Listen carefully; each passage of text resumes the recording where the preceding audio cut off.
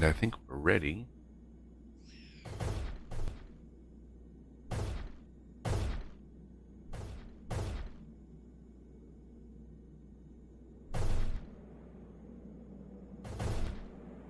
All right.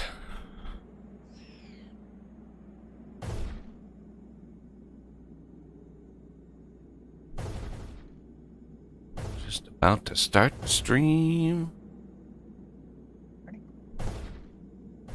And the stream's going, but I'm just kind of letting people, anybody who wants, before I start explaining what kinds of things changed between last stream and this one. I wanted to get conduits up right away, so I went ahead and edited my Rebalance Recipes mod, and yeah, I added a one-click craft for the conduit, which unlocks right away and only uses the Mark III lasers. So, because I wanted to see how good these things were, and they are excellent. And with that Tier 3 laser on the top, or Mark IV laser on the top, we don't actually lose any attacks. Even at 20,000 threat, we don't lose with that, just that one turret up there. Other tweaks. I mean, yeah, we've got lasers. So I've got a top tier laser coming over to here. It's that Tier 5 conduit mod, and then I've got, you know, some distribution into there. We've got a branch. I've got a one here going off in this direction. We'll talk about that later, because that goes down, way down, like way down. So we'll deal with that in a second. I put up a sort of just a simple missile system here. So, you know, having forgotten what ingredients went into missiles, this was kind of a surprise when I built it. That needs copper pipe and gold wire. So that was fun. That was a fun thing to get going. And then I've got beaming in here, I've got the fuel. So the empty canisters on the bottom here beaming that way, and then on the top I've got the fuel canisters beaming back for fuel, for fueling the missiles. Those are just basic missiles coming down. They come into here, right, and then they go through. We've got imbuers. So I got 4 of these warhead imbuers. 2 of them just go to regular old plasma imbued missiles. 1 of them goes to the cluster missile, and then 1 of them goes to the armor piercing. So this armor piercing one does just a lot of damage, and it uses a stinger, which is why we've been kind of hoarding those pristine stingers. But yeah, those do a ton of damage.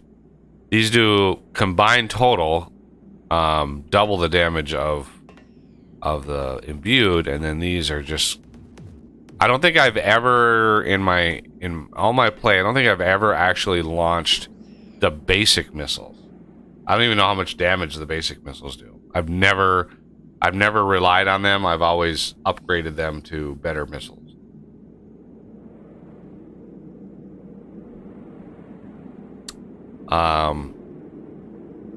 So why are we not getting any missiles? This is confusing. I think the power isn't connected, right? Yeah. Right. I didn't reconnect power when I set this up. That was an oopsie on my part. There we go.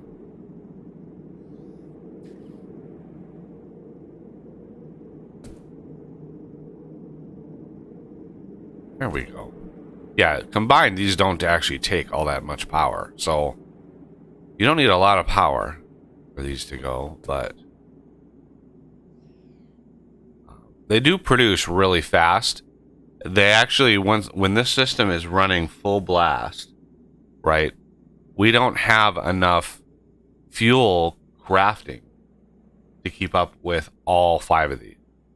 So the fuel canisters that are coming in from the refineries over there is not enough to keep this thing running full blast. So we've when we charge the OET, basically what I do is I have a lot of these in reserve.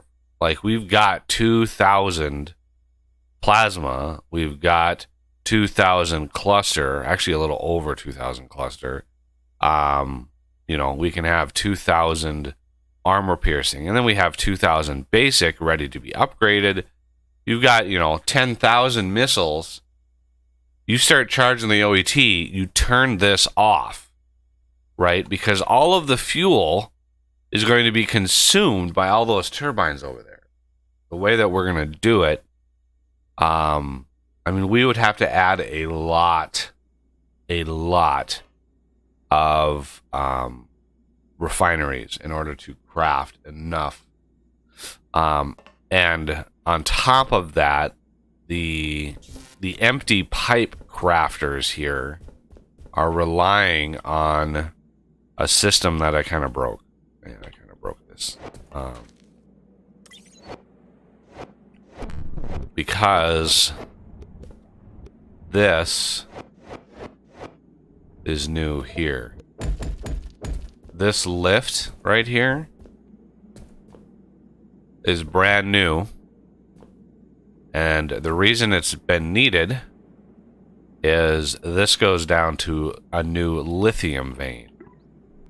So this goes down to a lithium vein, and it's bringing up a fresh supply of lithium. I did that late last night. The last thing I prepped was this thing here, because we've got alloyed upgrade modules and we have ultimate upgrade modules which need lithium coils. And our lithium vein over there, when I went down, like last night when I was getting all this prepped, I went down to our lithium to see how much was left, and it was literally like 1,500. And I was like, oh, that's not good. Yeah, Because because this charged lithium setup, we need to radically beef up, like big beef up, big bada beef. So yeah, this system here is absolutely temporary. This lift is gonna have its own. It's almost dead. I redesigned gold. So now we have 5 crafters, or 5 smelters on gold, and they all have the what is that, the Mark IV? Yeah, they all have the Mark IV inductions, and I finally found how to upgrade the cargo lifts. So a lot of these have the upgraded cargo lifts. It was a couple researches that I needed to get those done.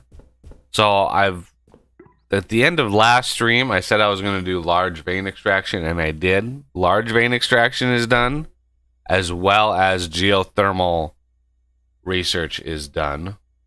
And then there was one that was like, I forget, like advanced logistics or something like that. So I had to research that one.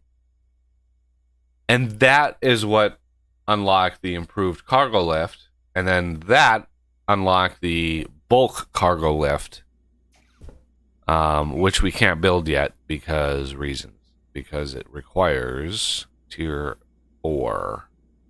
Yeah, bulk cargo lift requires chromium. But this ultimate upgrade module upgraded or unlocked along the way, and that is being built from alloyed module, and I just repurposed, believe it or not, the alloyed module uses the exact same ingredients as the alloyed block that we had over here. So the titanium frames, the secondary modules, and the gold foil all go into these alloyed upgrade modules, and then these need primaries for whatever. Why you would need primaries, right? Why you would need a primary for the ultimate, I do not know, but I think he was running out of things to put in there as ingredients. And then charged lithium coils. So the charged lithium coils, it uses like 5 at a time. So it's crazy how many of those it uses. But yeah, I've got a few on me somewhere. They're somewhere in here. There they are. I made a few ultimates. I don't know how many places they're going to be used, but I have a few. I don't have storage for many, because I don't think they're used by the thousands. I think they're just, if they are, then we can change that. We would have to beef this up though. This setup here is not fast enough to keep up with this. This crafter here is way faster than this one here for reasons beyond my understanding. But one of the systems that I broke in order to take this out, there was a rack rail system right in here, and I had to break it to get that to fit. I was trying, most of my time was trying to find where I could put this, right? And where there was a vein where I could just go down and grab it, because yeah, this was kind of a pain. Because yeah, there's lots of lithium down there, but which one do you grab? You know, where are the veins of ore in relation to everything else? I wanted to try to steer clear of this hole. I mean, this was my center point, but I wanted to not be right next to this, because I actually found a vein of chrome and moly near this. So down in the cold caves, the chrome and moly are going to be priority in the cold caves from that. So this is far, I think it is far enough away that it's not going to interfere with anything like that. So any other changes? I think so I talked about, I redid gold, buffed this up. All of our ores are only on 2 smelters, and now this is on 5. I did the same to copper. I think, yeah, copper over here. So we have tons and tons of copper now. Oh yeah, the other thing I did is I beefed up and finalized the hive mind farming. So here we have sort of the hive mind, and I can show you in action. I've got it turned off right now, but so I've got the power going from the battery through there, around to here, into a motorized conveyor. So that requires power to operate, and that goes right into there, which feeds the hive. So when that laser gets blocked off, this will stop eventually feeding it, and then it'll give the lasers time to get rid of all the things, and eventually it, you know, will be cleared enough where the laser starts up and the whole system goes again. But we're just gonna block it off, because I've got several thousand. Yeah, I've got 2,000 out here, and I've got 1,600 in there. And yeah, we've got that one way up there, and then this is the middle tier, and this is the bottom. and you know, for the most part, they get it all. But obviously, we've got little bits and pieces that have escaped, but I don't really care about those. I mean, if you need to trim the resin from the excerpts, you can use disintegrators. They work fine. And then we have bosses. Bosses are coming. All right. So I do want to disable that laser, because that consumes so much power. That I would like to use most of that power for the OET. So we're gonna need a missile setup here. So let's craft some things. We're gonna need missile turret. Crafting.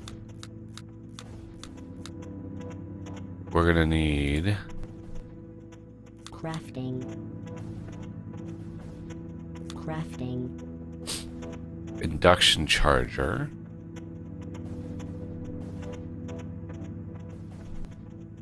Crafting.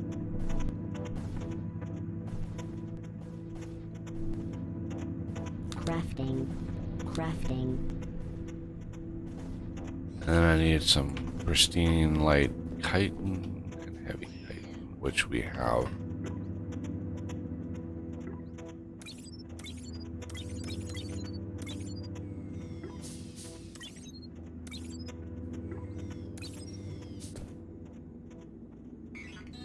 I don't know if you noticed, but Josh Boggs said hi. Crafting. Hey Josh, how's it going?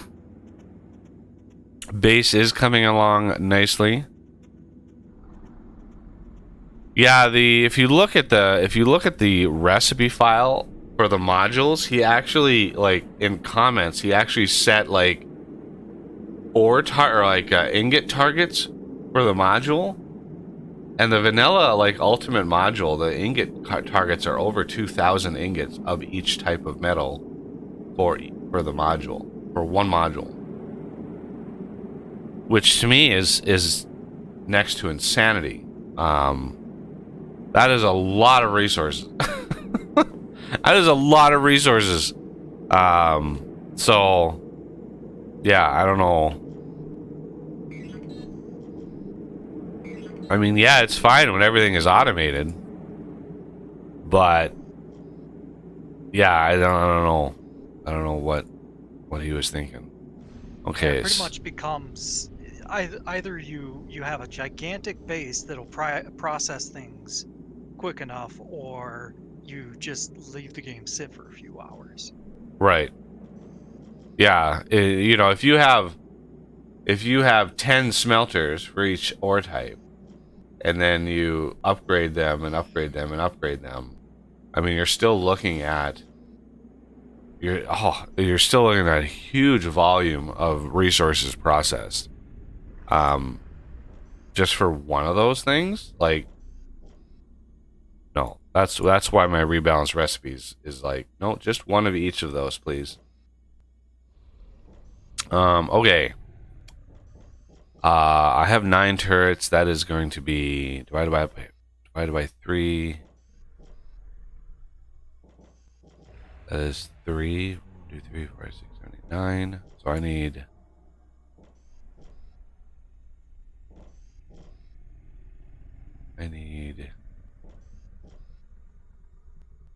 18 of these? How many of these do I usually do?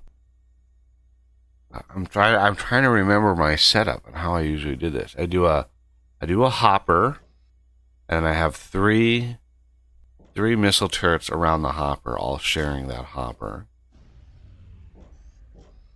Okay. And then I have, how many of those setups? I'm gonna need probably another Crafting. another induction. Crafting. Maybe, possibly, I think. And then, yeah, I'm gonna need 9 more turrets. Crafting. Okay, let's go to storage. Medium hoppers Crafting. are fine.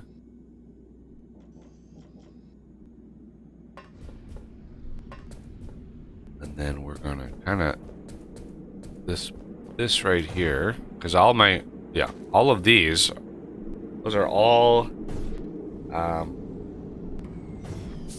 missiles.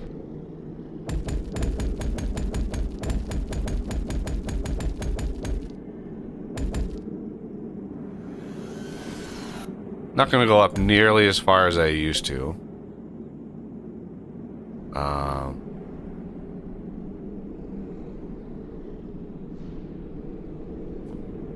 This is always fun.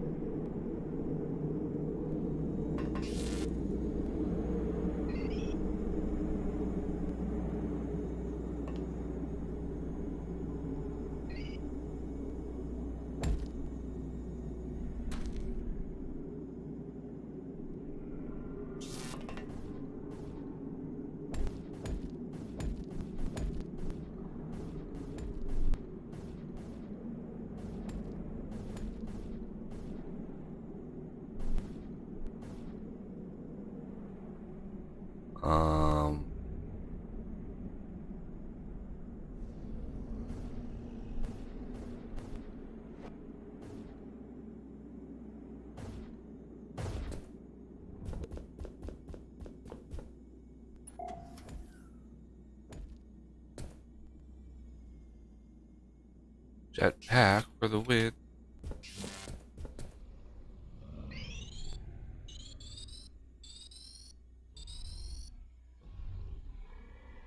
Okay. 1, 2, 3, 4, 5. Kind of want to, I don't know, try to center it.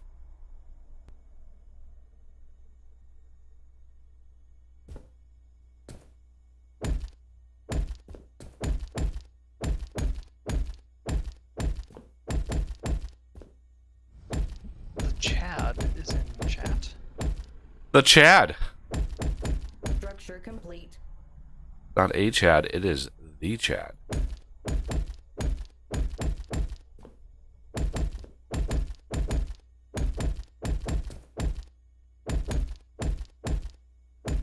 Structure complete. Alright, and then we're gonna do battery, battery, battery, battery.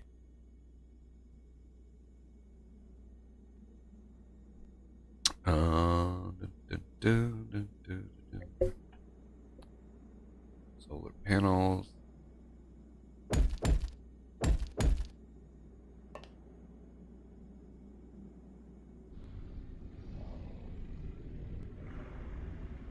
Okay.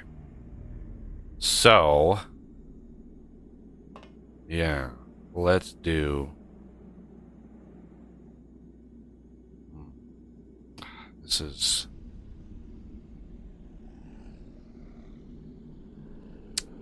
I'm trying to remember how I did this in previous, in times long past.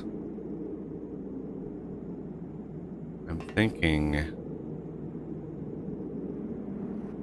because the 5x5 is just not enough to get 2 setups up and running.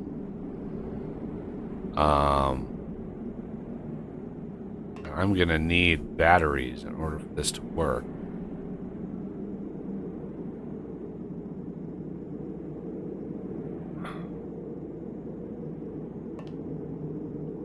Because if I put one there, like a hopper,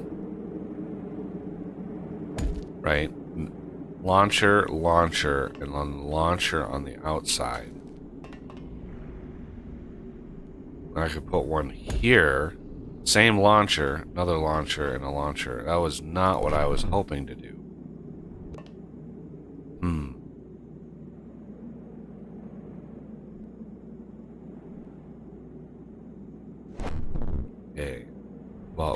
have to go batteries anyway. And of course, I'm out of the high tier batteries. Let's see how many of the low tier batteries I have sitting around. Well, that's a decent amount.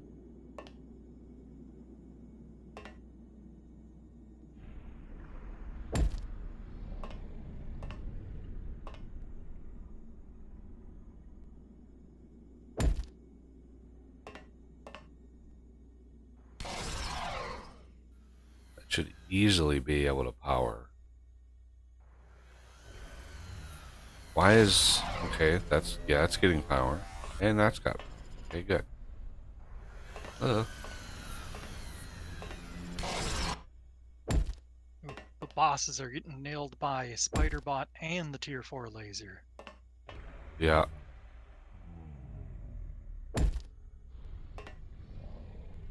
Okay. So we have...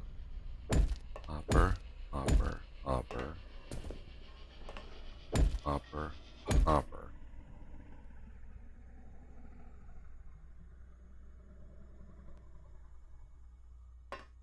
Now we could... Ooh, we could do a hopper here. Oh, shit. And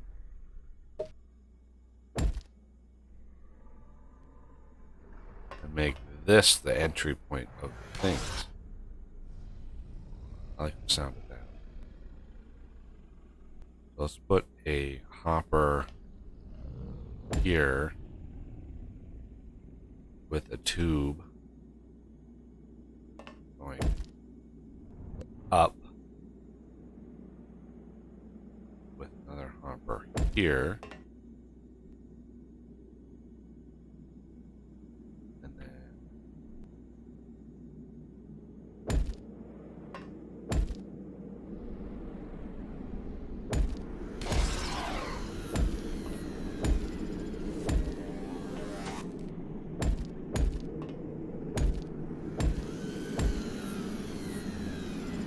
yeah.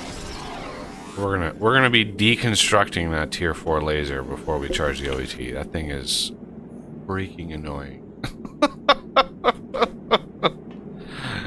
It's loud and it never stops.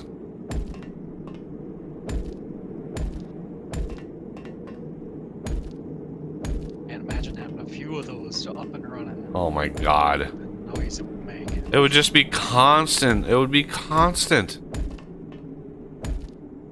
Hello, Ben. Hey Ben, how's it going? All right. So, that, in a nutshell, is our missile setup. Now, let's remove some of this.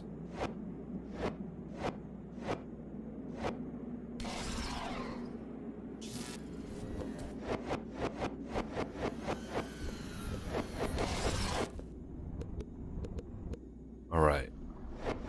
Go ahead and stand on that middle. I need the coordinates of that middle. Yeah, I got it. All right. Is it what's 0, -8. 0, -8? All right. So this here is the center. Okay.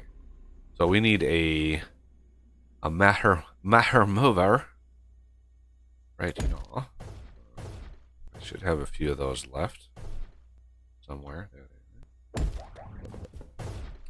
But we're gonna beam the missiles up.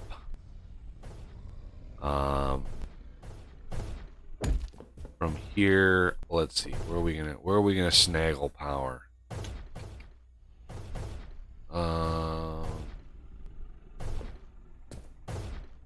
Well, we could snaggle power there.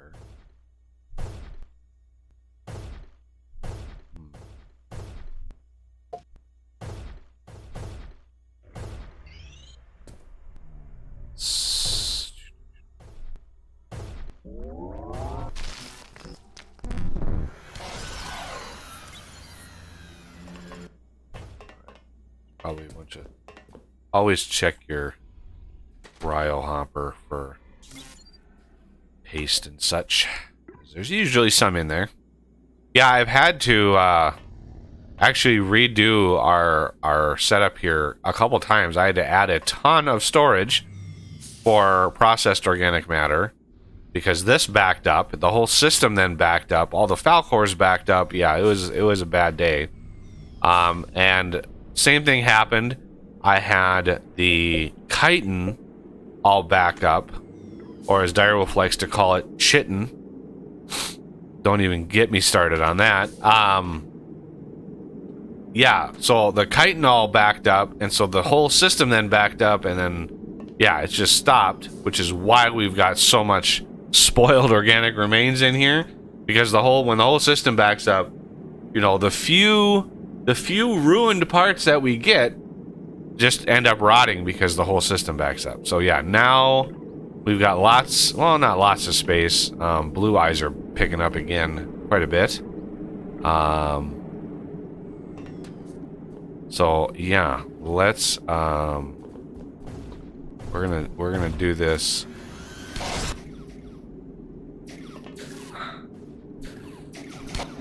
Goodbye. So guaranteed we'll lose with this thing down.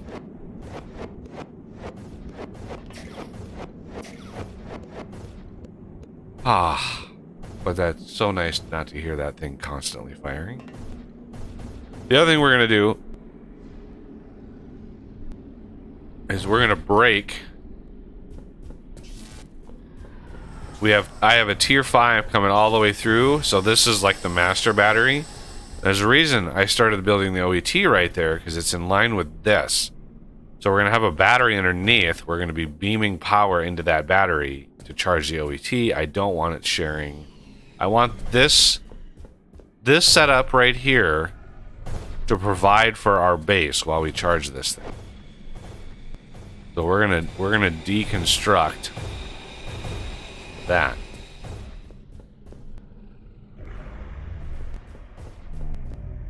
So these are now going to be strictly for the OET.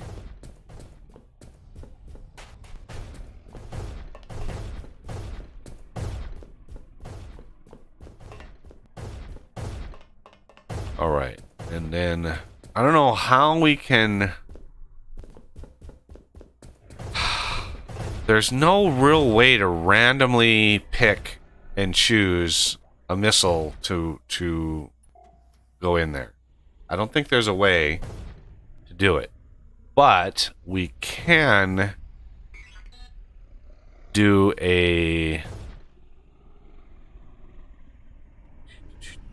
zipper merge. Okay, rapid zipper merge.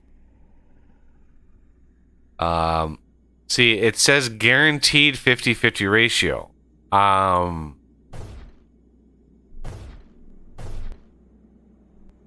don't... This is the problem, right? If one supply line runs out, the thing will get stuck because it won't be able to deliver. So, like, I don't know of any way of guaranteeing the line won't clog, right? I do kind of a priority system. If you want to have multiple ones going in, then yeah, use a zipper merge, but then put like a vanilla hopper next to the one that could fail. Okay. If you know what I mean. Kind of like we did for the empty canisters.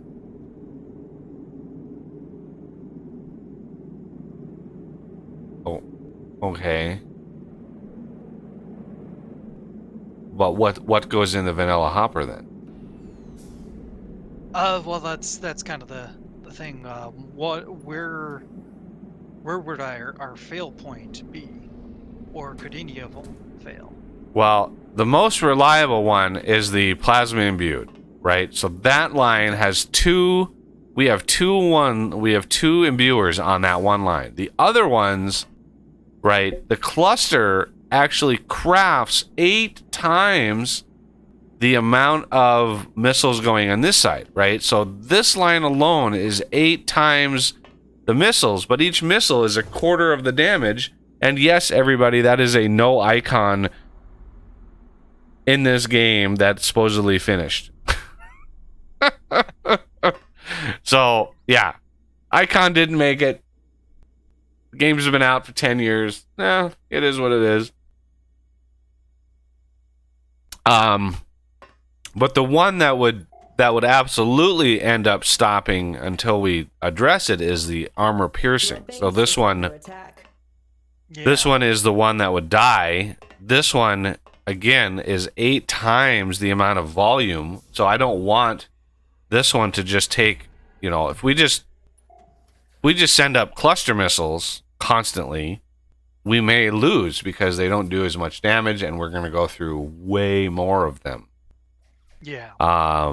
So I'd like a mix of all 3 of these, but I don't want it to die. I don't want it to fail. If just one of these stops, it's like, well, we need to pick up the slack with one of the other ones, especially like imbued or cluster. Yeah. So yeah, what I'd probably do is I'd probably use a couple of zipper merges so that you can get more of the cluster missiles in there. Probably a 2-to-1 ratio for the clusters. Okay, so let me get a couple Crafting. zipper merges. You gotta make sure your zipper's up. It's true. Okay, so like if we did Your base is under attack. something like that, and then something like that. Is that what you're thinking? Your base is under attack. So let's see. Your base is under attack. Because I don't think we'll ever run out of cluster missiles. This one, you use one missile and it makes 8 more. So, yeah, we're not going to run out of cluster missiles. Definitely. Yeah. Armor piercing, we may. So this is the line that's most likely gonna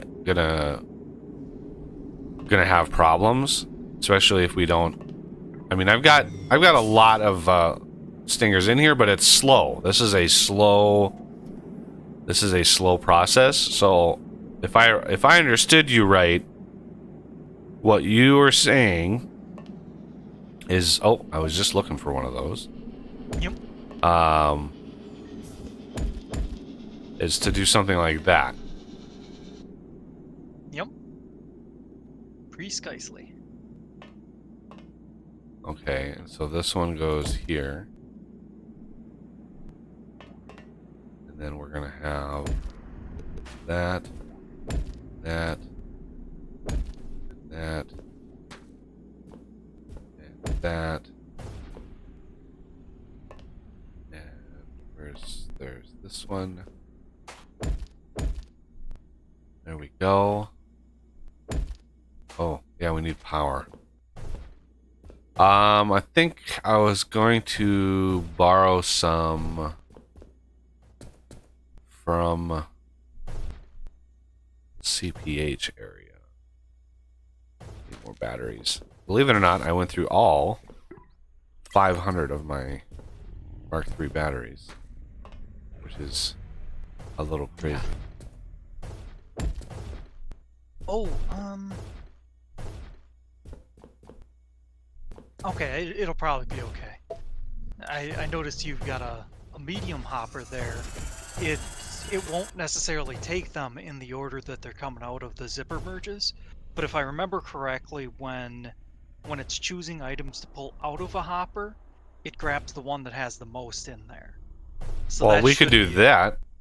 Just an anno? Yeah, that works. Then it's like guaranteed whatever is the first next in the queue gets pushed. Yeah.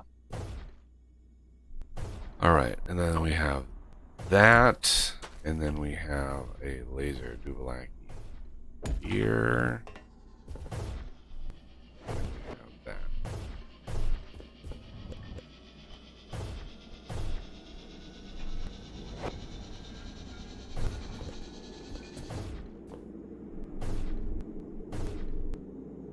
Okay.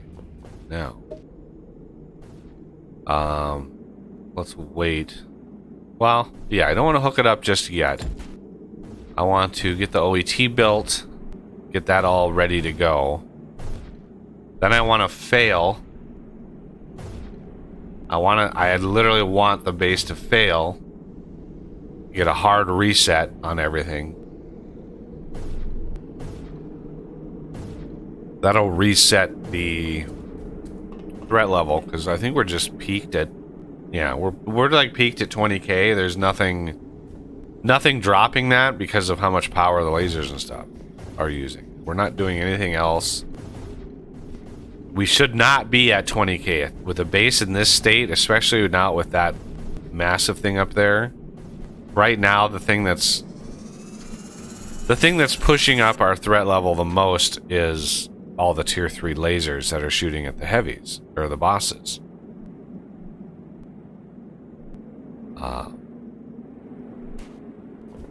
Yeah, this hole here was a failed. This was a failed lithium scout. I was like, oh, I found some lithium. Then I come up here and it's like right here, and it's literally in the opposite direction of where I wanted it over there. All right. Well, I don't even know if we're gonna be like, we're gonna fail this, or what's gonna happen. I need to craft a more battery. Crafting.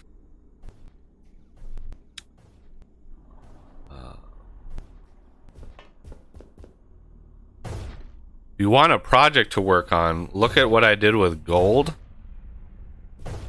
Sure. Your base is And under attack. basically replicate that as best you can with titanium and nickel, All right.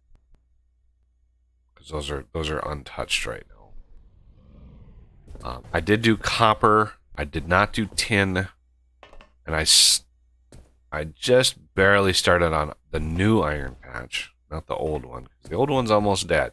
Still isn't dead yet, but damn if it's close. It's so close. Like, at some point, there's got to stop being iron coming up here, because that vein is just so almost dead. I don't know how. Oh, I did forget to replace this. And put some in there. Because you know, the coal plus, yeah, I want to get off. We have all this enriched coal around here. I want to sort of get off that. Those belts are just winding all over the place, and they're kind of annoying to build around because they're just everywhere. And we have better power now. Okay. So,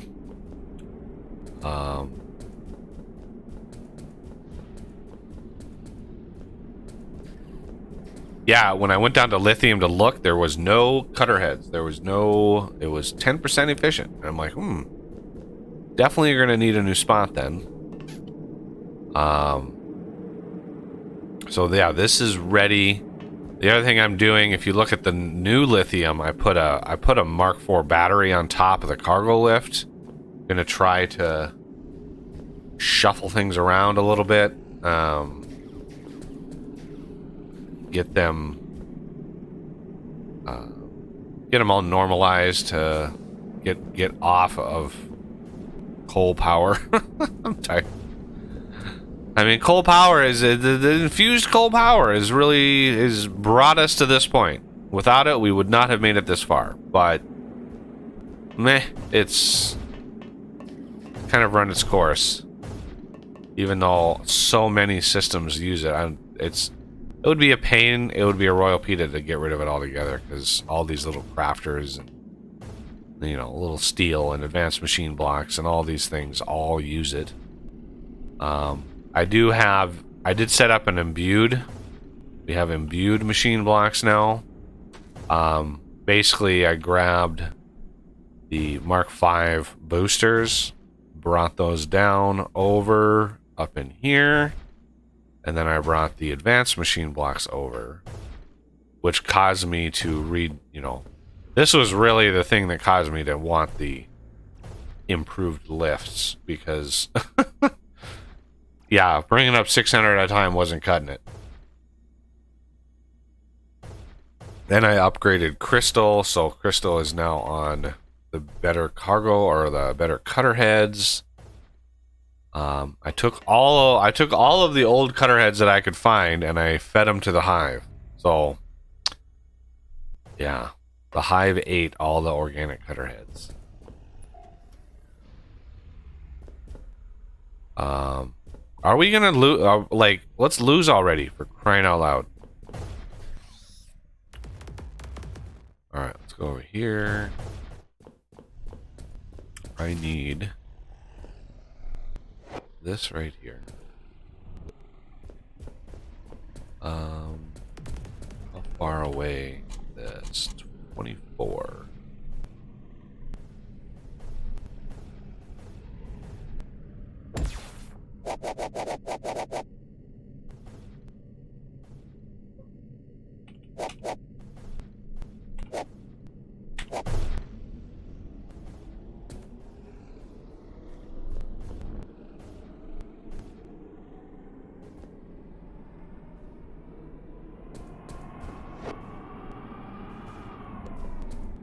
Alrighty.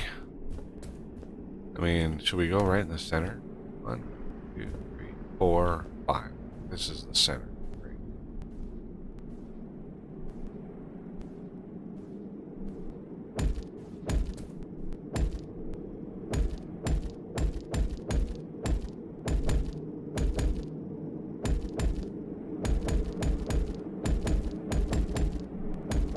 Structure complete.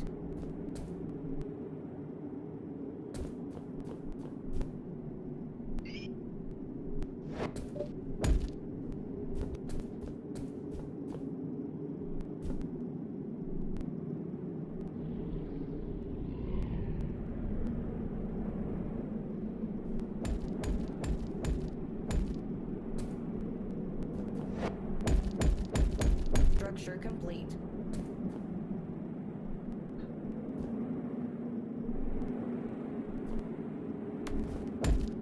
Wow.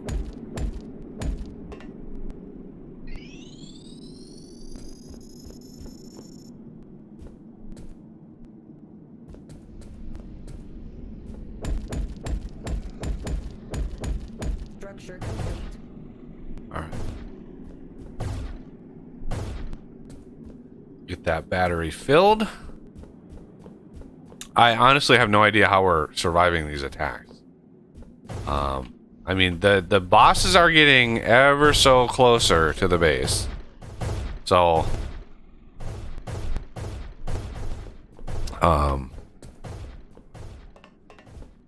eventually these clusters will just overwhelm those lasers, and that'll be the end of it.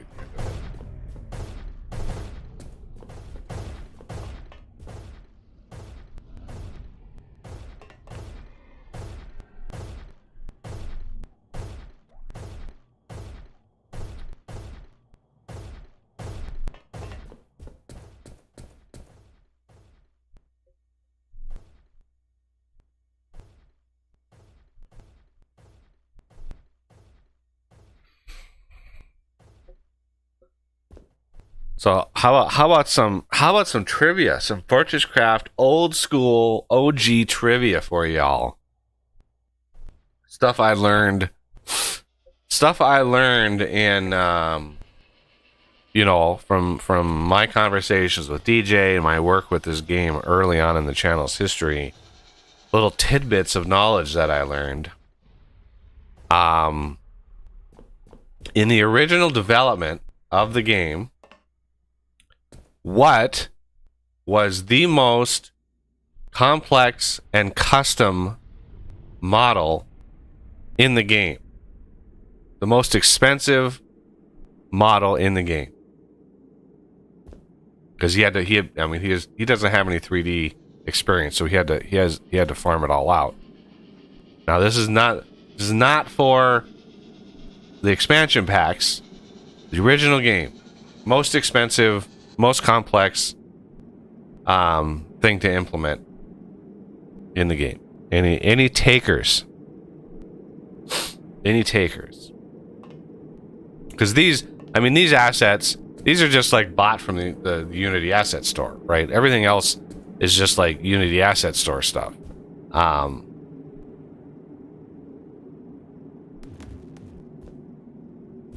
But there's something in here that is unique to this game, and it costs quite a bit. I'm waiting to see if anybody has any guesses. I don't know at what point the stream is going to catch up, but I think usually 30-second delay is kind of standard. I see. Okay, the Chad is gonna. He's guessing the build gun. No, it's not the build gun. Build gun is more or less a static model. I mean, yeah, it has that, but all DJ did is he took the model that he bought off the thing, right, and he just took the head off the model. Right, that's all he did is he just detached the head part off the model, and that's what your grappling hook is. No, the answer, and you're all gonna groan. You're all gonna go, oh Jesus! The Camo Bot. The Camo Bot, believe it or not, is the most complex and expensive model in the original game because, for one, it appears nowhere else. In any other game. The Camo Bot is unique to this game, so he had to get it created. And it's literally a block that transitions into a little creature, right? So that animation, all of that stuff around the Camo Bot was all custom work, and it cost him a couple grand to get the Camo Bot. And it's just this like annoying ass creature in the cold caves, and yet it's like, yeah. So yeah, the Camo Bot. It's such a small part of the game that most people don't even realize like how much work went into that one thing, that one entity. So it was a lot of work. Yeah, I don't think we're gonna fail. Okay, so we might as well get this started because we are actually doing pretty good. So we're gonna let the fireworks start here. This is one of my favorite parts of the game, is the missiles. I think the missiles are pretty awesome. All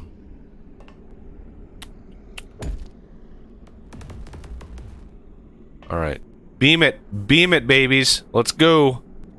There it is.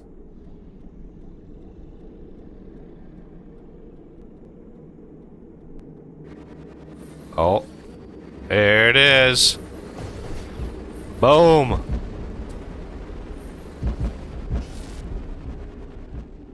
Yeah, one of those missiles did 750,000 damage, so I think that was probably an armor piercing.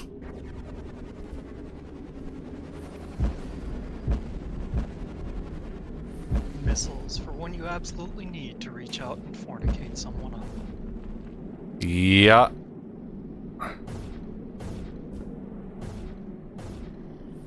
Oh my god, stop highlighting.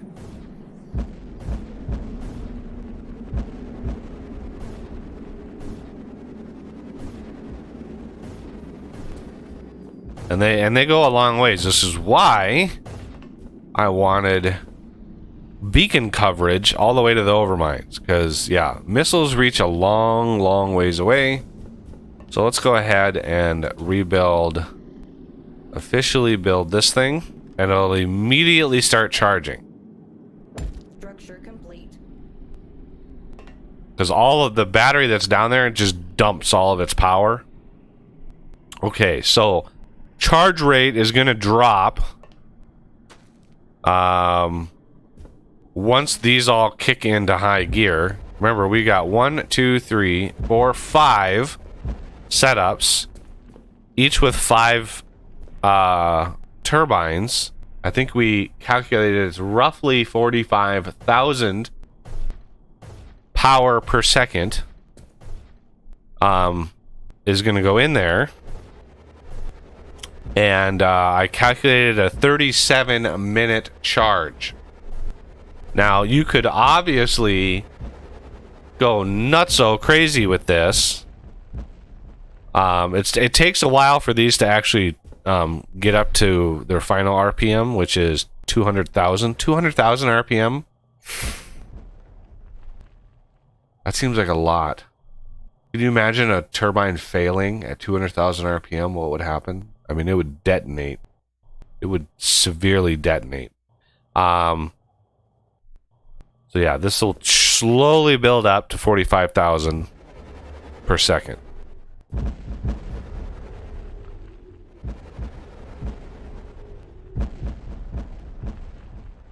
Okay, Ben, the orbital power transmitter, as you can see, we have a new thing in the sky. Okay, the orbital power transmitter does what it says. It transmits power up to that thing. And what is that thing? Well, I mean, you could call it orbit, but you can actually, with the jetpack, you can actually fly up to it. It's just an empty model up there. But this is the end game in the vanilla. If you don't have any expansion packs, charging this thing is the end game goal. It's 100 million power. Yeah, it's 100 million power. And used to be when you would charge it, that would be it. You charge it, it would charge your dunzos. But now, what you do with it is, let me go craft some things and stuff. Because now that I can, go to progression. I need orbital power transmitter. Crafting. These orbital strike controllers. Crafting. These, once you have this thing charged, you can take that orbital strike controller and go out to an overmind, slap it down near the overmind, and this huge structure will float over to the top of it. Once it's over there, the fireworks start, and you destroy one of the overminds. Okay, this thing then starts charging again. Then you charge it up again, and you go kill another overmind. And you do it 2 more times after that, and there you go, you're done. That's the end of vanilla. You killed all 4 overminds on the surface. There are no more surface attacks. What I usually do is I usually take out 3 of the overminds, focus all of my firepower onto the one that's left, because that's the only direction that bugs will come from anymore. So you can move all of your stuff over to that corner, and that's where all the firepower is going to come from. You're going to be just blasting bugs coming out of that, and that can increase. You can have that going for as long as you have, as you want bug parts coming in, right? As soon as you feel, oh, I've got enough bug parts, you can just destroy that last one, and that's it. You're done basically with the base game. Now, if you're in the middle of charging this thing, right? So let's say this thing, it takes 100 million power. We got 13 million power. Let's say we have 50 million. Let's say I was 60, 70 million power, and we're edging close to that end. And the bugs get through and take your CPH out, right? You've watched the previous streams. You've seen what happens when you lose. The CPH dies, it has to like reboot itself and the bugs all disappear. Well, if that happens while you're charging the OET loses all of its charge. Just whoop, it just drains out, it's gone. You have to start all over again.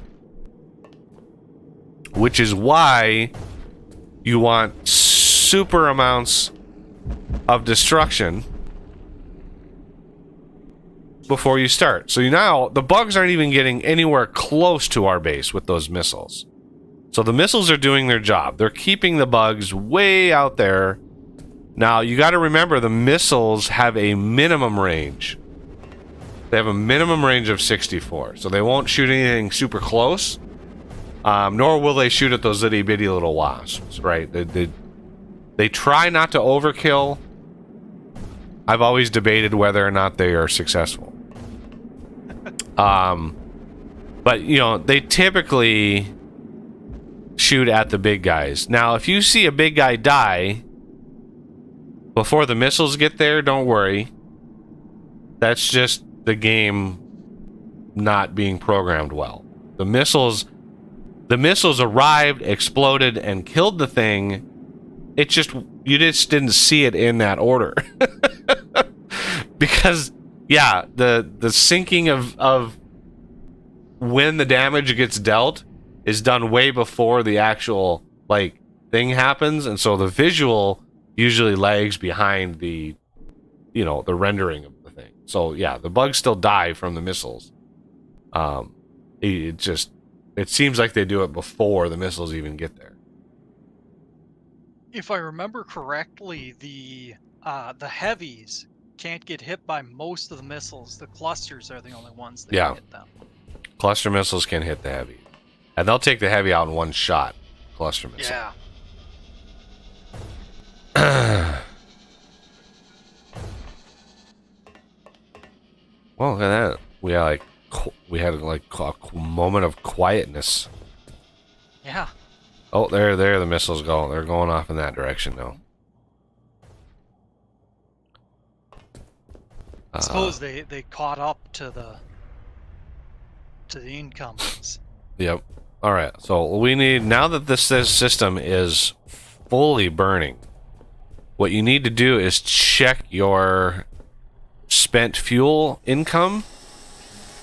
You see how this is not doing so good.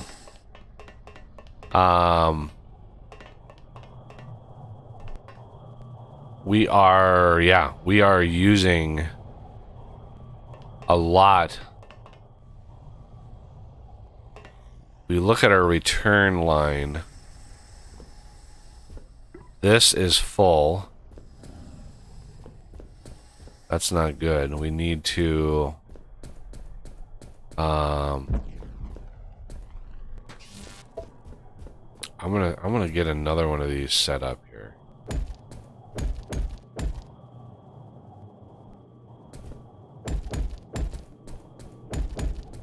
I always forget where titanium is. By copper. Oh. Let's do this. I've already got refinery controller. I just need a bunch of vats. And I can only make one. Okay, so I need some ingredients. Grab those. And I need some advanced.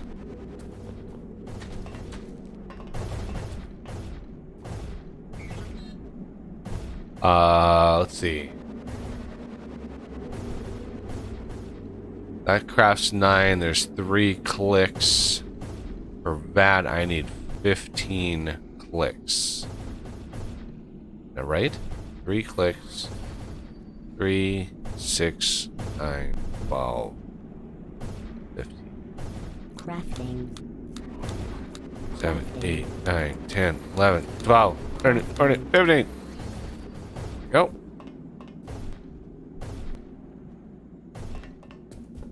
I resisted the temptation of just shouting out Oh, numbers. oh, I know.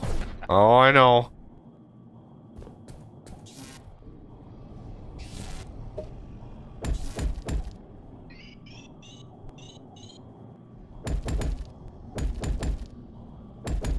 You want to build the first one. Put the refinery controller on it. And then build the rest. 1, 2, 3. 1, 2, 3. 3.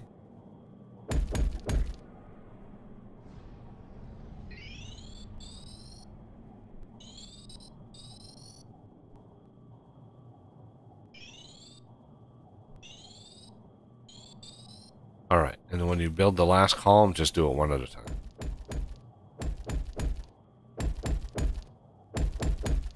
And they should all connect to that controller.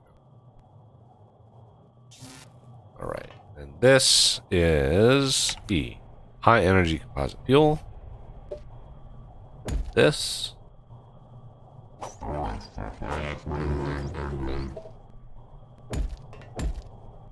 This is a remove. This is a remove.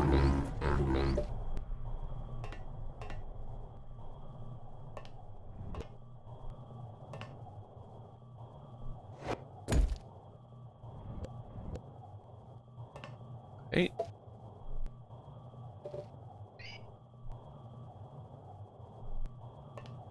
Oh.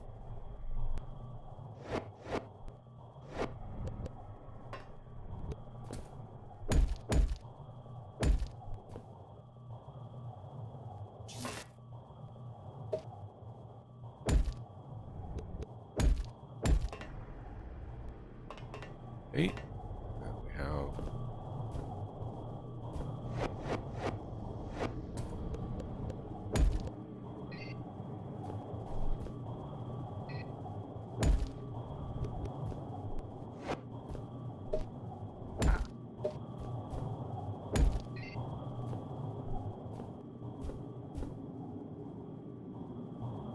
bingo bango. There's another one. Set up, ready to go.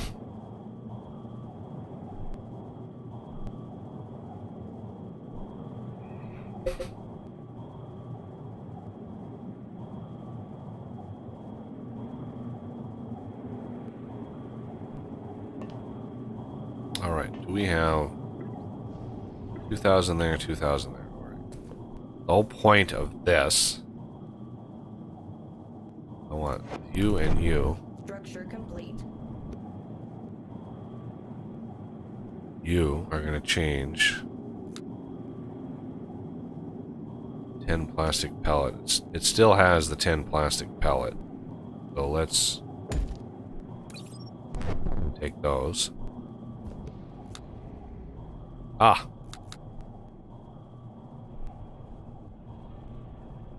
There we go. Oh, that's bright. Plastic, where is that? There it is.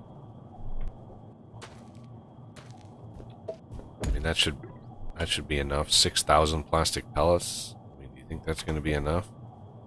I should say 6,010 because, yeah, there's the 10. Okay. Of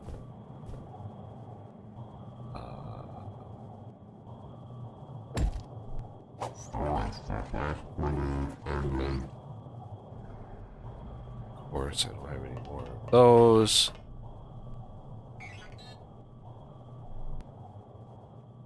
Crafting. It's kind of amazing how many hoppers you go through this game. Yeah. You know, early game, you're severely like limited hopper wise, and then you know as you build, it's like you get a few more hoppers here, a few more hoppers there, but when you get to this stage of the game, it's just like hopper madness. Yeah.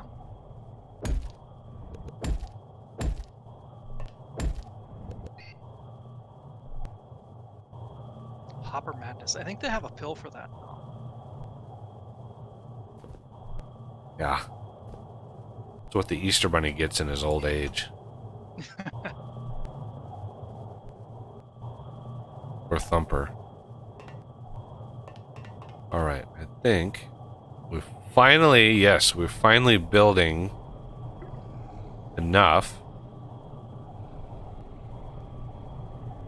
Structure complete. There we go. This is now free flowing.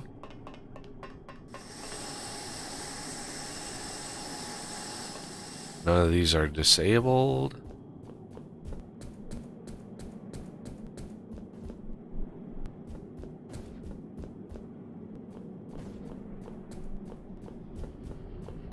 Charge is about half, or 43%. 20 minutes left. Yeah, I calculated 37, 36 minutes. Which, I mean, isn't, I mean, yeah, you can go crazy. I've had it where I've charged this thing in like literally 2 minutes. Which is really easy to do with my nuclear reactor mod. You just set up 4 reactors on the side of this thing, and you build, you put all the fuel and you put all the coolant in there, and then you just let it go, and that would be 200,000. I mean, 4 of those would be 200,000 power per second. You can charge that in a quick hurry at that rate. That's 5 seconds per million. And then that'd be 500 seconds. So divide that by 60, you're looking at about 8 minutes to charge it with 4 reactors. All right.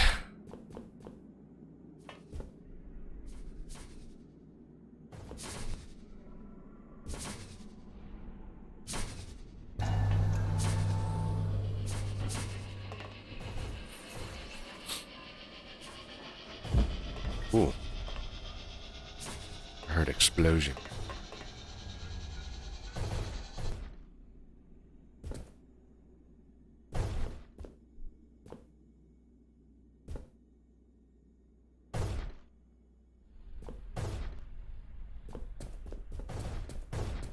What's Spider Bro up to? Oh, there we go. I can always tell which direction they're going to come from by watching Spider Bro.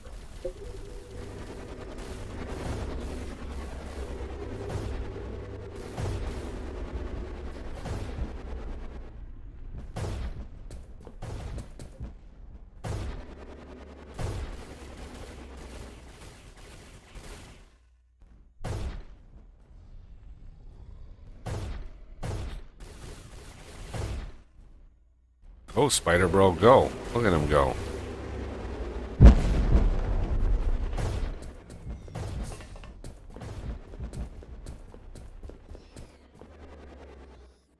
Yeah, this is one of my favorite parts of the game. The missile system. And the fireworks that follows. And I've never used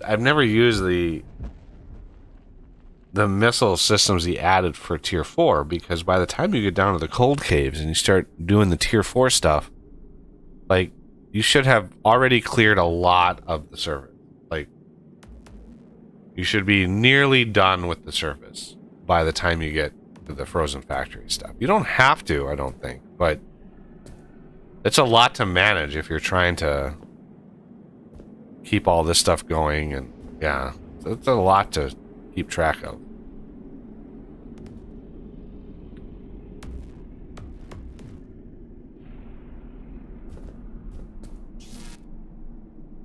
Want to make sure. Valcor en route. Good.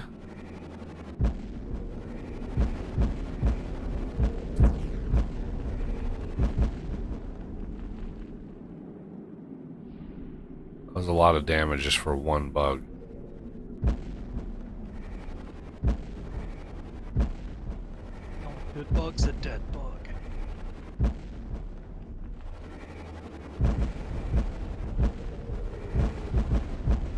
Holy crap. Just all of it. All of the explosions. You can kind of tell where the range is for that missile system. Right about there. So, good times. And now Spider Bro doesn't wander miles away from your base like he used to, because you finally put a limit on how far he gets away from the CPH. Yeah, it used to be where Spider Bro would walk all the way down to the Overmind. Like, all the way down there. And it was just like, come on.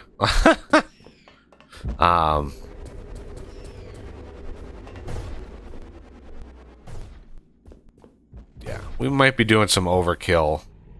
Oof. On, yeah, that was a lot of missiles. Yeah, it seems like the missile, you know, the missile launchers are kind of, I mean, there's a little bit of logic in them, but they don't communicate with one another. So you might have 4 missile launchers all targeting the same bug, all launch at the same time, all hitting the same bug. I don't think they do area damage. It is, yeah, it's not area of effect damage. It would have been nice if he would have implemented that, but can you imagine how deadly it would be over there? Yeah. Yeah, look at all the missiles launching out of that. Like, crazy amount of missiles. But, whatever. We've got missiles. I don't care. If it's a waste, it's a waste. As long as the OET charges and we're fine.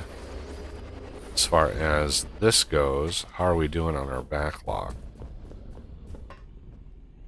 Oh, I think we're doing just fine.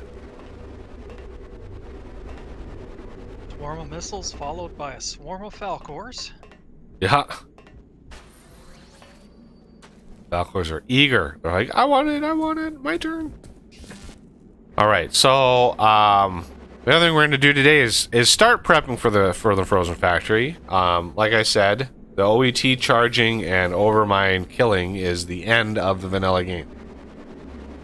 There's nothing to do after that.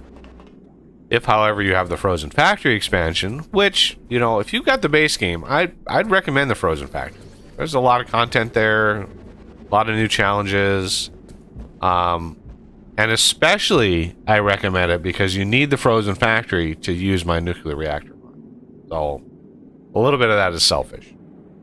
If you want to use my sweet, sweet nuclear reactor mod, you're going to need Frozen Factory. All right. Now, I don't know how many out there have used my nuclear reactor mod, but there's something in the nuclear reactor mod that it was late in development of Frozen Factory. It hadn't been officially released yet, but it was nearing completion. And that's when I worked on my nuclear reactor mod, because I gave geothermal generators one chance. When he added them, got them working. One of my series, I mean, you'd have to go and rewatch them. One of my series, I built a bunch of geothermals. I was not impressed. Not only not impressed with how much power they give, but not impressed with how expensive they are compared to how much power they give, right?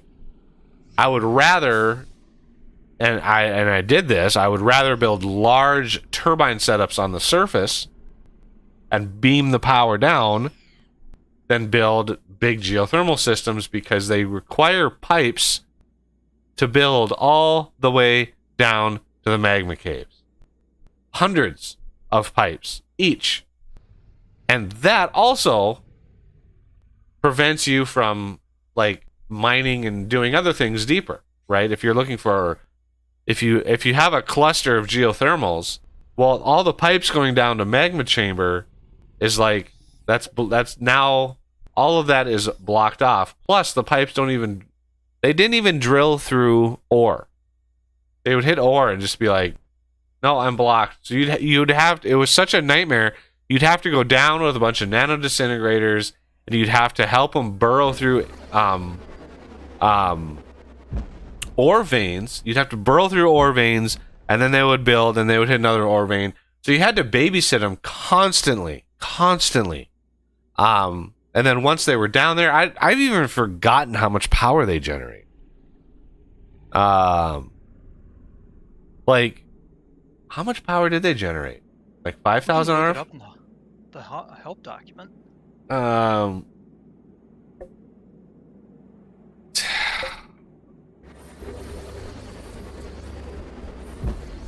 The fact that you can't search the help is In part, that's a sign of the time. I mean, heck, your early versions of Factorio didn't even have searching. Anyway, yeah, I made the nuclear reactor mod, planned it all out. I want to say I even like recorded some of my program. I can't even remember at this point, like if I made a video or a stream or something when I made that mod. But yeah, I planned it all out in like, not PowerPoint, but I planned it all out in like a flowchart generator. I used a little bit of research into how nuclear power actually works. Just basically like skimming the surface, like skipping a stone over the surface of how complex that is. So you have to mine uranium. You have to process uranium, centrifuge it, basically. And then once you centrifuge it, then you can take that and put it into a nuclear fuel. And then nuclear fuel is what you put in the reactor.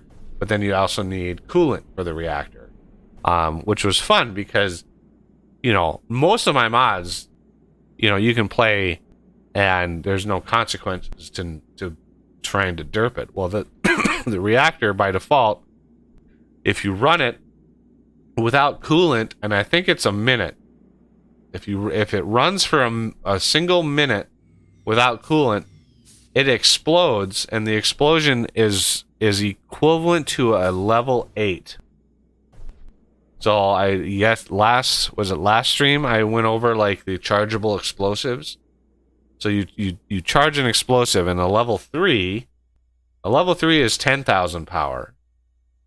So 4 is 100,000. 5 is 1,000,000. 6 is 10 million. 7 is 100 million. So a level 8 is 1,000,000,000 power.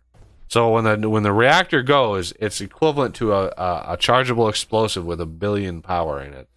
Let me just tell you, it's a big explosion. I think the diameter of the explosion is like 30 blocks, and it just guts everything within 30 blocks. So yeah. But of course, there's a config option to turn that off, so you can run it. But while it's running, here's the thing. While it's running in overheating mode, right, for that minute that it's running like that, it doubles the amount of power that it outputs. So, you know, if you wanted a little bit of a boost of power for whatever reason, for a short-term thing, you can not feed it coolant, you know, for the first, I don't know, 50 seconds, and it's going to produce 100,000 power per second. But you better put some coolant in there right away, because yeah, it's gonna end badly for you and your base if you don't. So you said 15K, huh? 15,000. Yeah, I think that's with Freon. Yeah, that's 15K for as expensive and as mind-numbingly tedious those things are. So the reactor mod, very proud of it. Only mod that introduces a new resource to mine, a new processing, refining system, and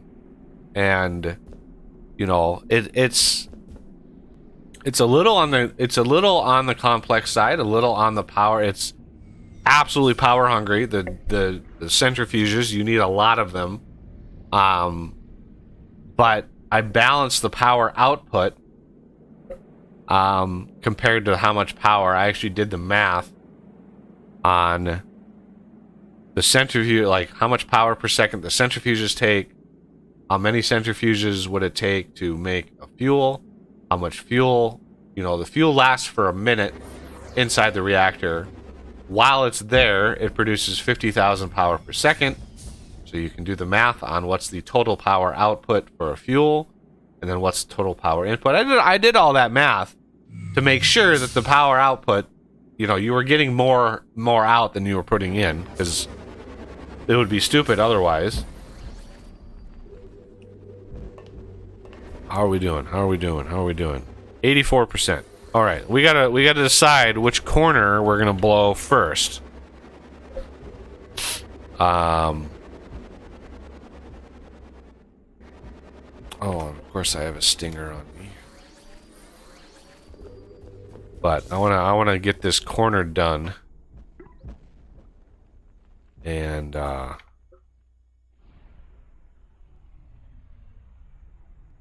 my god, I got random bug parts.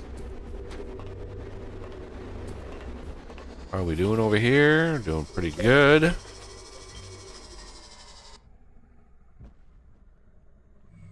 Get rid of our garbage. Holy crap, look at all the...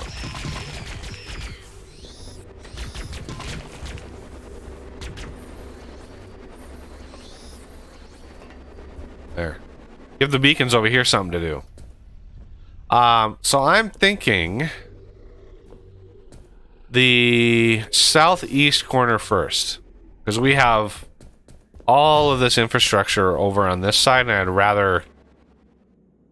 rather keep this corner clean for other things and stuff. So yeah, once you clear a corner out, you can then go to the end and start clearing all the batteries and lasers. You don't need anything in the corner once it's cleared. What are we doing? 4 minutes. Also, since everybody's here, I am going to try something that I've never tried before in any of my series or any of the previous streams. And I was trying to think of how in this stream, right, in this series of streams for this game, how we can progress in the game without being blocked by the hours and hours and hours that it takes to fight the cryo in the game. How do we get through like frozen factory content? How do we progress in like the nuclear reactor mod? How do we keep the pace of content going without being subjected to the hours it takes to process all the cryo? Because in all my series past, it has been a battle. I have tried it many different ways. I have initially started by clearing my way to each corner or each side, getting the whole arena ready with and this is why Anominate made the mod. Where is it? It is, I don't think it's here. I can't even remember which menu it's in. There it is. The tunnel bore stair cut and the tunnel bore square cut. The only reason these exist is because in my MO with this was to build a trench out to where the cryos would spawn before they would ever spawn, because it's hard coded how they spawn. The mechanics in which they spawn is hard coded, and so I would pre-plan the fight, right? I would know exactly where they were spawning, and I would build the trenches out to there, get it all ready. And then once they would spawn in, because I had cleared the path, they would grow super fast all the way to the C5. right? And it would, you know, I tried it so many different ways, and it's just a tedious mechanic. It's cool at first to fight the first couple. The first couple, you know, to beat back the cryo, to get all the way back to the cryo spawner, and to have all the infrastructure it takes and power that it takes to fight them. Taking out your first couple is great. It's a good challenge, but once you've taken out like 2, there are 6 more, which is annoying because that's too many. That's way too many, in my opinion. Because after 2, the rest are easy, because by then your tech level, your power generation is so high that it's a cinch. You can easily take them out. So the fact that there are 8 cryo spawners that you have to beat is annoying. So I'm gonna try something to cheese. It's extra cheese, everybody. I'm just warning you now. You know, it is super cheesy.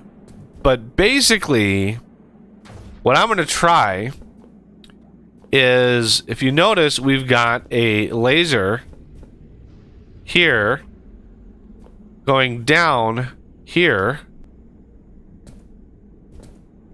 off to the distance. Now, this laser system is connected to the CPH, which is important. You want to connect to the CPH. This laser system goes 1,000 blocks this direction, which is north. So this thing goes 1,000 blocks north, and then it goes all the way down to the very top of the cold caves. Okay. Let me hop out here while the charge finishes, and yeah, I've got the network teleporter started. So I've got this C5. Okay, so there's that laser from the CPH coming down here, and we are set and ready to go. The very center here, you can see we're at about the top of the cold caves. There is, if we look down here, okay, we're in the cold caves, but we are nowhere near our base. Remember, we're 1,000. You can see X right there, 1,056, and then we're at the top of the cold caves. So all the cold caves are basically below us, because the cryo spawners, when they spawn in, their Y level is fixed.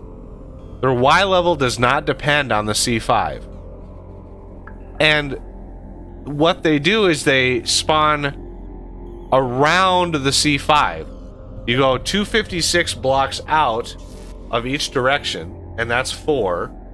And then the corners on those 2. So it's 8 around, about 256 blocks away. And they all spawn in at the same Y level. The Y level is fixed. You can look it up in the code. It's like, I want to say it's like 256 or something like that, or 250. I'd have to look at the code to realize it. So again, I've never tried to do this before, but what I want to do is I want to build the C5 here. They don't spawn in when you build the C5. You can build the C5 safely, but you have to build the C5 in order to get the hard rock grinders to work. You have to power the C5 in order to get the trenchers to work.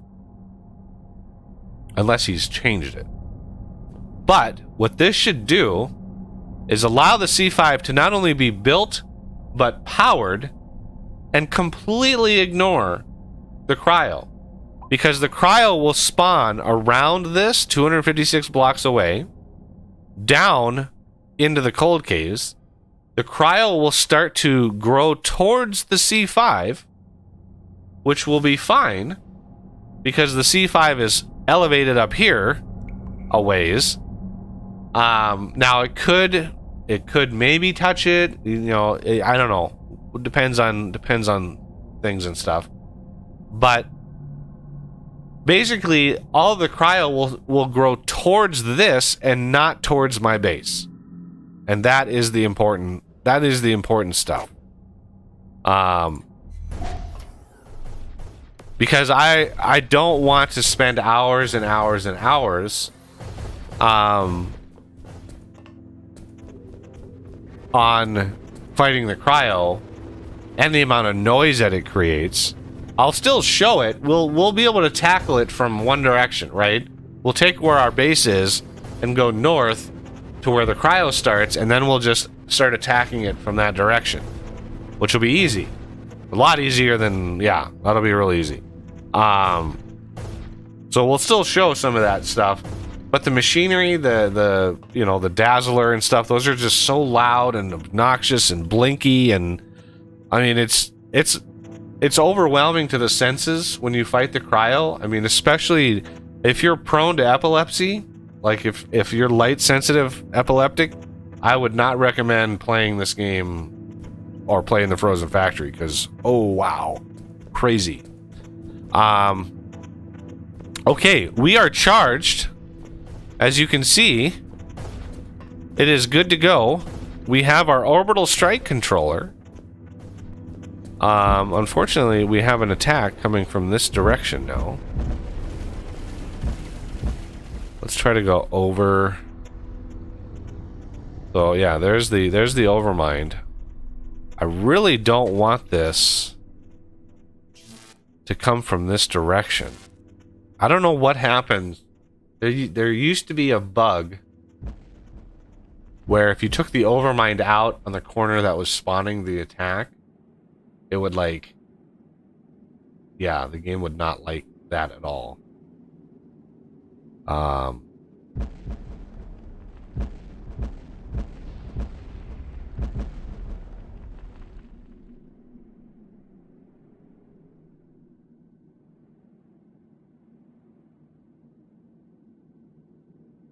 Yeah, I don't know what he was thinking when it comes to like what this thing looks like, but anybody in their right mind can look at this and go,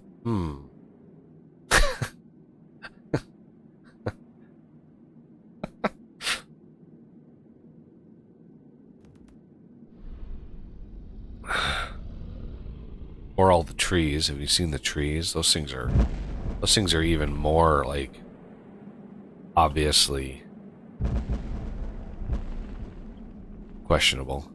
All right, I gotta see how much attack is left over here.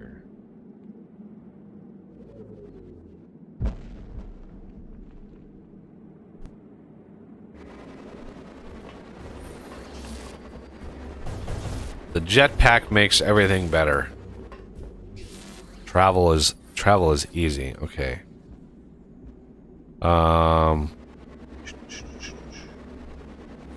Attack estimated in 2 minutes. Okay.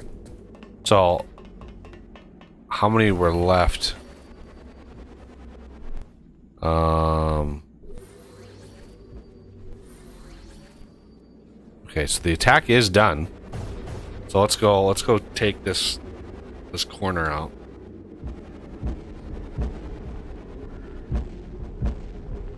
It says it's done, so we got a front row seat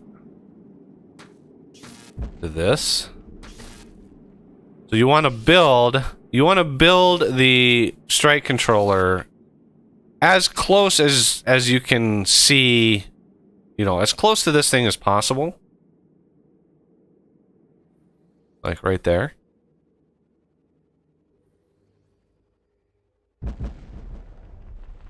Placed in quadrant 0. So we need to confirm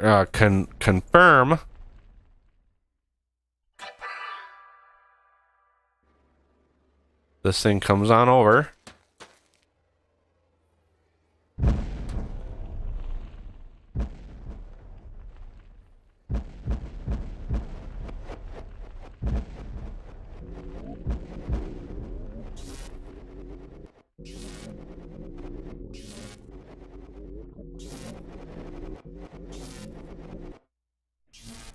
Whoa. Come on over.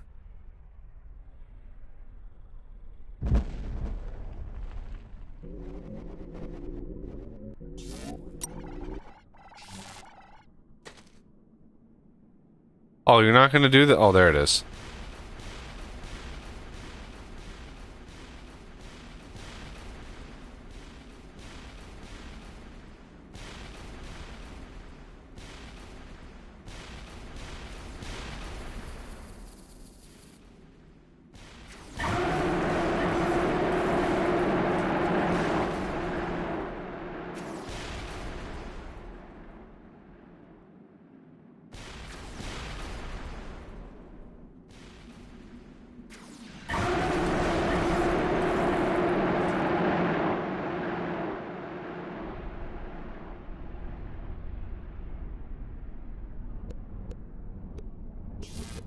Must have been a couple hives buried in here.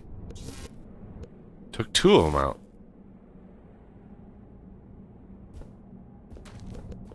Chad is asking about FC2 if you're going to be playing that. It all depends on how close he sticks to his design document that he posted a few years ago.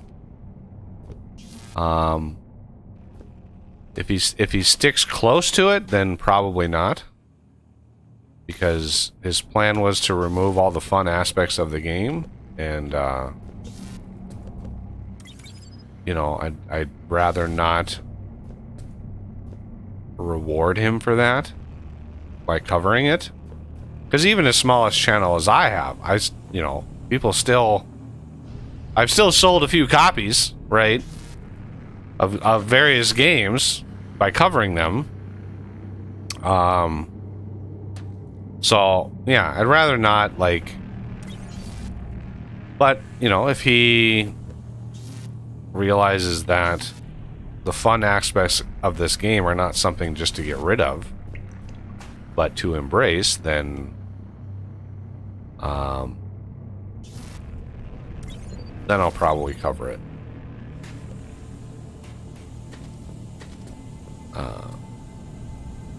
But odds are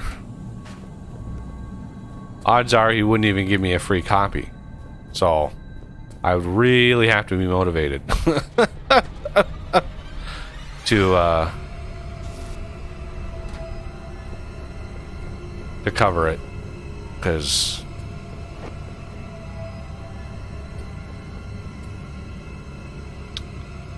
alright, what did I get? I got a couple hive brains, that's fine. Bug parts, just regular old bug parts. They didn't even give me any massive eyes. Ow.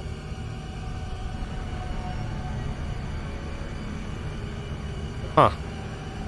Same Oh. with Factorio, is playing the DLC for Factorio. I definitely want to play the DLC for Factorio. I love Factorio.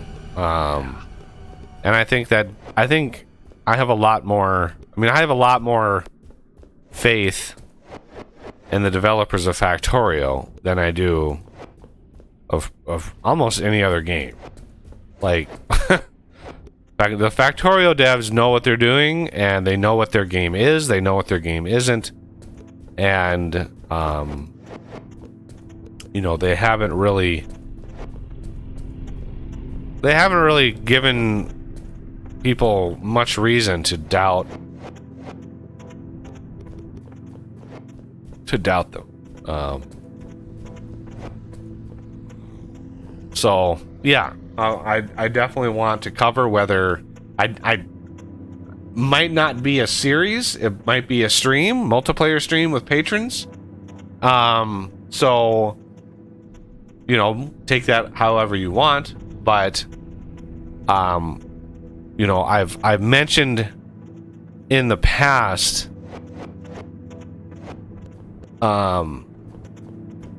some of the past streams that I'm moving away from, like, Let's Play series, just because they're getting boring for me, and I think they're getting boring for other people to watch, because there's not many people who watch them. So I want to move into more content creation as far as like mod programming, that kind of stuff. I've already started that process by I've taken all my vintage story mods and put them up on GitHub. So, and there are a few FortressCraft mods that are up there. My Mark II excavator is on my GitHub, and the quarry mod is also on my GitHub. So if you want to take a stab at fixing the quarry mod, you know, and you're a programmer, go ahead and fork it, and we'll do a pull request and see if you can fix it. I don't really want to take the time to do it. I pretty much know how to do it now. You know, how to debug it in real time and how to actually fix things.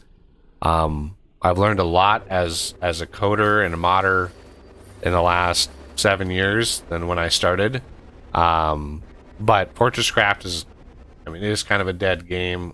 We've been moving on, and I would really like to encourage people to get into vintage story. So that's what I'm going to be focusing on as far as modding goes. But yeah, I want to get into more like helping people learn how to mod, learn how to customize mods. Whether that's simple text, whether it's programming, doesn't matter what game it is. I do want to help and encourage people to, you know, get the most out of whatever games they buy.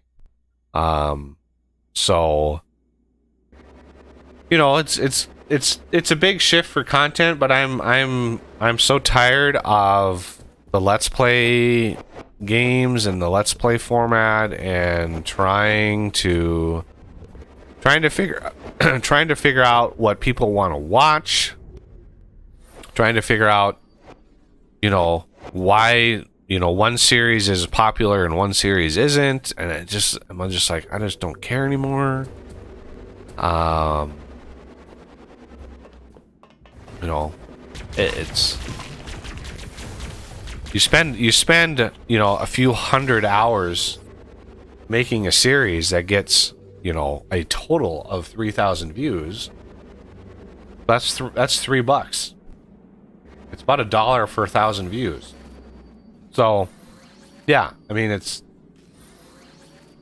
I have to do something different to try to, I don't know, shake things up, see if anybody's interested in supporting another type of content.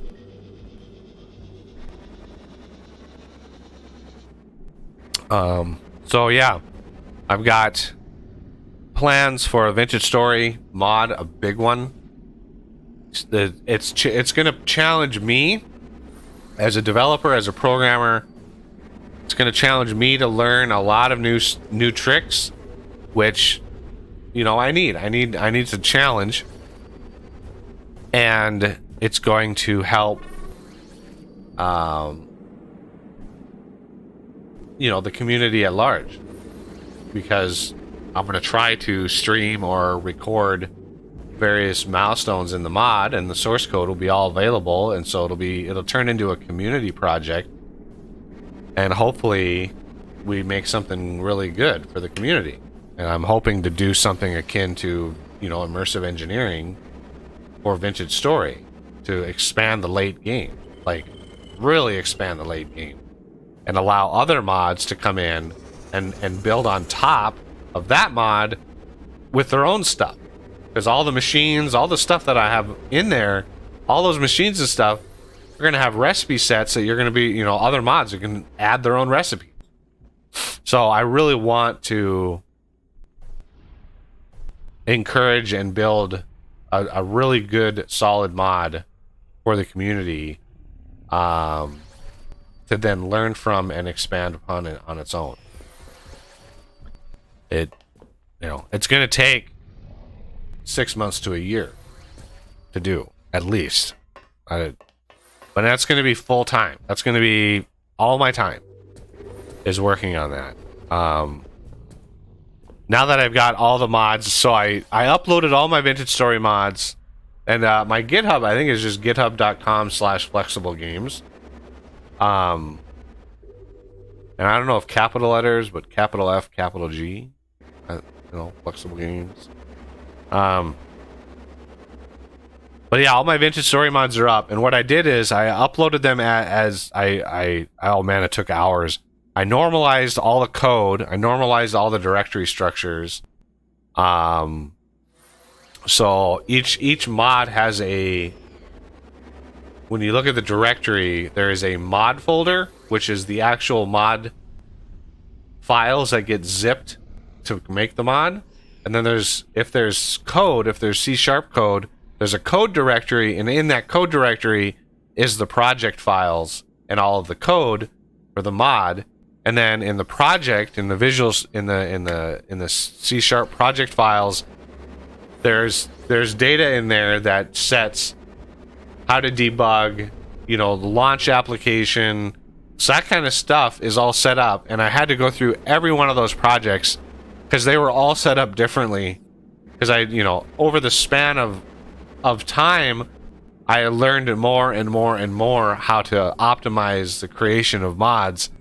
And so I took all of that knowledge and the very most recent mod that I made was the crafting table mod. And so that had all of the previous knowledge and all of the previous stuff built in. And so I had to retroactively apply all of that knowledge to the very first mods that I did.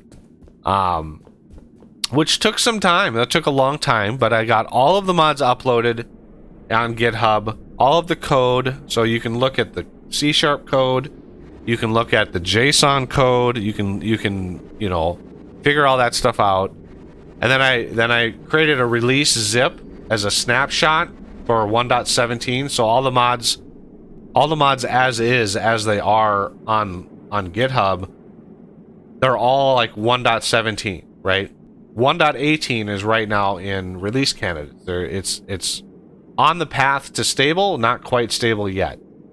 And so what I want to do is, now that all of the mods are up there and I've got GitHub all organized the way that it needs to be, now when I go update the mod to 1.18, I can then submit all the changes that were needed to be made to GitHub, so that way people can see how much work it took to go from one version to another version to the next version.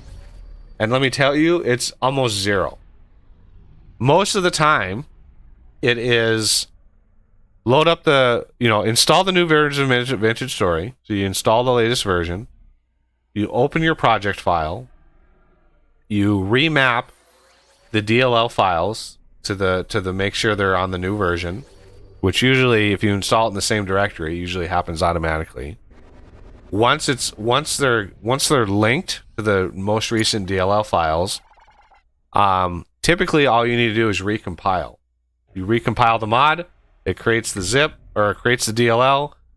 I automatically have it copy into the mod directory, so when you build it, it copies the DLL into the mod directory automatically. You just zip it up.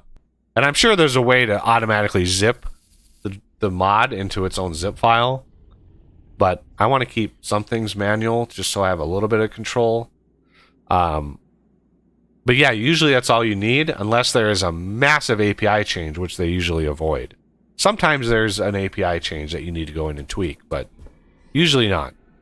But yeah, that's basically all it is. So not really anything changes in the code. It's still linked to the DLL file, the same one, and typically it just works, unless there's a big API change, which I don't really anticipate in this release.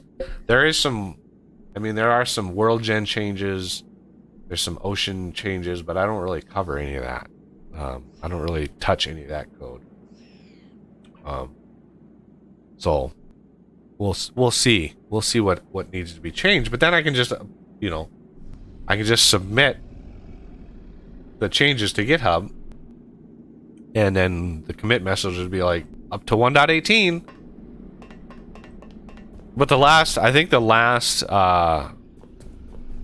I really need to get down to the cold caves and start working on things and stuff. But one last thing, the last update for the game, for Vintage Story, when I redid all the mods, I recompiled all the mods. Took an afternoon to open every project and recompile and redo everything. I went in and fixed a bug in the Angel Belt because of what I learned. With what I learned in the crafting table mod, I then applied to the very first code mod that I did, which was the Angel Belt, and I fixed the bugs. I fixed, like all the bugs with the Angel Belt. So now the Angel Belt is a rock solid mod. It's glorious. So any budding programmers out there, if you want to learn not only how to program but how to mod, if you want to learn that stuff, I would recommend sticking to the channel because I'm going to be covering a lot. All right, let's stop talking for a while. And how are we doing on the conversion? Well, I got them. I got the 5 smelters in there. I haven't upgraded the outputs of them at all yet, but that's because, well, not much need. Yeah, we're mostly done with tier 3 research pods. We're pretty much, there's probably a few crappy researches left that I don't care about, like advanced room building. See, that's construction paste.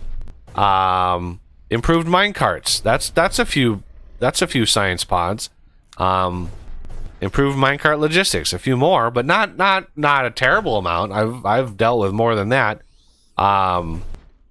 Basic rocketry is biomass. Basic robotics we don't care about at all. Nuclear power uses frozen factory stuff, and particulate filtration uses tier 4 bars. So, unless we hit a research after these that take science pods, which you never know, because there's no rhyme or reason to what research takes what. I think I have enough bars on me probably to do that. So yeah, we don't need a huge amount of bar storage. The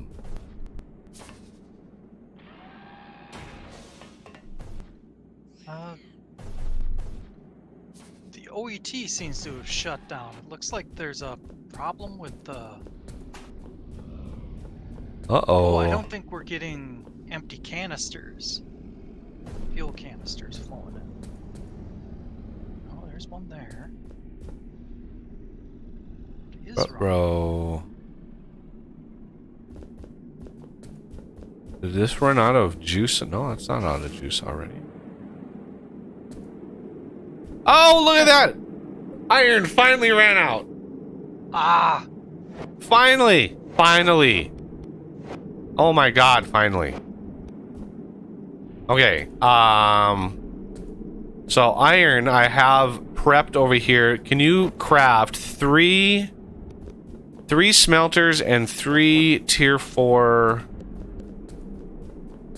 whatchamacallits? Sure thing.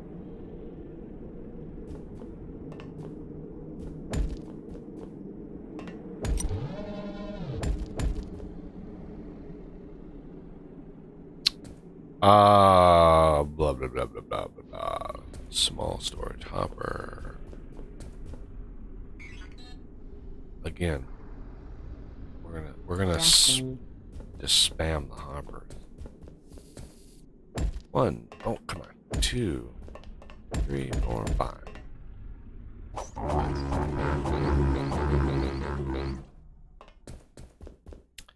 And then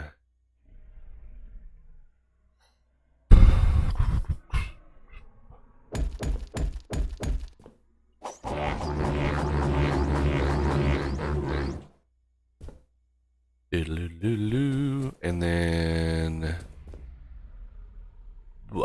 let's see. Yeah, I do not want this to be freaking based on coal power. So we are going to take this battery.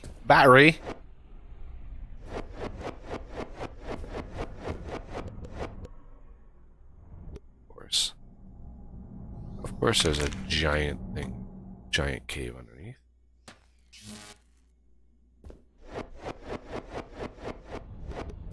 Because why not, right? Yes, sir. Okay. Wow. All right. Why is this battery so low? Because we're out of Oh, right. fuel.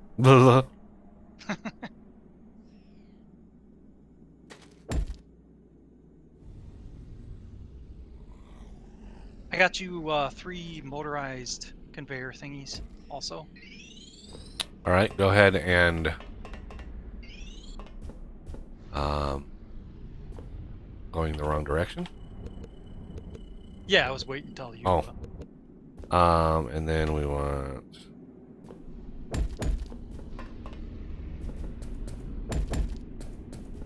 Okay. And we should be pushing a huge amount of power into here. I'll get a third 2000 slaughter. And then, well, let's see. We go here.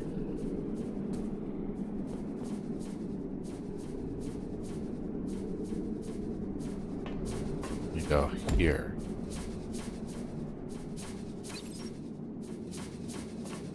So we should be able to do that. Why is this not?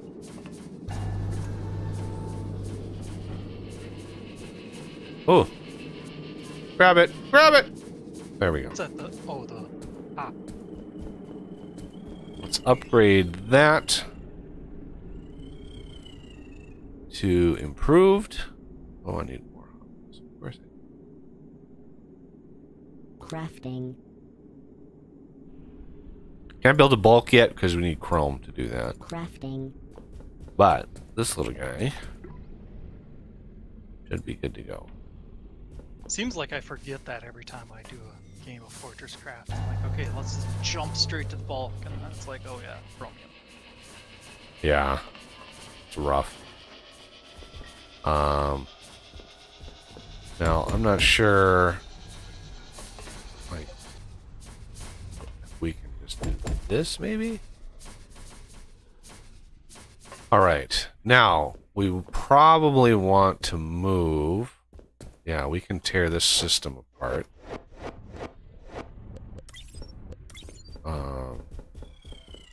Let me put the ore away in here. Pick up. Can you break the system going down there? Sure. So this is the gear. This is, yeah, the pipe system.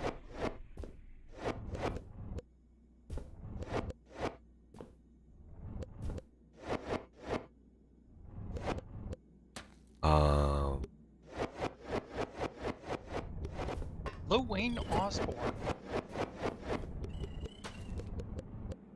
Wayne Osborne, hello there. I don't know why I said Osborne. Weird, but I did. And we all regret it.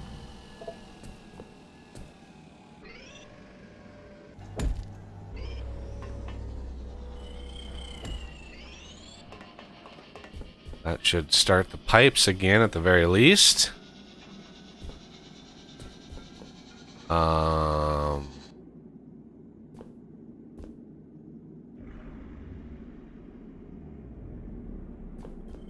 And that should make the fuel flow again.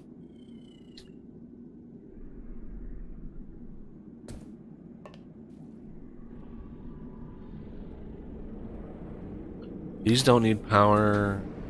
This one does, but I mean that's just basic gears. I still have the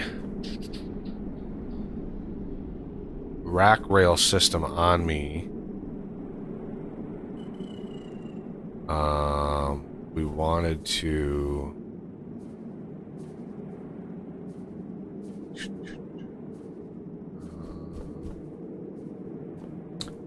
we put a hoppity hopper here.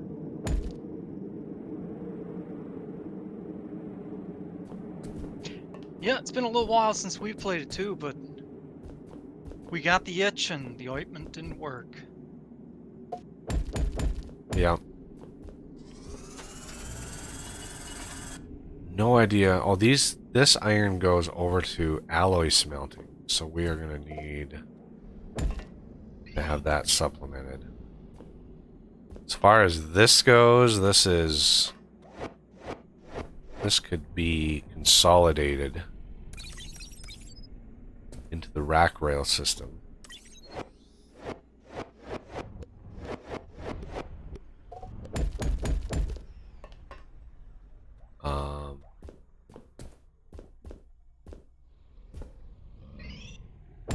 Mainly, I wanted to clear a decent amount of space over here for the lithium setup. Because we have this lithium coming up here. We're going to need a fairly large area for coil charging. Alright, I need to... Oh.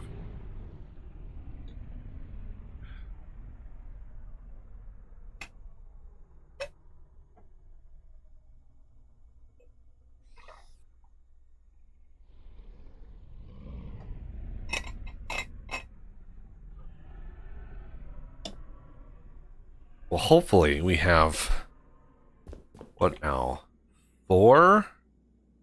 Yeah, we have 4 refineries making fuel now, so hopefully we are making enough. Hopefully we're making enough. Well, let's do a new pipe extruder and fuel canister crafter, so we get 3 of those. Here.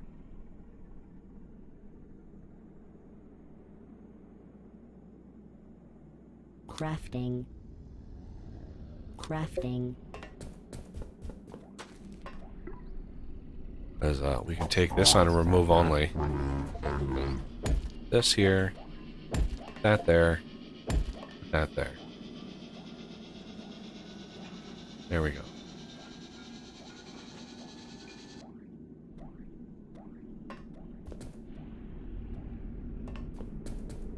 Now the limitation is going to be how fast that hopper can actually output to which we might try to speed up like that.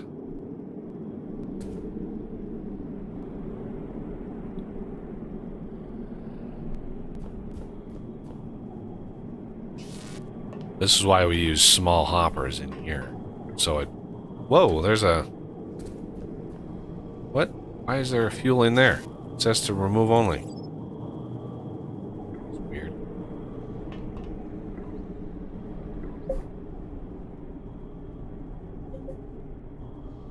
Oh.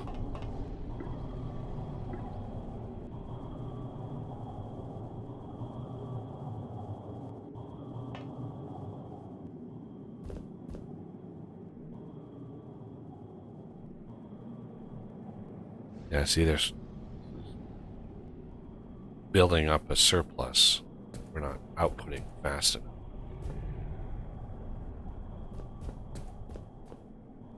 So what we could do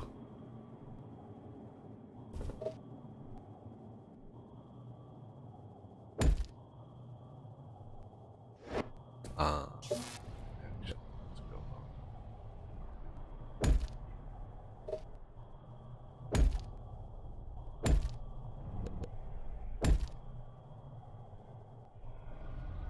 This one is interfering with that outputting, so kind of defeated the purpose. Say what again? I've got some organic cutter heads. Anywhere in specific we want to use those? Toss them in the trash in the hive feeding area. Alrighty. Just trash them. That's what I did with all the other ones.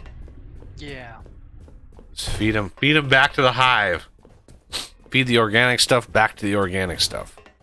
It's like cannibalism for hive mind. Powering.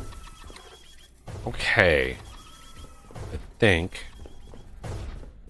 at the very least gets the setup going again. We are charging it. It's only saying 7%. Wow, it died fast. Yeah. All right, we have a decent amount of fuel now going out. I kind of want to turn off missile production for a second. Let the system back up. 'Cause we need the system to back up. The fuel system. So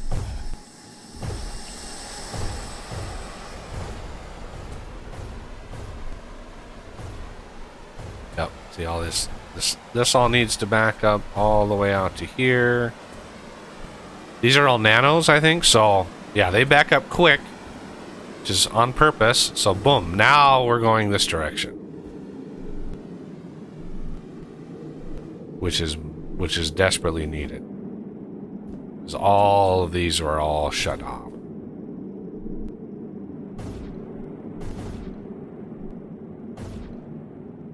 There we go. Now we're turning them all on. Yeah, the missile system is a sink that, oh, you can put a lot in there. We already have a few thousand missiles, so I'm not worried about those. Sure, remove these extra tubes. It looks like it's kind of jamming up the system. For the adding the empties. Sure. Okay. Yeah, I added those just to push as many as possible in there. Yeah. Play catch up. But now that we have all of those getting pushed in, yeah, there's a lot of canisters coming back. All right, crisis averted. We finally ran out of iron, everybody. Before I loaded the game, I looked at the stats on it. 60 hours. 60 hours. You can look at all of the previous streams, count up the number of hours, minus that from the 60, and now you know how much time we put in between episodes. Just to get stuff ready and prepped for the stream. Okay, so I've got a bunch of crap on me for rack rails, and I just want to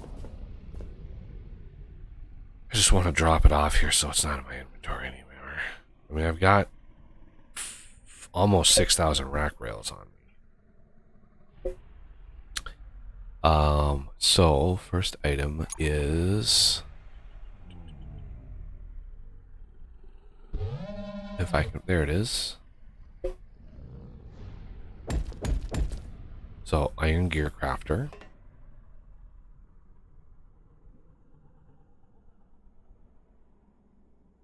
Rack railer.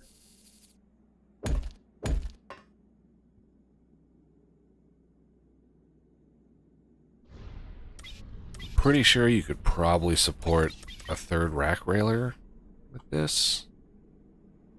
Let's see if I can make another one. Let Os fill in the blanks. Rack railer. Iron gear. There it is. And then I need 4 macerators for reasons beyond understanding. Crafting. Yeah. When DJ did the recipes, he basically sat back and was like, all right, how can I make this recipe expensive without adding any more stuff and things? Yeah, we're gonna want just one remove only.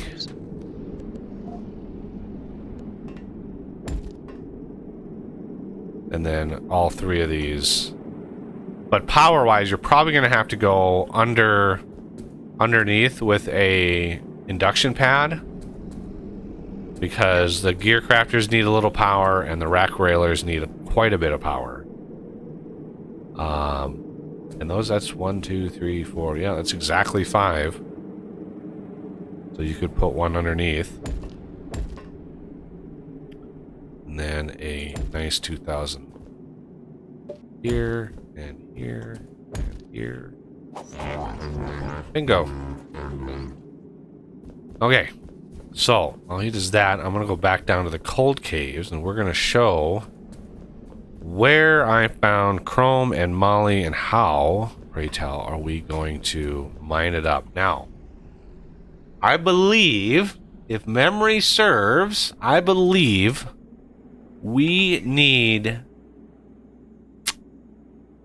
4 hard rock grinders worth of each tier 4 ore to get our first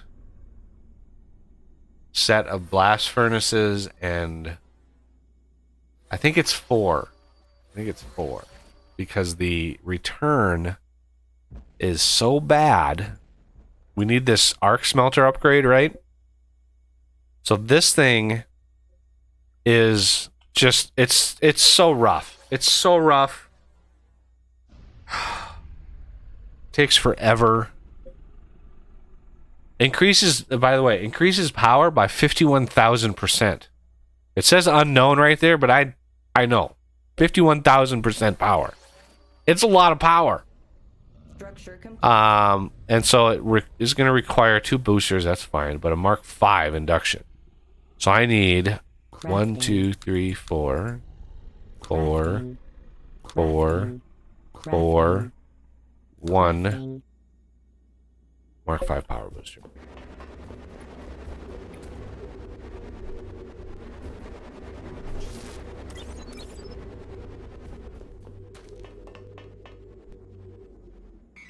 All right, steel smelter upgrade. Then we need an ore smelter. I don't. Do you have to build this in the cold caves, or can this be built on the surface? Let's see. Which are you talking about? The induction smelter or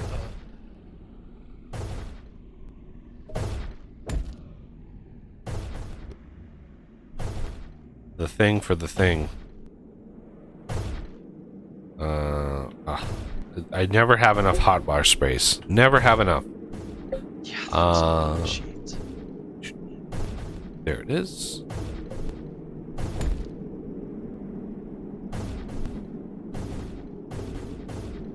Place a hopper next to it. Yeah, I'm aware of how this works, game. I'm aware.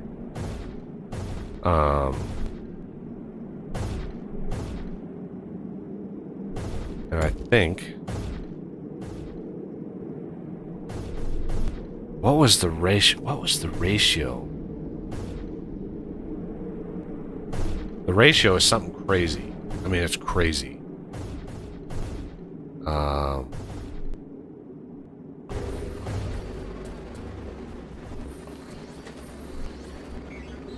So I'm gonna build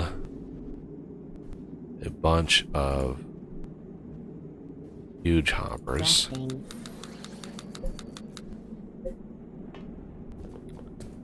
Just because I don't want to do one type hoppers in this situation. Because the type is gonna change. So I'm gonna set that to remove only, add only, then we're gonna want, you know,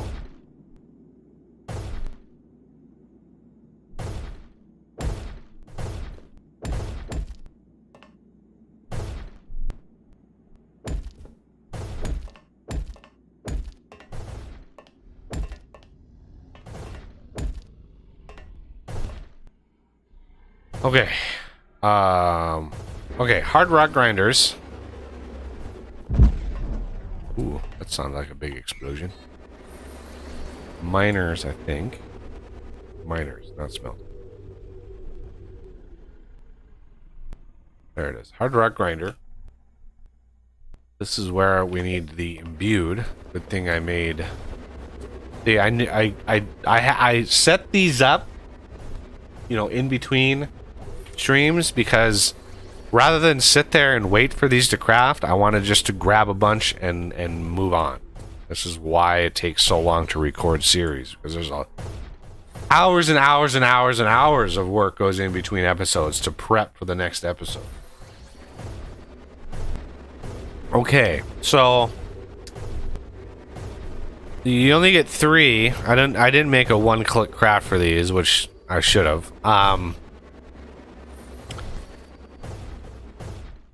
With these new ore, we can build new machines, build on a 3x1x3. So I need 9. Okay.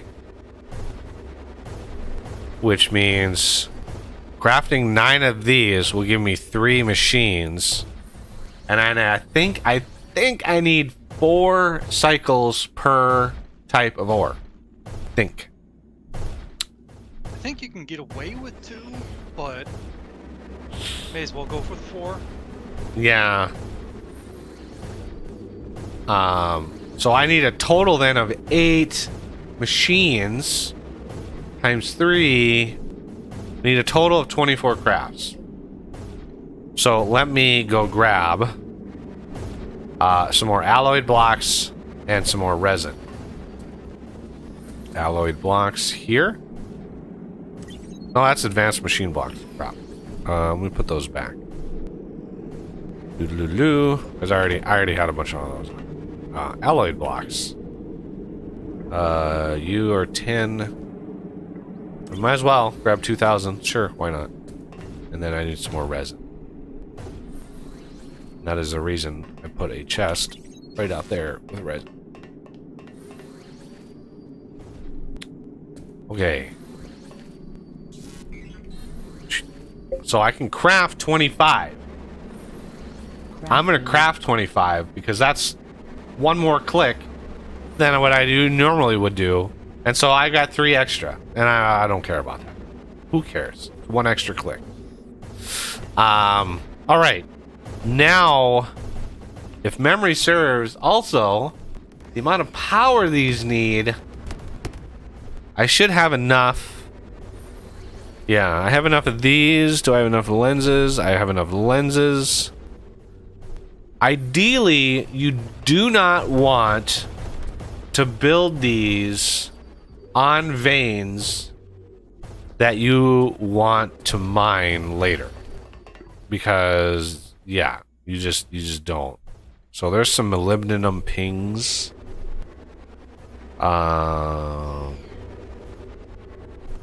Let me see if I can craft some chromium ping.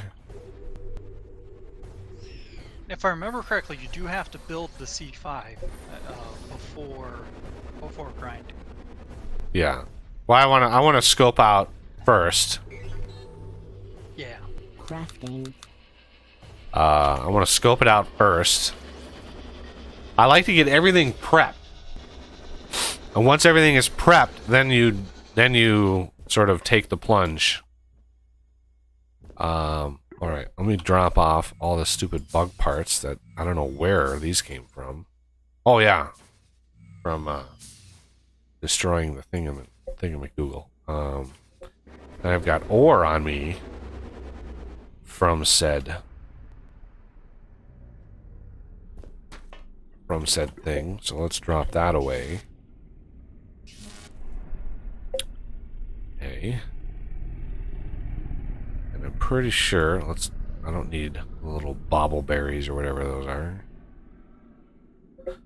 Alright. And this will just, I mean, as long as you don't feed it thousands of things in one shot, then yeah, you're not gonna outgrow that room for sure. Put it over here.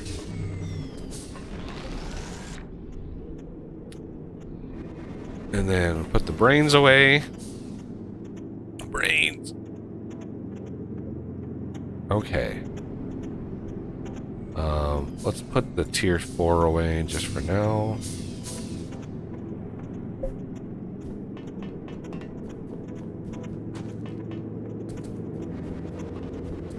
I need to craft a few more OET pieces.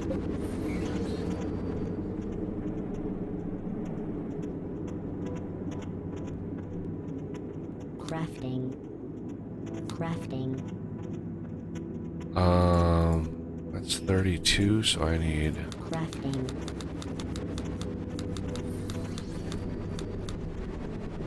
Crafting. There we go.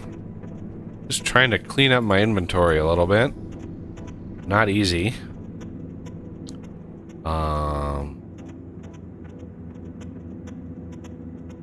Okay. So as I said at the beginning of the stream, this power setup here, this setup goes down a very, very long ways. I think I dug that down to 1300 because I wanted to get down to the uranium area thereabouts. Power itself only goes down to roughly where I want to mine the tier 4 stuff. How is this?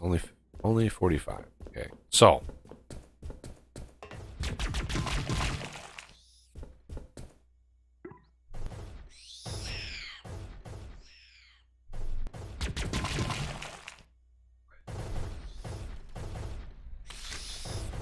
dead. Okay. Let's go down. Cold caves. Where is... We're missing one in here. Why are we missing one? I know I put one...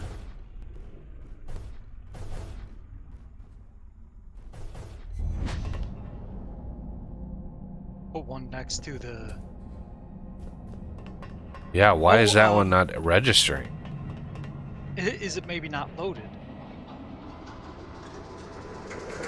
Is it connected to the CPH? Yeah, CPH is beaming right into the top of it. Huh.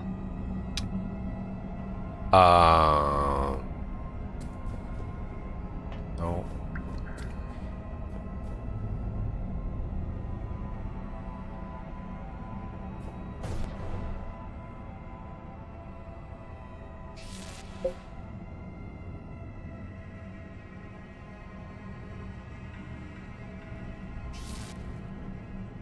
Do you remember the path to get to it? Oh yeah, you just fall down the hole. You get there. Yeah, here it is right here. T5 ores. Oh, look at that. There they are. Like, that was weird. Why wasn't that one loaded? Yeah. Doesn't make sense. Literally right here. Well, now it's in there. Okay, so here's the molly. Pretty sure this one's big enough. Yeah, this one's big enough to hard rock grind. The chrome, however, this one is a little iffy. There's no really good surface. I mean, it's big enough, so I'm not going to worry. Hard rock grinder does waste quite a bit, but it's hard to find a surface. So I think on this surface here, we will have the mines. I'm gonna have to clear a little bit out.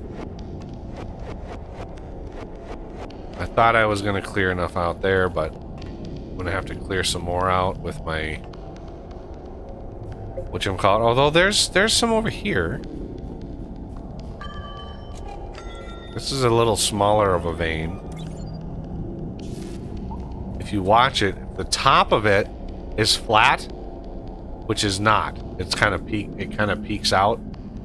That is, it's not a good surface. But when you build your trenchers, you want it to be a 3x3 full ore. If it's less, you can put a trencher on just a single block, but the amount of ore you get per cycle depends on how much ore it's facing. So if we go down to Molly here, if we plan this out, just like we did the other ones, what I usually like to do is build So if we have the trencher right there, right? Here are the hoppers. Then the lift is here. Another set of hoppers.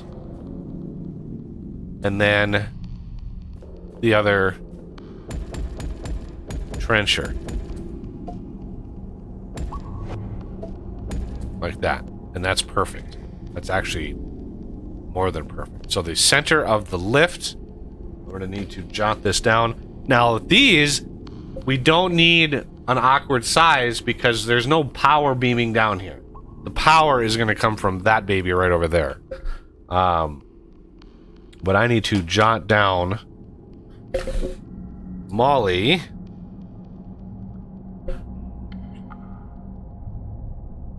is minus 20, minus 62 lift, and that is minus 751 deep.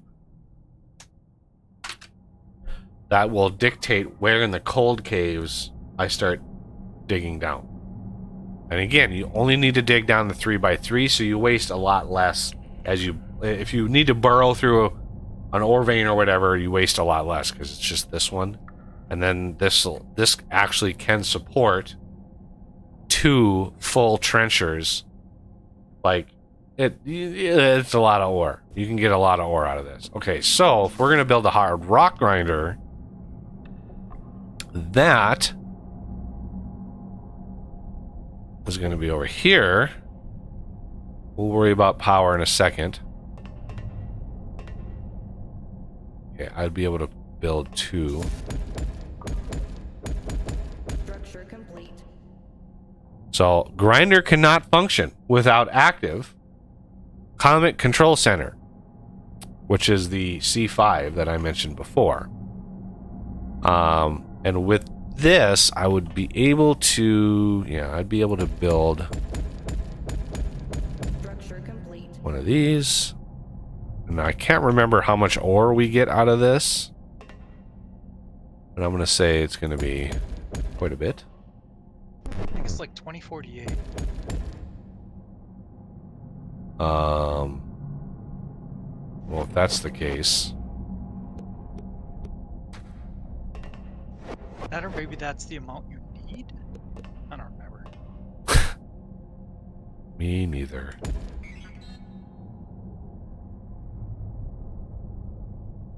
Crafting. Crafting.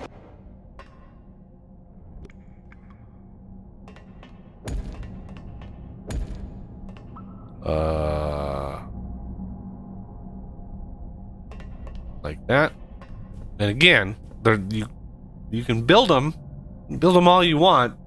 They're just not going to run quite yet. So the chrome that we want, in order to mine the chrome, I would need to dig a minimum of 3 of these blocks. I'm going to have to dig quite a bit of these blocks to get the trenchers. So how about... God, I really don't want to... Okay, well...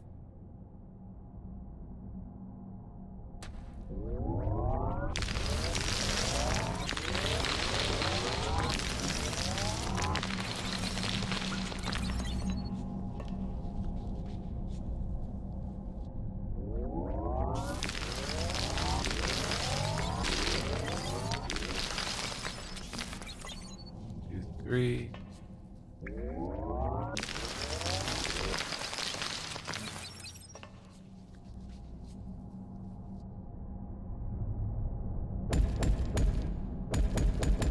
Structure complete. Oh. Structure complete.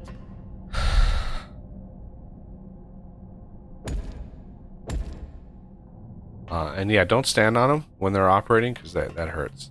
It'll actually like eventually kill you. And Wayne, yeah. Of course it's modded. When have I ever played a vanilla game and not modded it?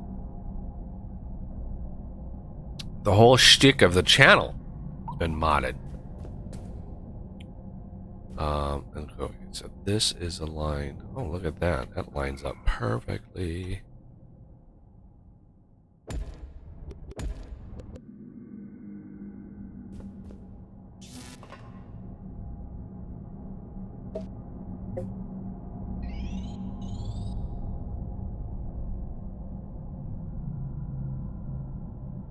Now it's just gonna go over. Oh.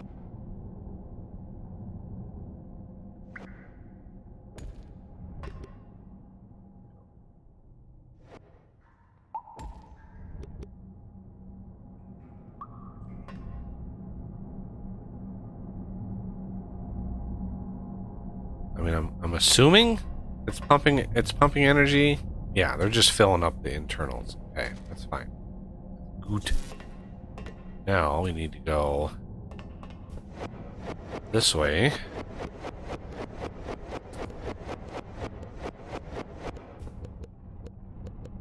Okay, then you and you. Well, let's go back. Yeah, right. Not right now. I'm about to go on break. Needy kitty. She's like, "You remember me?" Oh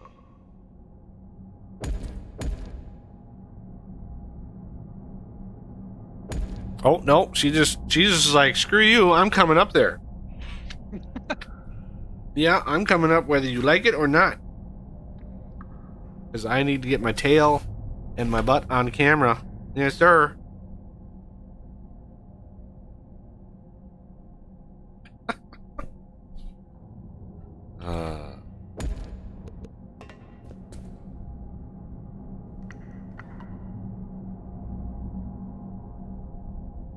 All right.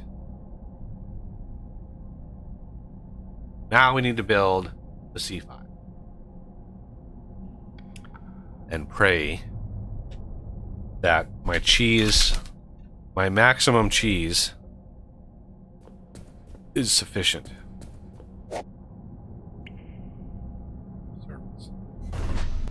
Yeah, not sure why that teleporter was not loaded. That should have been loaded. I don't know why it wasn't. Yeah, goofy. Unless conduits somehow don't transmit the... or don't power things up. Oh, they should. Yeah, I imagine. Because there was power going down there. The thing was connected. Like, it had been being simulated this whole time. There was no reason why it wouldn't. The only thing I can think of is there wasn't a laser going directly into the teleporter. So the laser was going into the battery, but the battery was connected to the network, the teleporter. So, yeah, there she goes. He just wanted to come up to give me a fresh coat, you know, of cat fur, because she knew I was running a little low on the cat fur in the nose sort of quota. So she's like, here's some more for your pleasure. All right, which corner should we take out next? We have so that's east. We have northeast, northwest, and southwest left.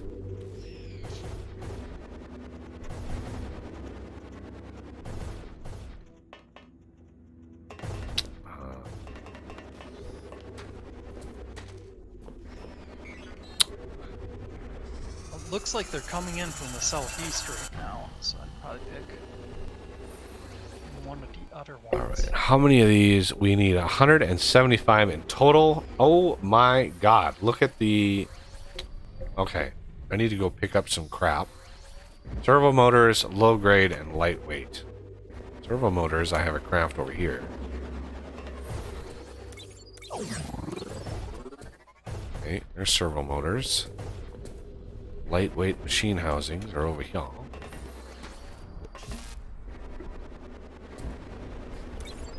Right.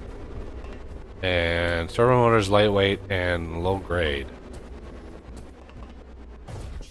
Where is that at? Right. Here. Okay. Now, Climate Control Center. So, I need 175, but remember, you get 5 for craft. And math is 175 divided by 5. I need 35 clicks. So don't click this.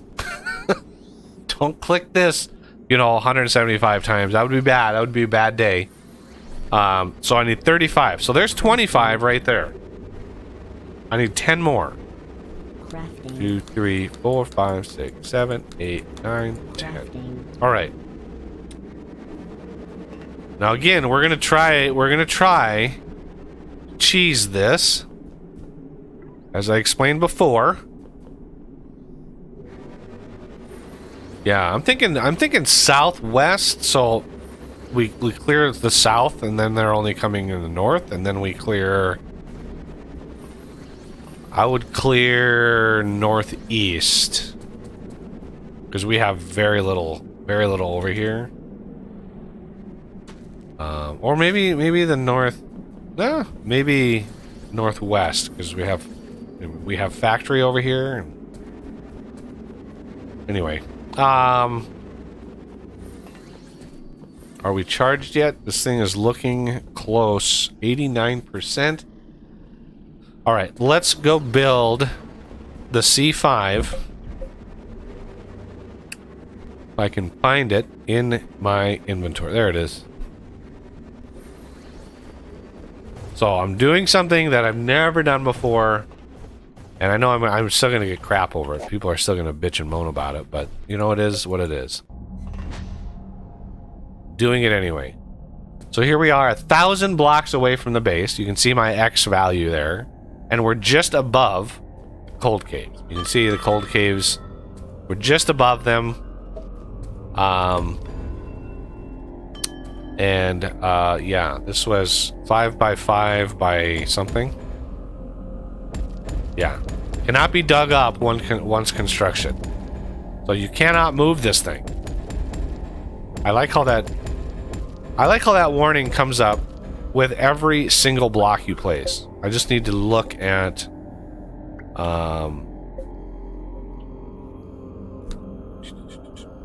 7 blocks high.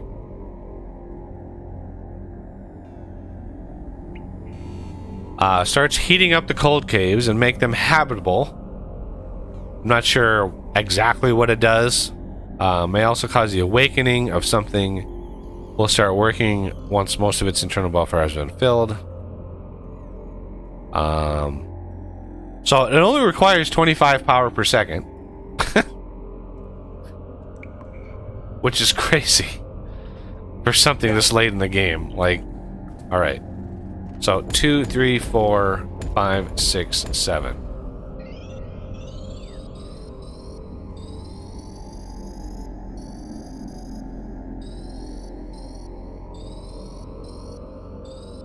As soon as I build this, the hard rock grinders, hopefully, and fingers crossed, boom.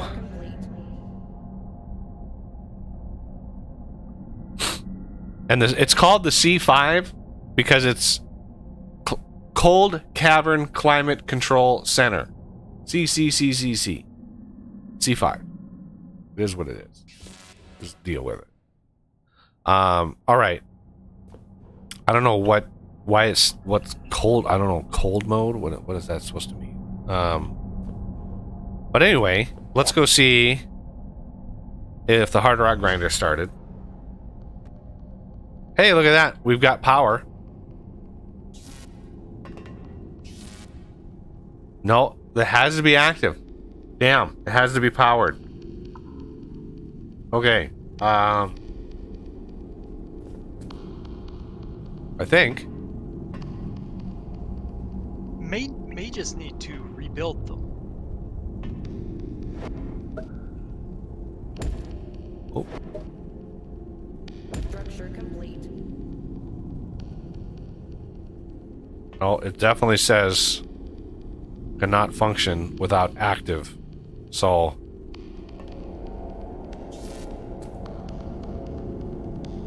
either that or, I mean, why is there power going into them?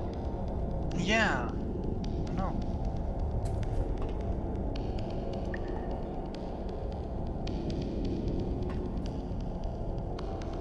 Unless they tap just that high of an insane capacity. No, they don't. So let me go back. I'm gonna power up the C5 like way earlier than I usually do, but so let's go back to the C5.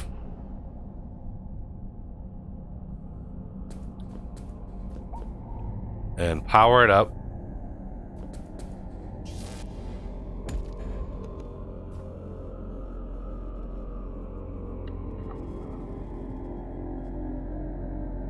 Why is power at 2%? Like what? Seriously?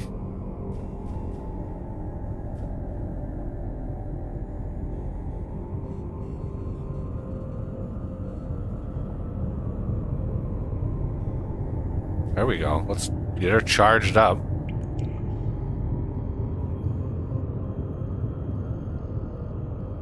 So you have to put 10,000 power into it in order for it to start, but then it's only 25 power per second.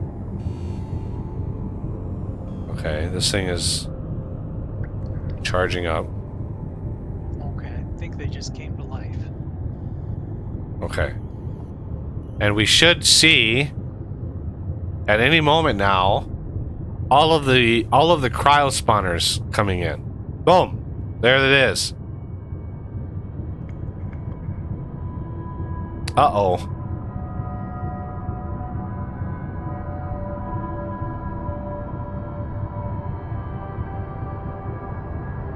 Okay, that could be a problem.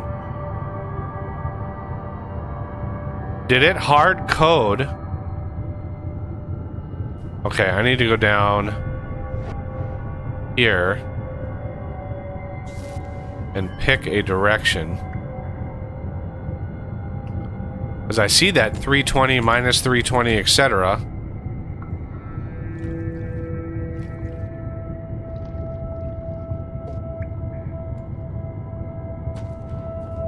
Where's a direction that I can go?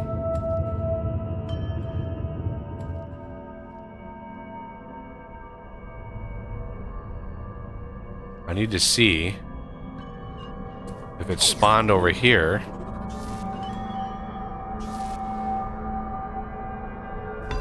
There it is. Yep. There's the cryo. Right there.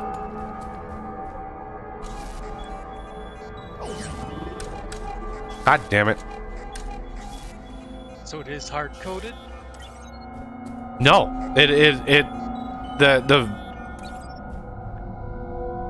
The variables, because it said spawning in at 320 minus 320. I thought, oh shit. Is that hard coded to origin? Like 00, 320 minus 320, you know. But no, it was offset from the C5 for some reason that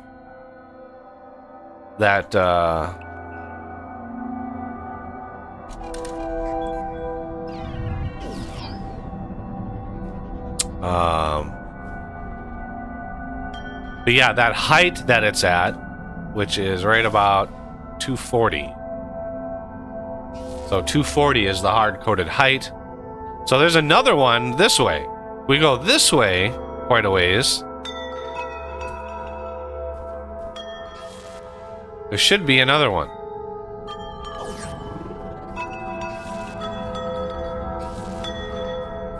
Okay, these hard rock grinders still aren't done? Yeah, it takes a while. It does? Okay. Yeah, there's the other one right there.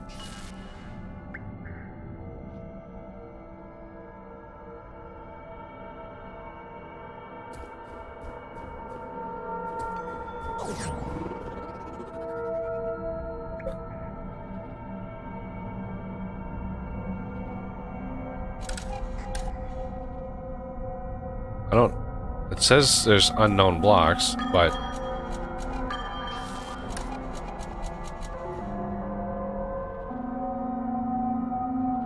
So these will slowly fill up.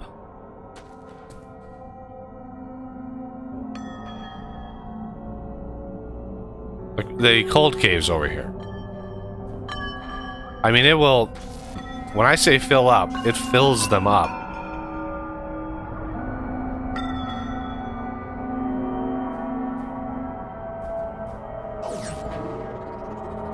I was trying to find one of solid. Right now they're all falling to the ground, but... So I've never just left these alone to their own devices. I've always, like, pre-built a large area to clear them, but... I don't know, this time we're just gonna let it fly.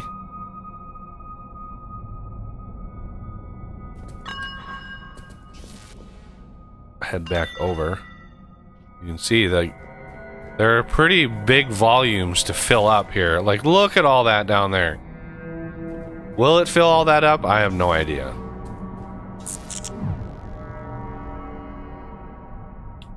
Alright, I need to get back over here. And...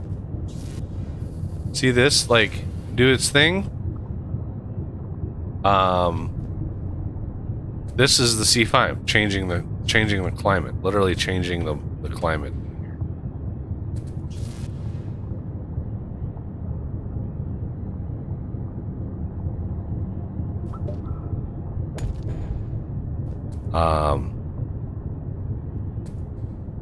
Well, hopefully it's protected.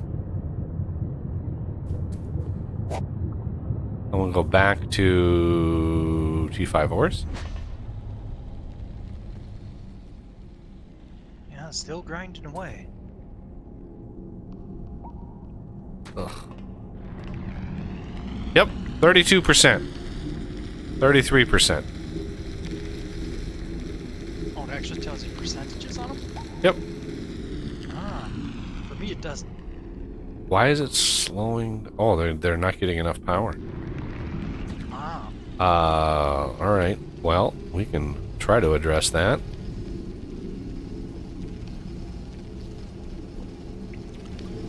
There we go. They keep stopping and starting because they weren't getting enough power. So, lens upgrades all around. You get a lens upgrade. You get a lens upgrade.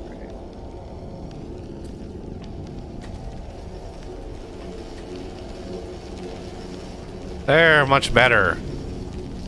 Yeah, let's see. Hard rock grinder. Let's see. When you look at the help for the hard rock grinder, does it actually help? Let's see. Anywhere in here does it say how much power do they want? Nope. Nope, nope, nope. Power capacity. Power required, 512 per second. Yes, right there. Finally. And then ore mined is 2048. So we've got one 2000. So what happens to maximize your inventory, right? If this thing dumps 2000 ore into that chest and you pick it up, normally ore only stacks to like 150 in your inventory. But because there's 2000 in there, when you grab that, it puts the 2000 into your inventory. And then you just grab the 48 that are left after you take out the ore. So you take the 2000 out, it's one stack, and then the 48 is another one for both of those. That's about 100. So at best, two of these will take 2 stacks. And then you can do another set, and so on and so on. So it just works out. So yeah, the 2000 slot, 2001 type hoppers are a lifesaver with this. Otherwise, you would need so many hoppers. And as soon as it's done offloading its ore, the grinder itself turns to rubble. You cannot reuse it. So it's a one-use machine, one-off. All right, let's try to map out the things and stuff. So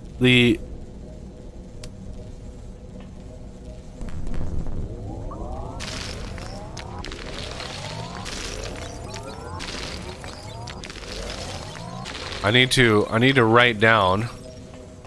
So this will be trencher. Oh my god. Why is it so dark? Okay, that's a trencher.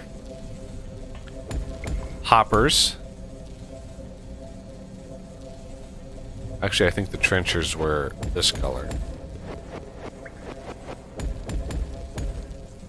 Trying to be consistent here, people. These were the hoppers, and then this was the lift. And then this is the lift. This is another set of hoppers. And then this is another trencher. Right there.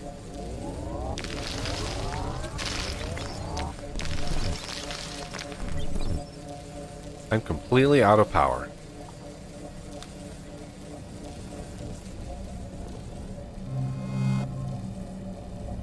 That means I'm finally out. I'm finally out of the Mark 1. Yes, finally. Finally out of the Mark 1 power boosters.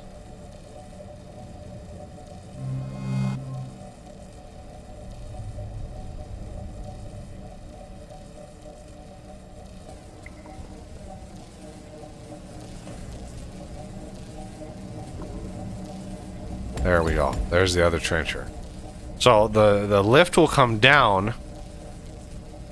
This has to be all elevated, which is why I dug a big thing out. So this has to be elevated because you want to put the hoppers on the back of the trencher, the motor part of the trencher.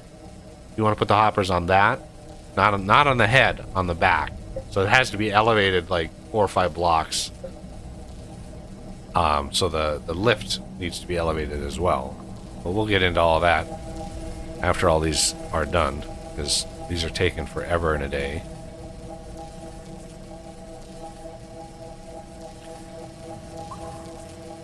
Oh, I've got so much inventory.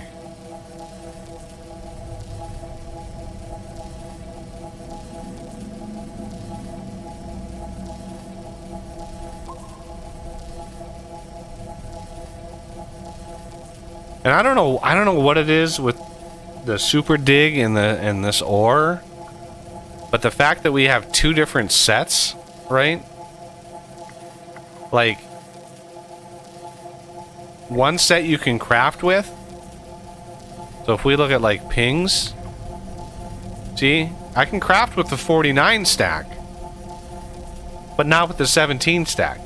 There's something about this ore here that's like, I don't know, different. It's somehow different, and I don't know if it's actually gonna smelt. No idea. I hope it does, but alright, we are close. We are close. We are so close. And then for the next set, what you do is you build that a level down, then you just put a battery on top.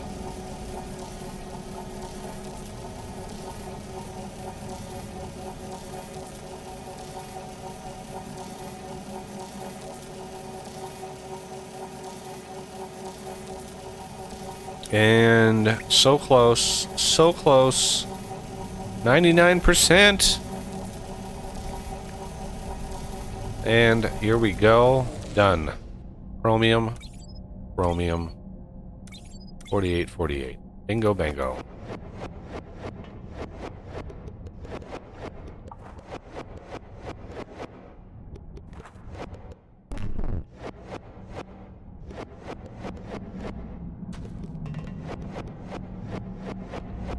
So the amount of ore that just chewed through, right? We got 2048, but each one of these blocks is like 2,000 ore. So it just chewed through what's 9 times 2,000? That's 18,000 ore, and we got 2,000, which is why you don't want to do this a lot. So we're going to have the hoppers then go here. Like here and here. We're going to have another set of those. Structure complete.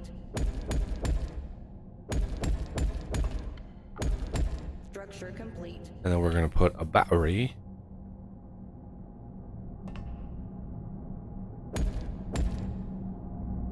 Okay, and we're going to come down over here. These are done. Check our inventory. Yep.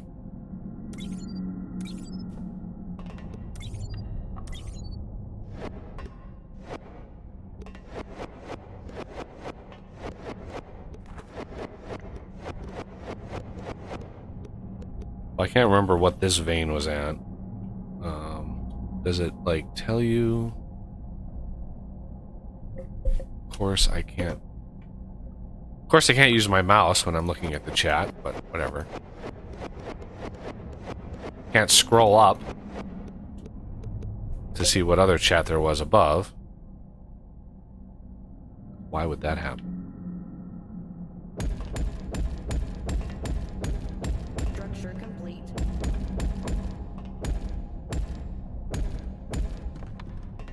Structure complete.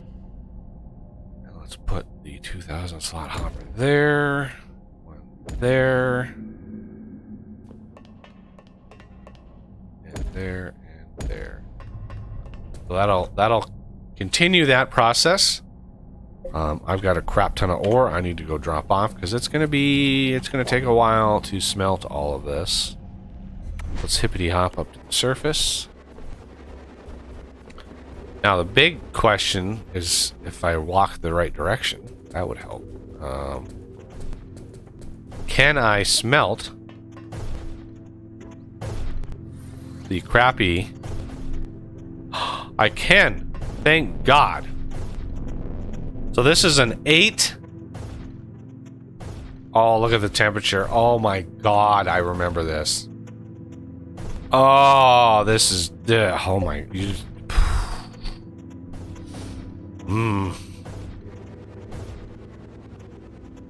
This is rough, everybody. This is really rough. This thing is so damn slow. What I'm gonna do is grab a few more big hoppers. Crafting. Crafting. Crafting.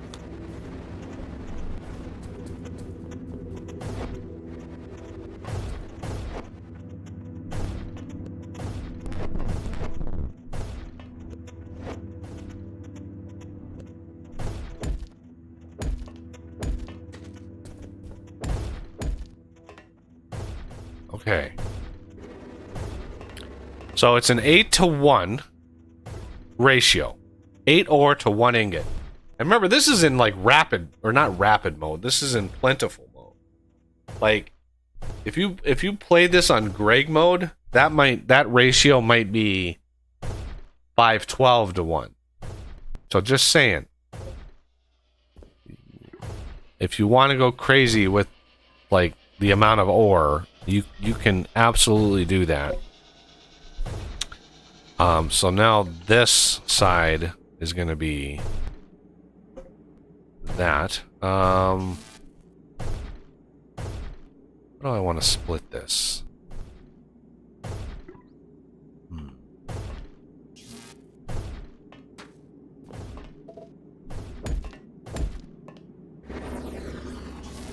You do not want this system to stop.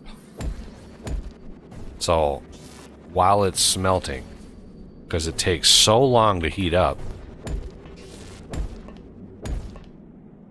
you want it to just go and go and go and go and go. Yeah, still heating. I don't even know what temperature chromium. It needs to be like way up there. But you can see how much power. This is consuming, yeah, 5,000 power per second. That's how much this is using. So when I said the power use, remember, the power use goes up 51,000% for this induction thing. 51,000%. Which is where you get that 5,100 power per second.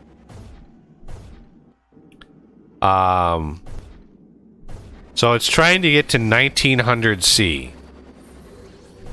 And we have that done. So where did we decide? We were gonna blow south west. Let's go down here.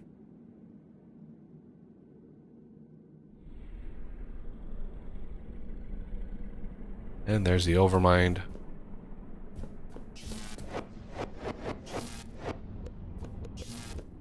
Let's clear out some of this, because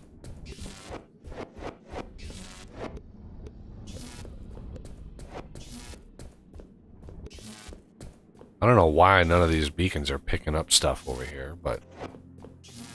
Oh, there's no power in that? Why is there no power in that block?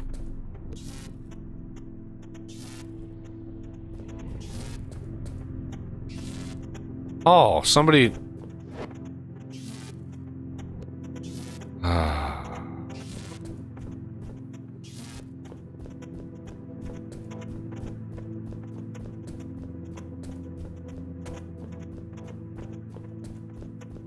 All right.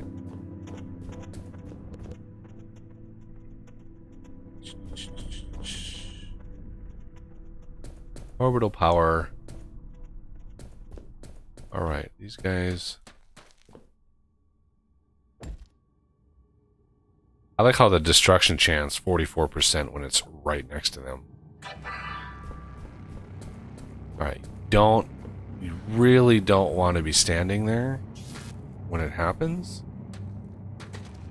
Let's go over up here maybe.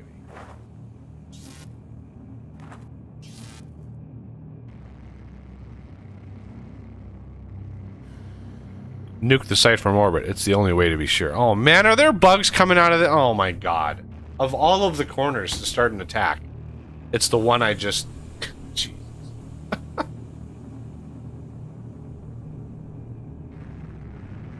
So, this'll put a test to the bug to see whether or not clearing the corner interrupts the attack. If and when that damn orbital thing gets over here. I don't even think it's moving. Did I engage this thing? I'm pretty sure. Travel distance. It says the LOIC. Oh shit. Yeah. It says it's over here, but it's not over here. Add that to the list of bugs with the game that haven't ever been fixed.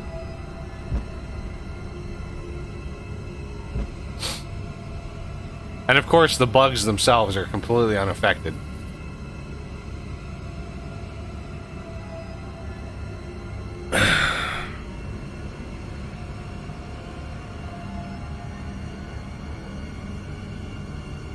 So all of the, if you look at this setup, all of the debris, all of like the molten chunks that come out, that was my idea, by the way. That was my suggestion. When he implemented that, I was like, hey, wouldn't it be cool if like chunks of debris were coming out? And he's like, oh yeah, put that in there. All right, there we go.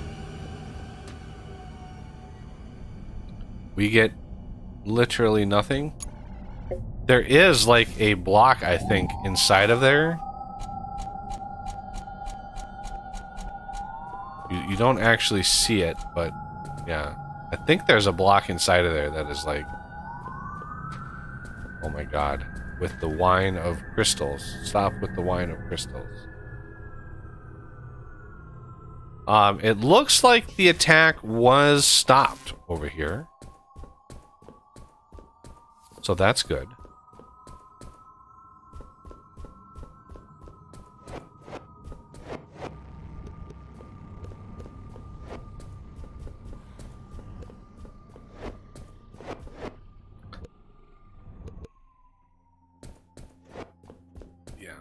I'll clear it up to here, and then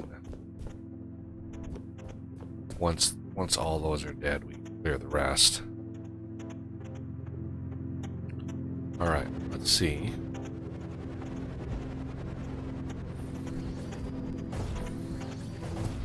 Oh yeah, now that I know I need some more, let's grab some more. 5 power boosters. Yeah, boy.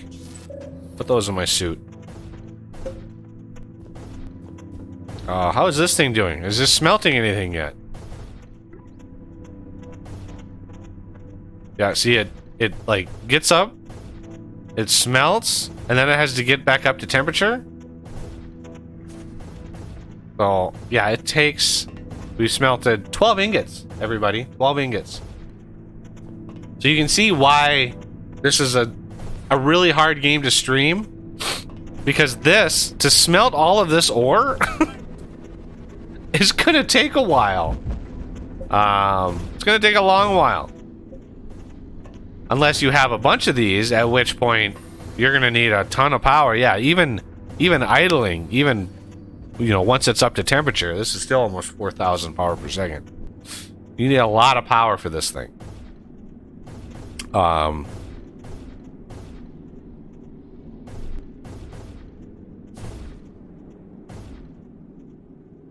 Try to see what our efficiency is.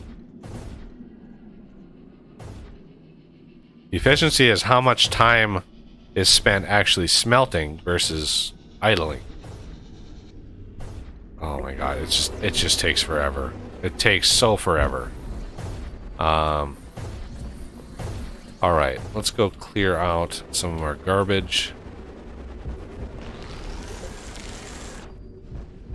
And bug parts. Check bug parts aren't backed up, because that would be bad. Let's see, this one, oh, still got about a 900 or so capacity there. Still got a couple thousand capacity here.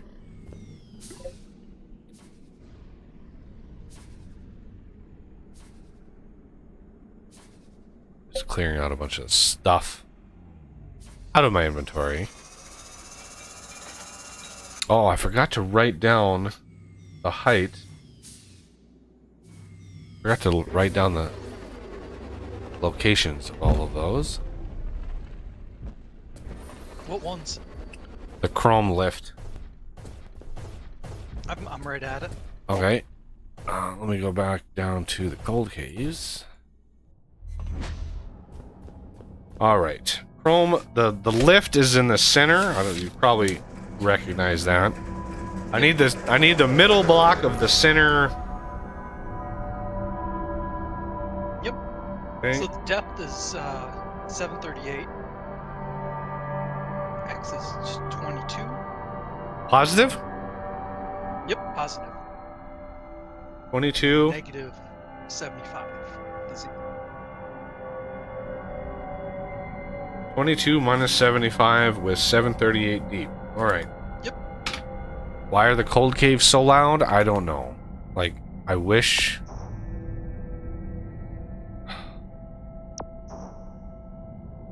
Graphic sound. I love how it says graphic / sound, but there's like no sound. Oh, there's a volume. How about 10%? There's one volume control, everybody, for this entire game. And it's still super loud. Like, really? Can I go 5%? It still sounds loud. Oh. Anyway, let's go Molly.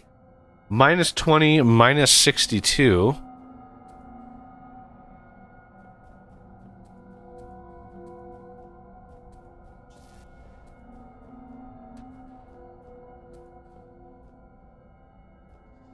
Boom. Minus 20, minus 62. Okay. Minus 20, minus 62. And then Chrome is 22 minus 75. So it's on the opposite side over here.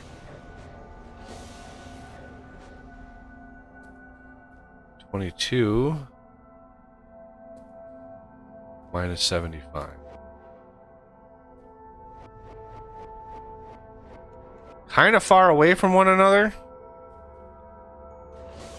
but it is what it is. We can definitely have a, you know, set of 4 blast furnaces over here, a set of 4 blast furnaces over there.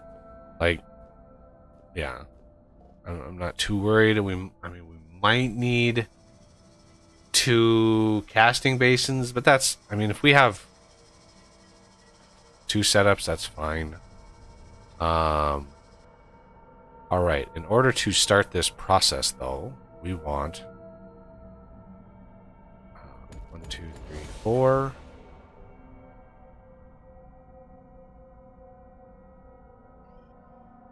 And again, we got to be very, very careful with how deep we go with these. Ideally, we would go up from the bottom to the cold caves. That would be the ideal, because I do not want... We have the power down there, which is all I'm worried about.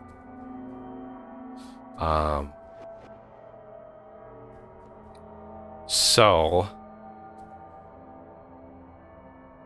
the cargo lift there, cargo lift here. Let's put some caution. You know, we got to put some caution. So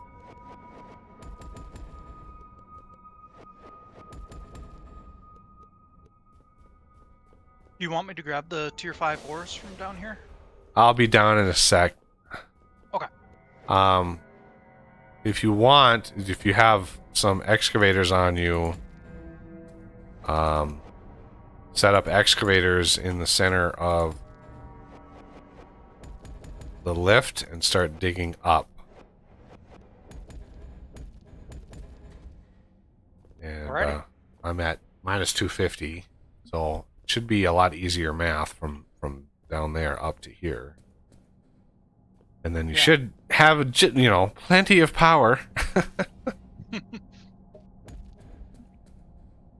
Clear ore? Yes.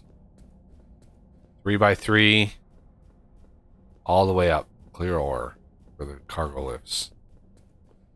And then let's get a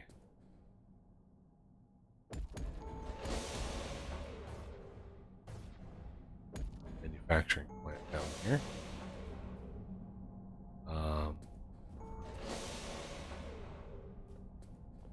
And this freaking loud ass lift can go away finally. Yeah, I wasn't sure if you wanted me to get the express ones out of there or not. Yeah, I'm just tired of hearing it. Yeah.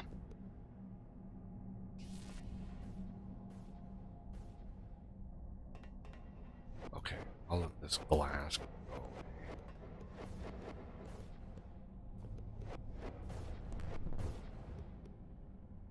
That's going up to the lights.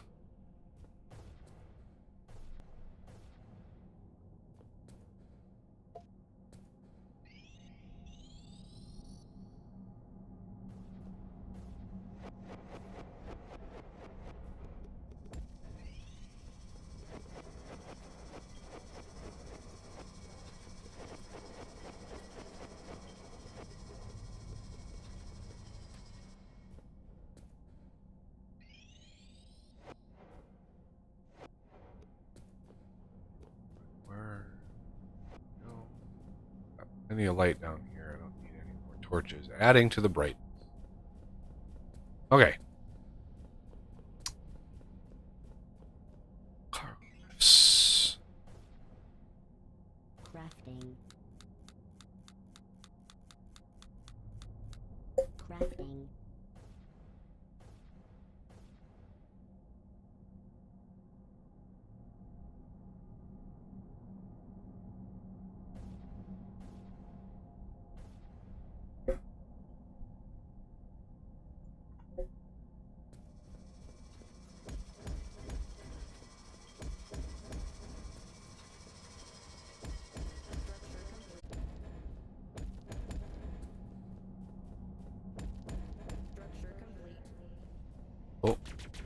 Camelbot. There's the Camelbot I was talking about a while ago. Okay.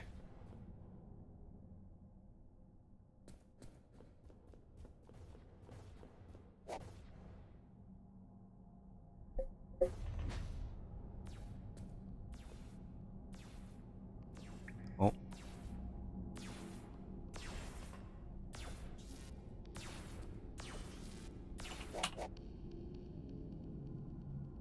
Gotta put it in overcharge mode, otherwise it's gonna take forever.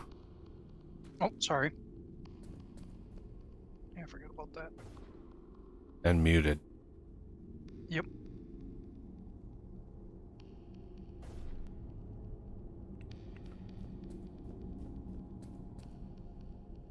Don't place them for a while and I forget all the things.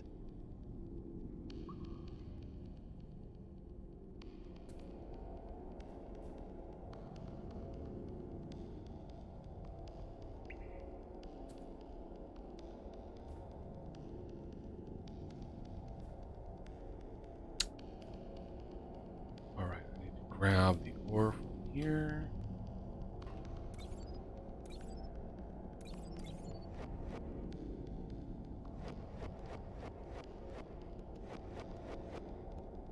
That should be the last wasteful amount of mining you have to do on these.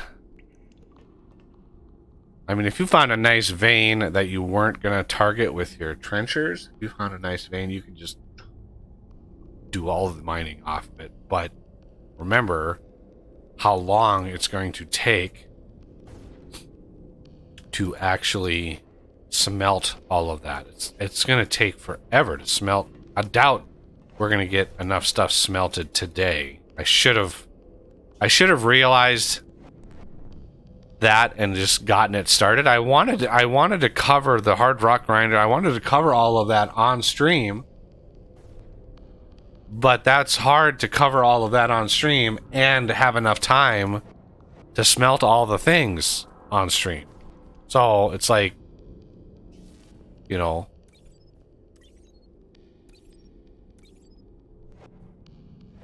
yeah. Oh, crap.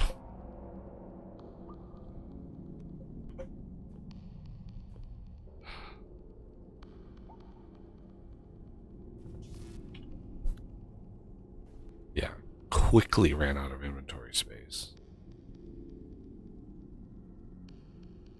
So I've got, yeah, this is 4,000, roughly 4,000 ore, a little over 4,000 ore. You saw how slow it is. And plus, so the 2048 ore from each one of those is 256 ingots. So we got enough ore for 1024 ingots of each kind, roughly. Now the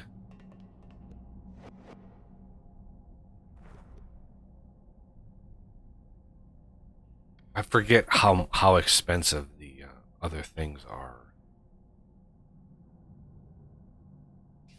I have to go unlock those recipes so we can see. I think the smelter that you just put on top of the whatchamacallit, the normal smelter, I think that one's like a 4-to-1 or maybe 8-to-1. Are you talking about the arc upgrade to the regular smelter? Yeah. Yeah, I've got that Yep. going up top. That's 8-to-1. 8-to-1, okay. And then the other one I think is 16-to-1. Other what? The blast furnaces? Yeah. No, I think those are better. I'm pretty sure it's opposite. Because Hmm. that always really bugged me that the blast furnaces are less efficient. I could be wrong, but I was pretty sure. Okay.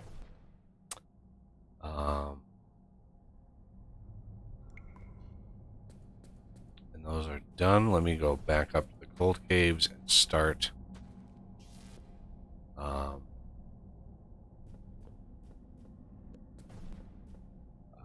start the rack rails. As soon as you verify the diggers are done. I can't see the percentage done on them. Oh, they're both done. They're both. Oh, okay.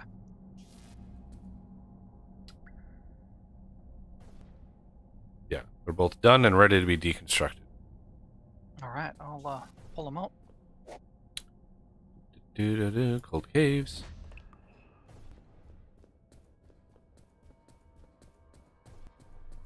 All right. Ah, the laser's after me. Put one of you there. One of you there. So, I mean, 2,000 rack rails is more than enough to get down there. We're only going about a little less than 500 blocks, which is about 1,000 rack rails.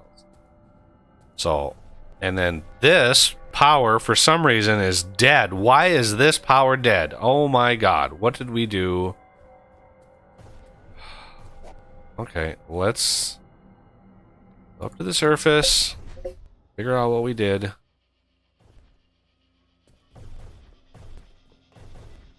Yeah, these are just about out of power. What is going on over here? These are not running. Why aren't these running? They're full of empty canisters.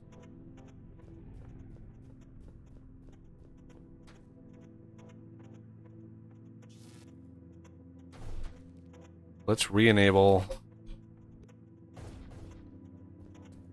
rockets.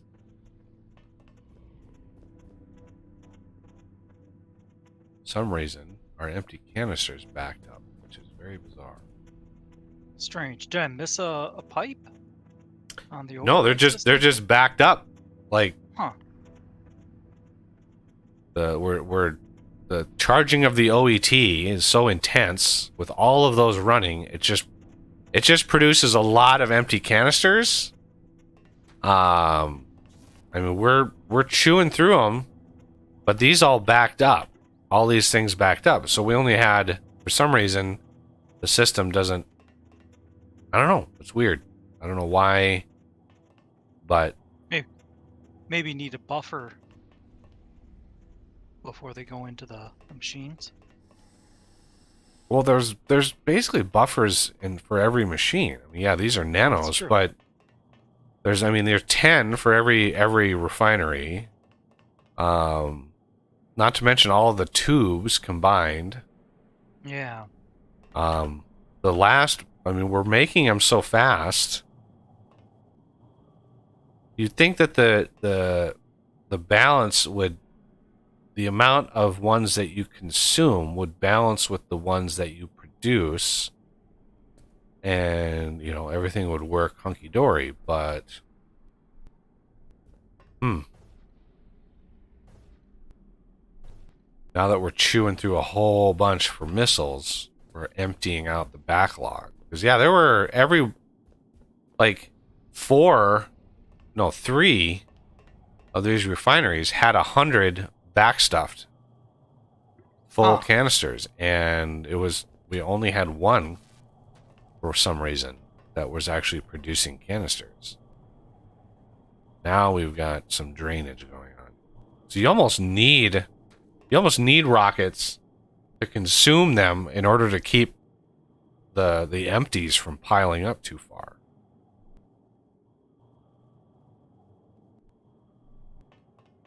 I am going to put a hopper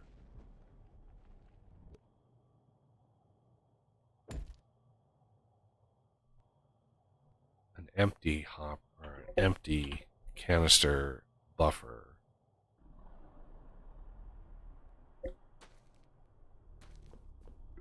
Hello, Terrace Westland. Hey, Terrace. Let's see. That empty canister is in this inventory somewhere, guys. Yeah. It's in here, but I can't see it. Pause the video and see if I can find it. You know, I don't see it. I just don't see it.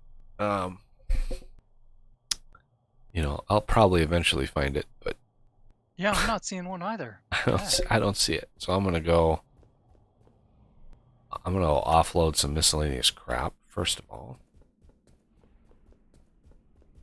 All right, please don't have run out of power. Oh thank God.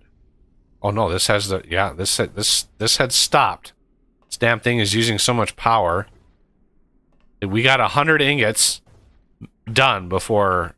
Yeah, goddamn thing has to heat up again. Jesus. Yeah. It's just crazy how much power that thing takes. All right, we don't need the lift. Took that lift down. We don't need the compressors. What else can I purge? Garbage I'll take care of later. Beacons we don't need. The hard rock grinders, well, I might as well put those in here for now.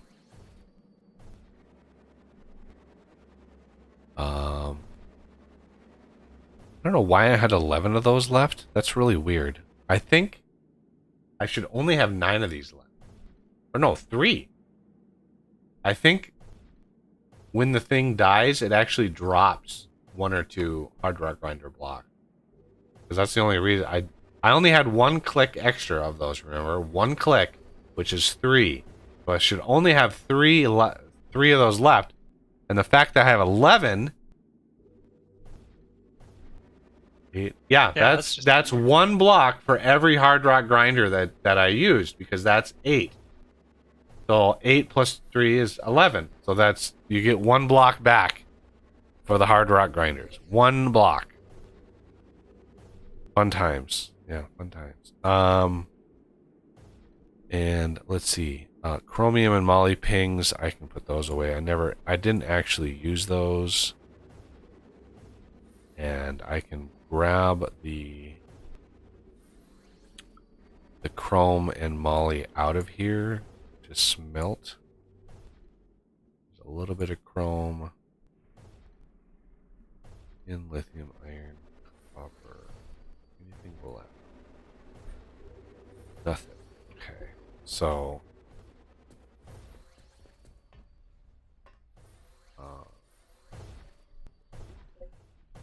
let's add this chrome here. Come on. Oh, right.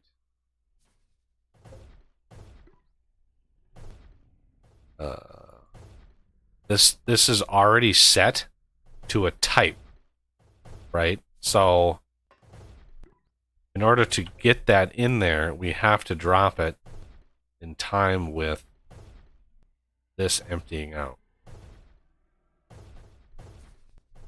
Really? Didn't even update the UI? We have to be faster at it.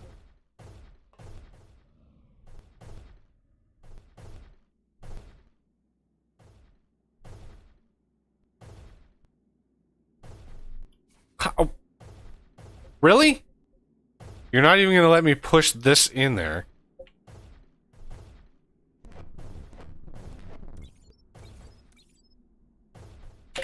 There we go. Stupid game. Yeah, see how the 4 don't stack? No clue. The machine pulls them in. Machine, like, does not care. It pulls them in just fine. But us, we don't.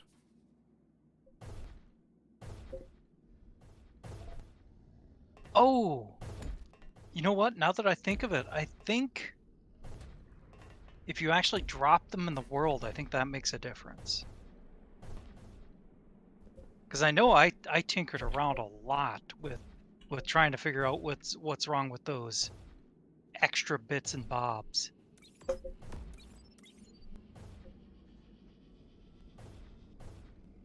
Been so long since I did that, though. No, that stack is not merging with this stack at all. Let's see if I drop this one. Huh. Nope, these two are not merging here. Don't know why. Something funky.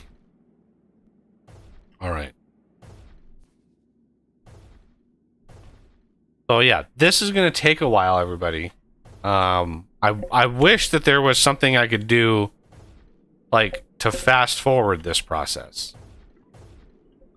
And to say, hey, now that we've done this stage, let's jump to the next stage. But no, there's literally, we just have to sit and wait for all of this stuff to smelt, and then we have all this molly to smelt.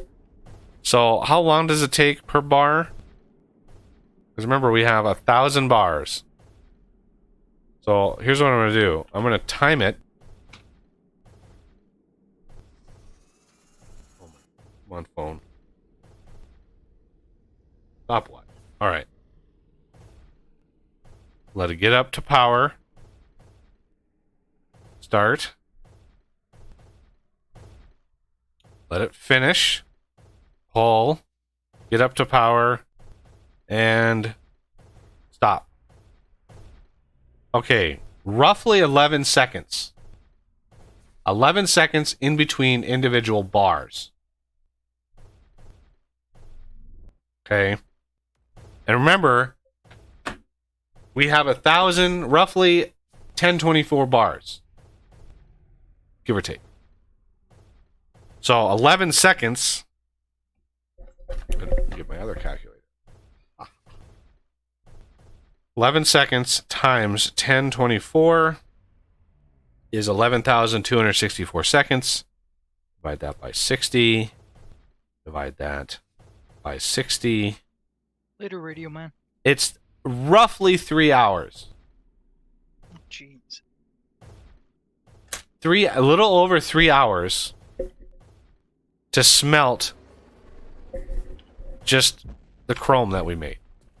So then it's another 3 hours to smelt the chrome or the moly. You can see why there's a lot of time that goes in between episodes or in between streams, or when you watch my series and you say, you know, when I do an episode, I'm like, oh, here's the hard rock grinder, here's this, and then the very next episode I have all of the ingots. You know that 6 hours transpired between those two episodes, right? It had to. There's no way to cheese it. I can't just command line do it. There's no cheats like that in the game at all. There's the scan of the cold creep. There's the cryoplasm, which should have unlocked. No? Really? You didn't unlock the cryoplasm fighting stuff and things? Really? There's the trencher. So trencher drill, trencher motor, casting basin, blast furnace, casting pipe. Oh, I'm out of power. Come on, CPH. You literally have 200,000 power right below you. Although the CPH doesn't pull power like a normal battery would, it doesn't equalize. The CPH will only push power unless you have specifically a laser going up into it. So, yeah, God only knows why, but whatever.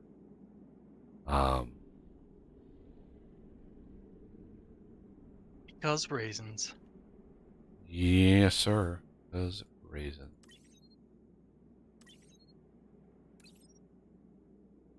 How many research points should I just spend on it? Right, there's the lens polisher. There's the lens chromer. We can, get that system up. This blast furnace down here, this one-click craft, this is my recipe. Yeah, it's just you just click, yeah.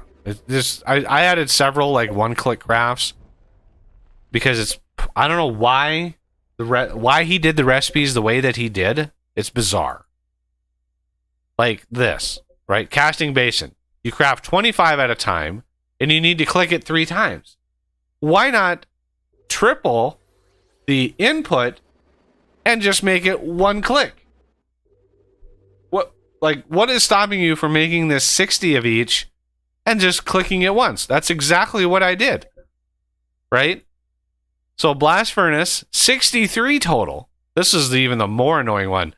63 total, which is 7 times 9. I think. Yeah. No. 5. No. 6 times 9 is 54. Yeah. 63. 7 times 9. So it's 7. Yeah. 7 clicks for each one of these. So you want a blast furnace, it's 7 clicks. Well, that is freaking annoying. Like, 1, 2, 3, 4, 5, 6, 7. There's 1. 1, 2, 3, 4, 5, 6, 7. There's 2. Like, what? Just increase the cost and make it 1 click. That's all I did. 63 of each, and bang, you crafted in 1 click. Like, that's so obvious to me. Like, why did he not make it like that? So casting base and component, this I didn't do it because it's just 3 clicks. That's a lot easier to do. That is 60 of each bar. So we could, if we wanted to, get the absolute bare minimum, like 1 blast furnace each. The casting basin, we could try to share it. Like over here, we'd craft all the chrome and then move it over to moly and craft, smelt all the moly and be able to do that. But the casting pipe is going to need heat conducting pipe, and that is going to need, oh my god, I think the pipe coater crafts heat conducting pipe, and the mesh weaver. So we need the mesh weaver, crystal fiber mesh. Here's another use for crystal, like a big use for crystal. And the pipe coater, I believe it well, let's just build them. We have to build them anyway, while we wait for the 7 bazillion of these to smelt.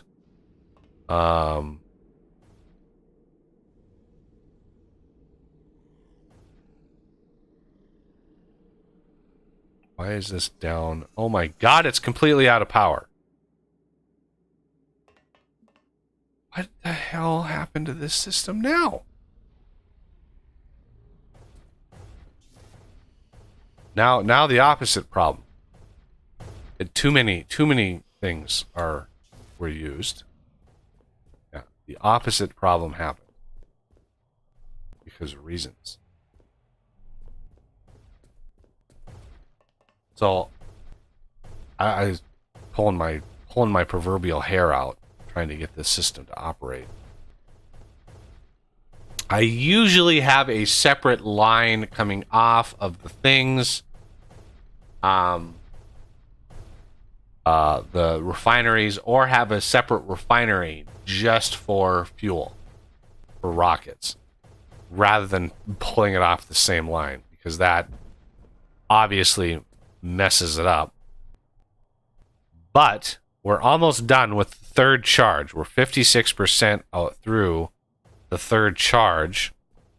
Yeah,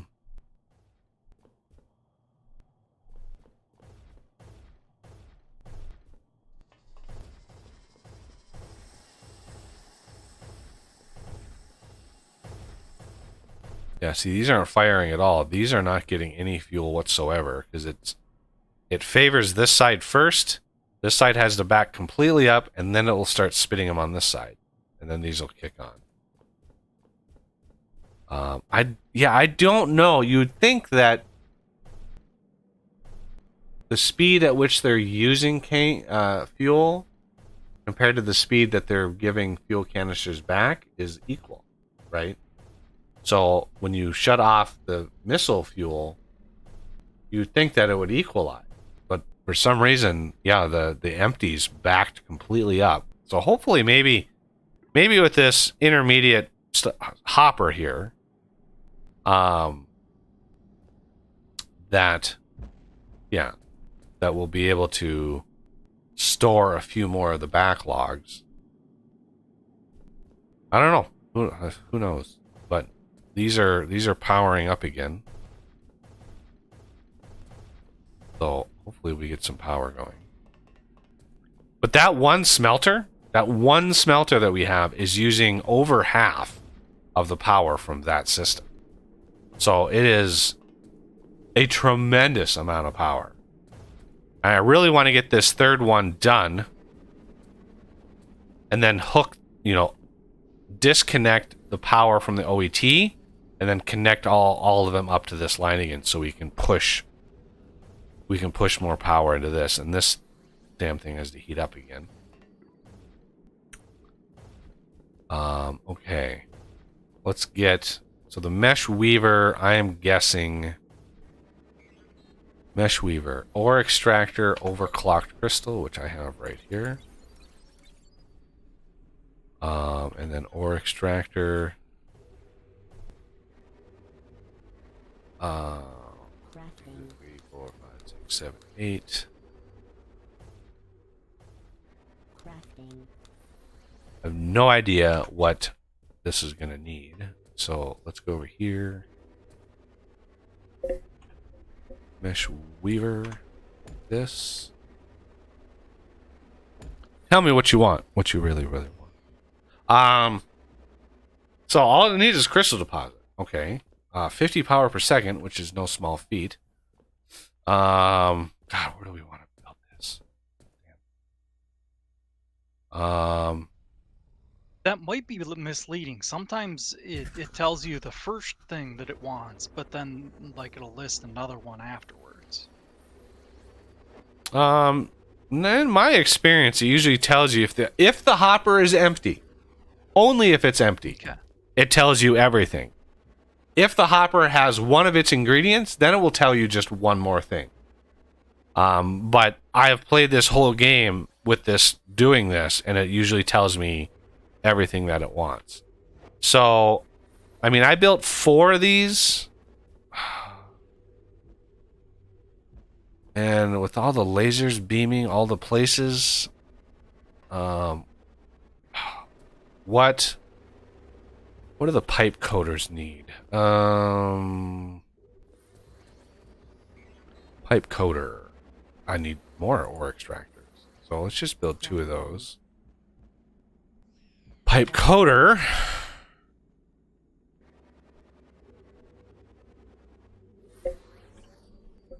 Here, this is. So this is there. Oh God.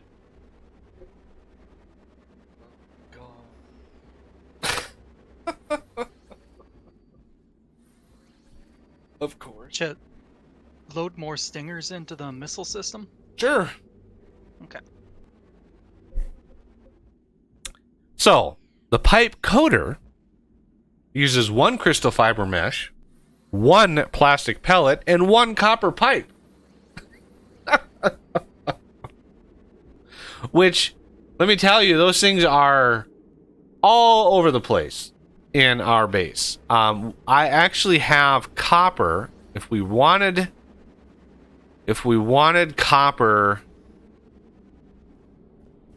we could possibly maybe build a system near here, because this line right here, this matter mover, this is supplying copper ingots. For the copper pipe, incidentally, for missiles,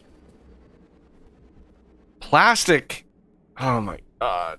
I don't think we're going to need a lot of these. So if we go and get like 500 plastic, that's going to be 500 pipes. That's actually more than enough. Like, because we're not going to be using geothermals. Normally you would want hundreds of these for geothermals. But we're only going to be using them for the casting basin. So, at most we're going to need 200 to 300 pipe. So I actually produced way too many mesh weavers. Like way too many.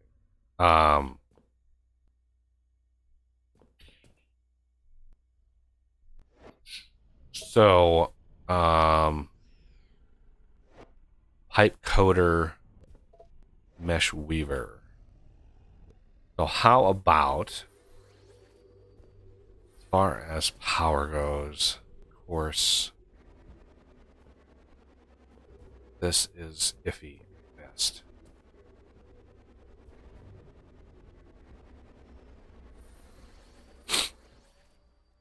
Jeez.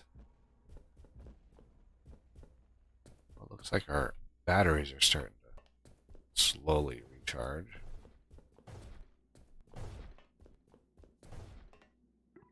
Hey, this thing is smelting again.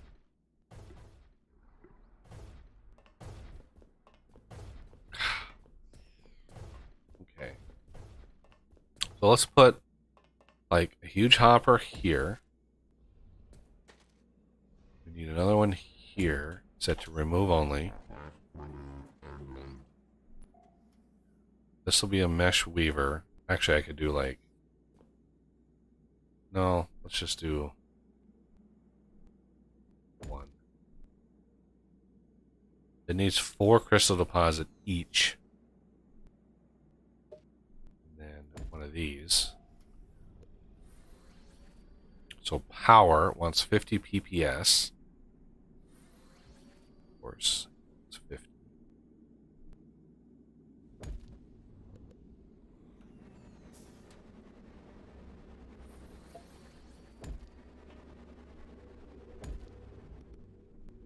Okay.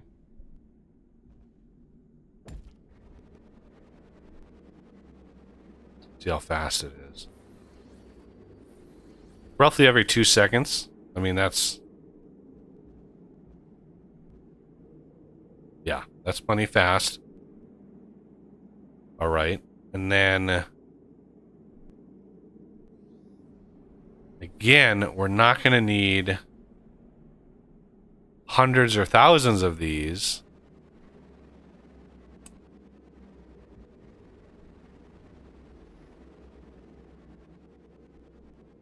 If we do... Oh, there's just no easy way to do this.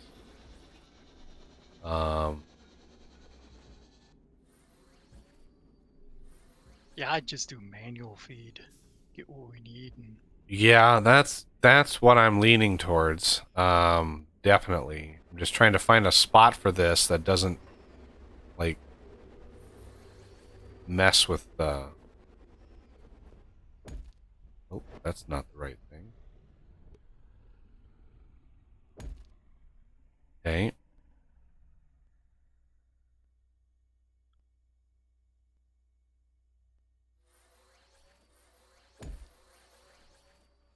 And this is 1, 2, 3, and 4. Remove. So, plastic pellet, copper pipe, crystal fiber mesh.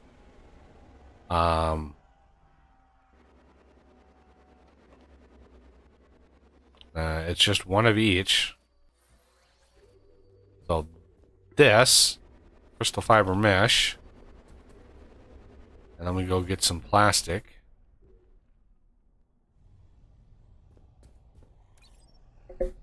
And then we don't want infinite amounts of plastic. We just want 200 plastic.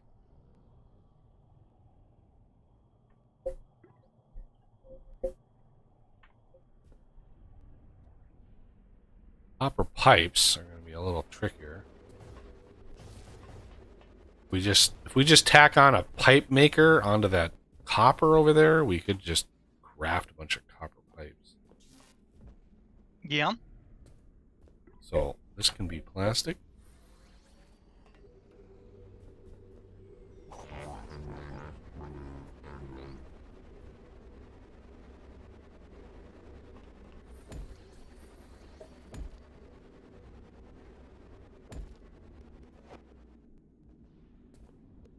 Boy, that was a lag spike. Jesus.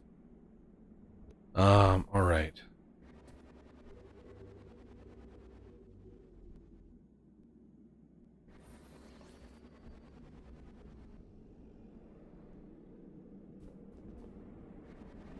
Come on.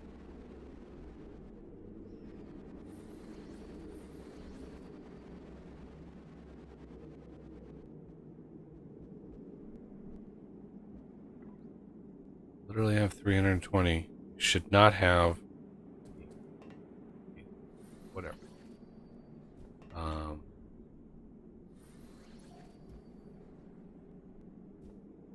right. Plastic, copper pipe. Over here. See, this is copper pipe going in here. I don't have a lot, you know, this is all basically small storage hoppers over here.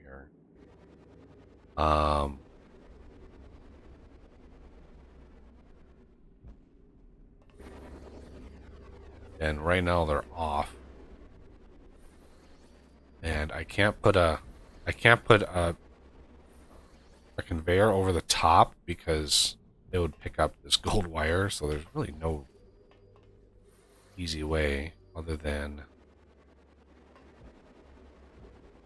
I'm pretty sure that's sitting. Oh, I guess it's not. We could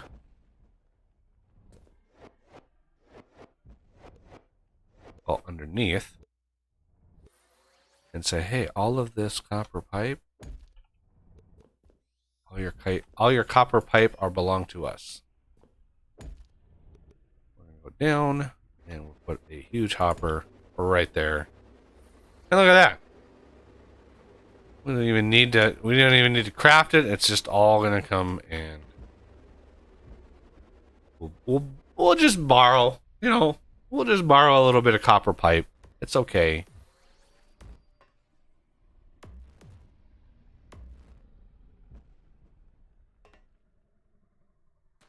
It's fine.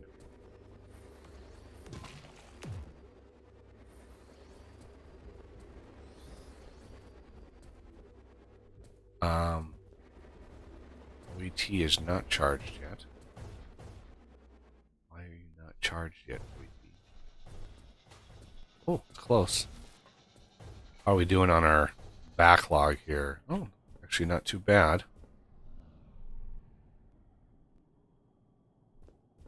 Everybody's running.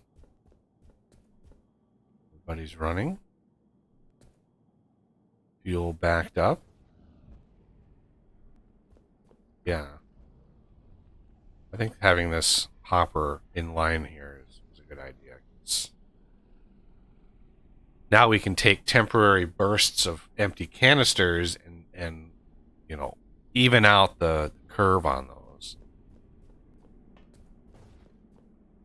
As soon as this is charged again, I'm going to break this.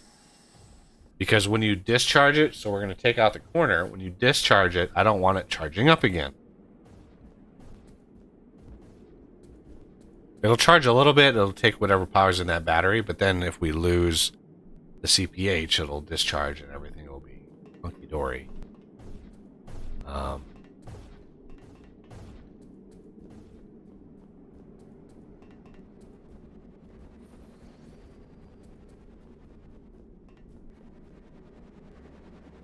So, which corner should we clear?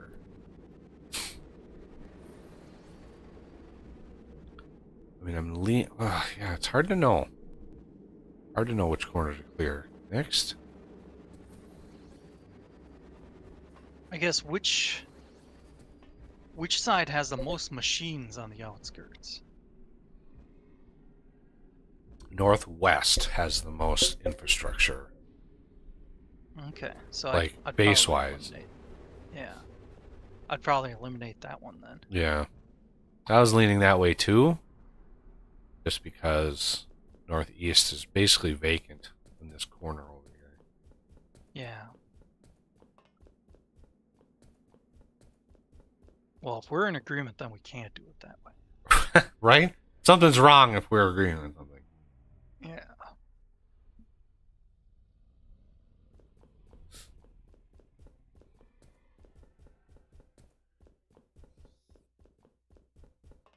Alright, let's move the pipe. It should be full by now, shouldn't it? Yep. Move the pipe. And then over here, we should be full here. Power is rush mode, right? No, we are not in rush mode. Rush mode is its own thing. Or rapid, I mean. Rapid power. Yes, we are in rapid. Okay. Rapid and plentiful. Somebody asked. If you if you hit escape here, you can see resources rapid, power plentiful, normal mobs, normal day night, care package on. All right, so that is heat conducting pipe. Pretty sure you get one at a time. And then that, I made way too many of machines, so let's put the mess weavers away. I don't need all those. I've got a bunch of bug parts on me for whatever reason.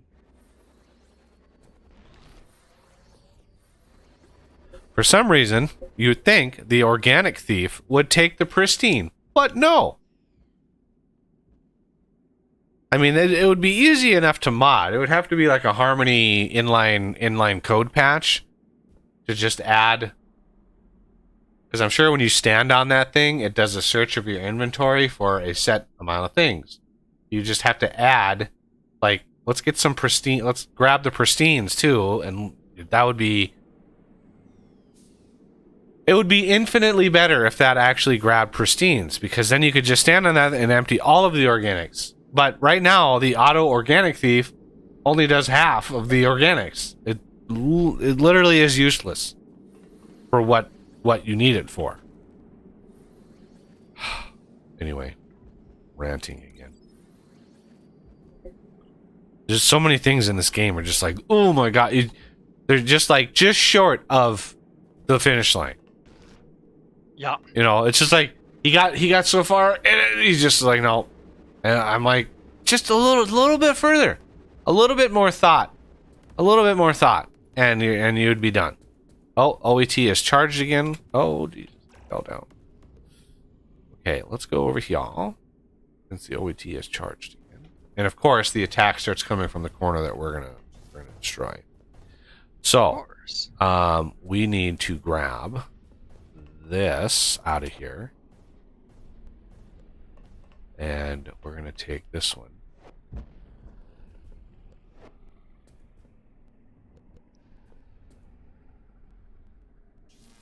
And we're going to rebuild it.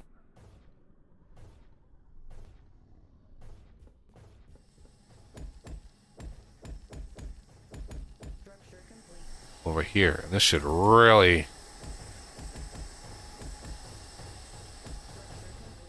This should really bring power to the base, but we need to kill that side. Can you shut off missile? Shut off the words. OET charging? No, I just did that. The missile delivery to the missile platform. The one. We have those two zipper merges. Just rotate the thing to stop delivering missiles. New missiles. Whoa, that's the... Oh, turn around.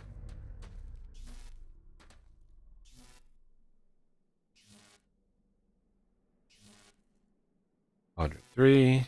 Oh, look at that. Destruction chance 100%. Finally. Is this going to move this time? Oh, it looks like it's moving. Maybe. Possibly. It looks like it's moving. Travel distance, 500 meters. Really? Yeah, sometimes getting enough power to your resin farm is a challenge. Yeah, the resin system uses... I mean, mine can easily use 10,000 power per second. Yeah.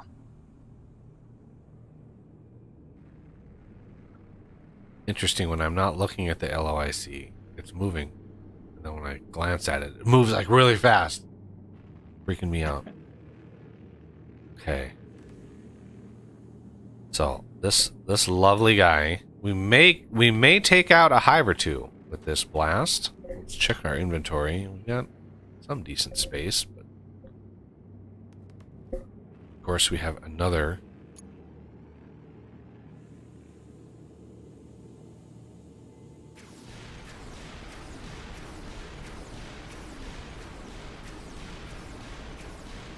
And again, the molten little chunks that are flying out. That was my little addition. That was my little contribution to this.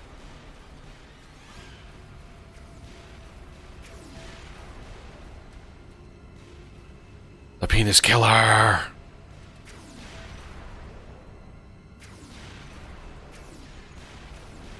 That'll teach them to defend their own home planet. Right? How dare they question our authority? Yeah.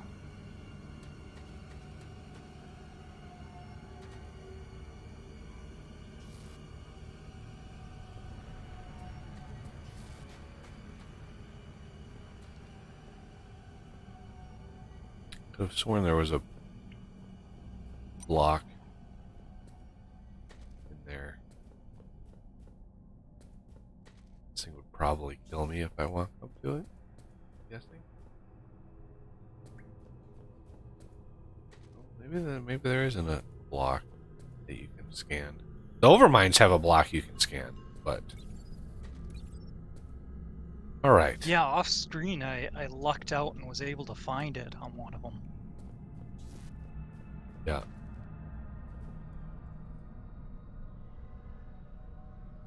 All right. So we've got just the one Overmind left. Well, I forgot to clear out the beacons and stuff. So unfortunately, we lost a few. Oh well.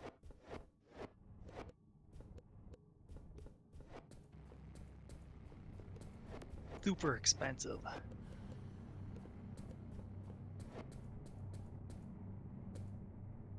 All right. Let the Falcors service these.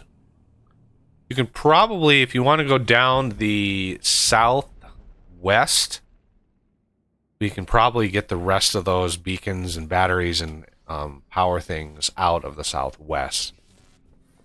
I didn't remove all of them because there were still bugs. Still bugs that direction.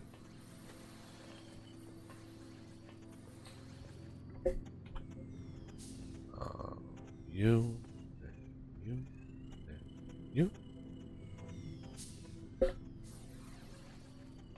And again, there's just like no use. Once you pick up the beacons, there's like little, not really anything you can do with them after you're done with them on the surface. Alright, so I need to take a quick bio break. And I'll be right back, everybody.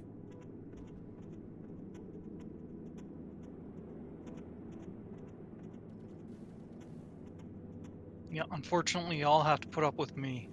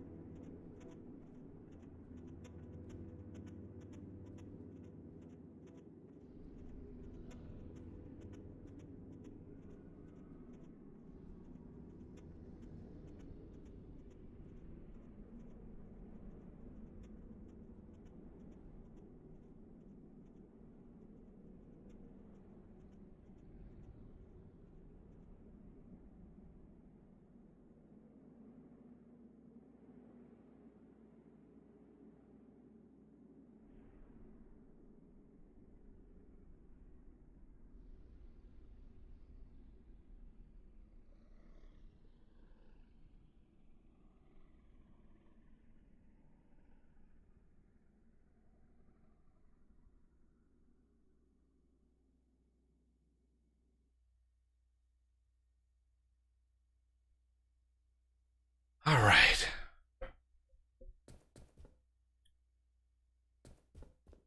And now they're all coming from that direction. We've got...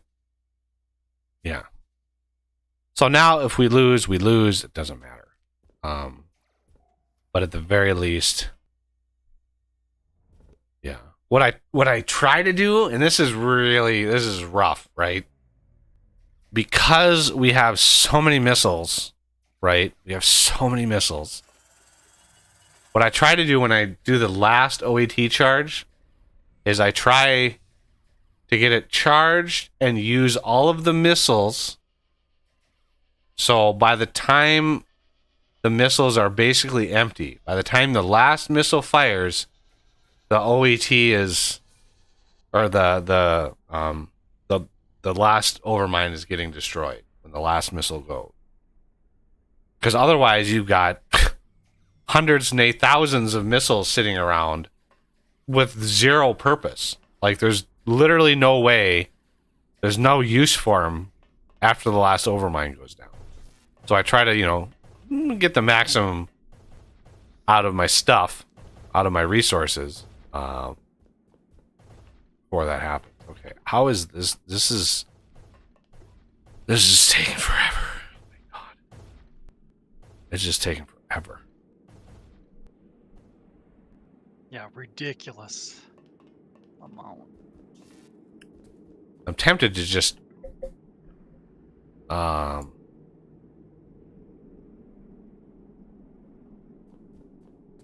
Yeah, I'd work on just making one furnace and then a casting basin. And yeah, if you that's what I'm thinking, is because we have 200 in there, we have 95, so almost 100 in there. That's like 300 chrome. I mean, that's enough for a casting basin and at least one blast furnace and probably a few pipes and things. We have the power. We have the power. 97. So if that's 98, 99, one more after this, and I'll switch it. So this one, heating.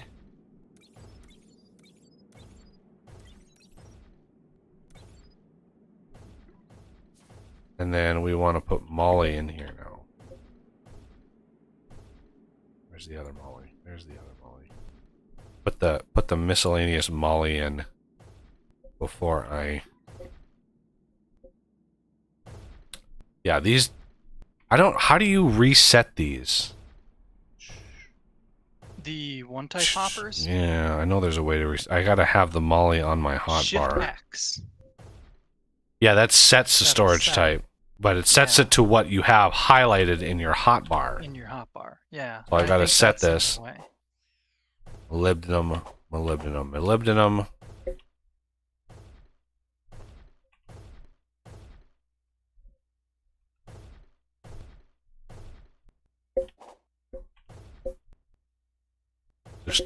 I just wanted it out of my inventory.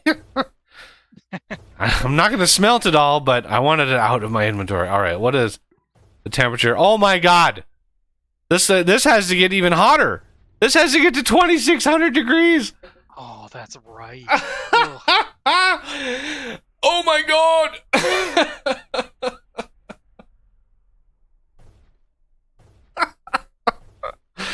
Blah, blah, blah, blah. Unreal. Yeah. It's just unreal.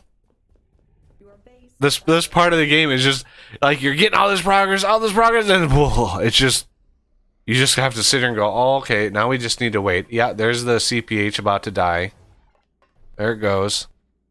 And that should have discharged the OET. So if we can compare that now. Over here. It's charging up again. For reasons unknown. I don't know why. Where is it charging up? Why is it... I think it's discharging. Oh, yeah, there it is. Yeah, it's discharging. I saw the numbers move. I just wasn't paying attention to whether they were going up or down. Yeah. But yeah, the whole thing discharges when you lose the CPH. So the power we had in there was from that battery in there. So there was 270,000 power. So yeah, all that power is gone. And the CPH is... Or the OET is just another thing.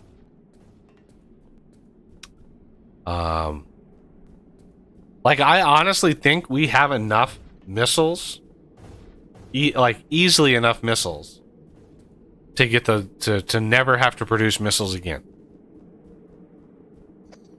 Because charging the OET is 36 minutes when we hook it all up. 36 minutes.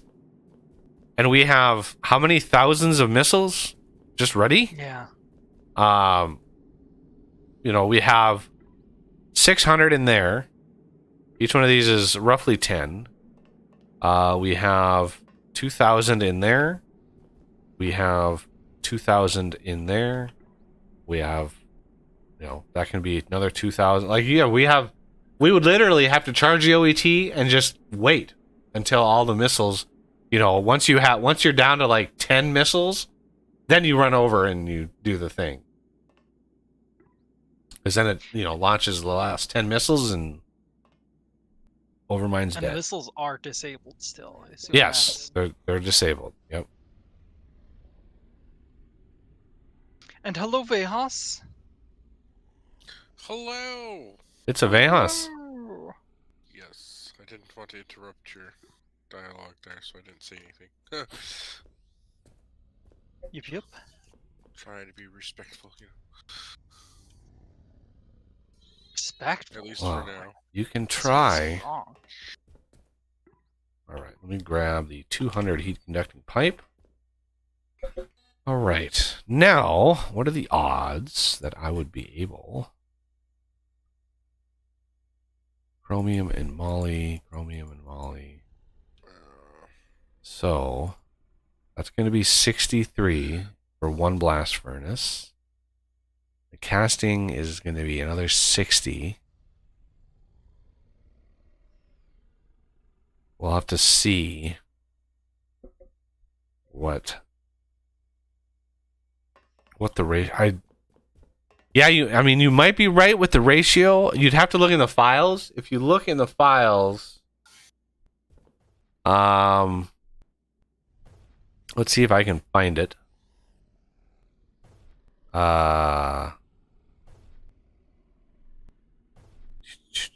Data, blast furnace recipes.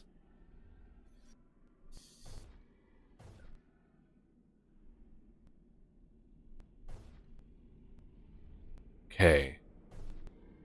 Yeah. The value in here you have to adjust depending on your game mode. So the value in the file is 128 ore per bar.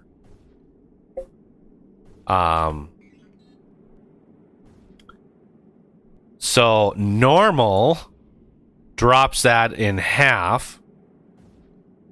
Easy down to 32, casual in 16. Well, casual mode, I'm pretty sure, is rapid. I mean, it's funny that he didn't name his modes after how he named his modes, but so yeah, 16 ore per bar. I think you're right about that, unfortunately. But even with that, we should have enough. Are we gonna have enough for a second? I think we will, because that cuts the 1024 that we were gonna get. It cuts that in half, roughly. Yeah, we should have enough for at least one casting basin and one blast furnace per resource. And then we can just build up the number of casting basins. I usually have 4 blast furnaces per resource. Yeah. Because four blast furnaces can go into one casting basin, which will produce huge amount. And I might have edited that with the I don't know. I'd have to look at my files. But I could have edited that amount with my rebalance recipes.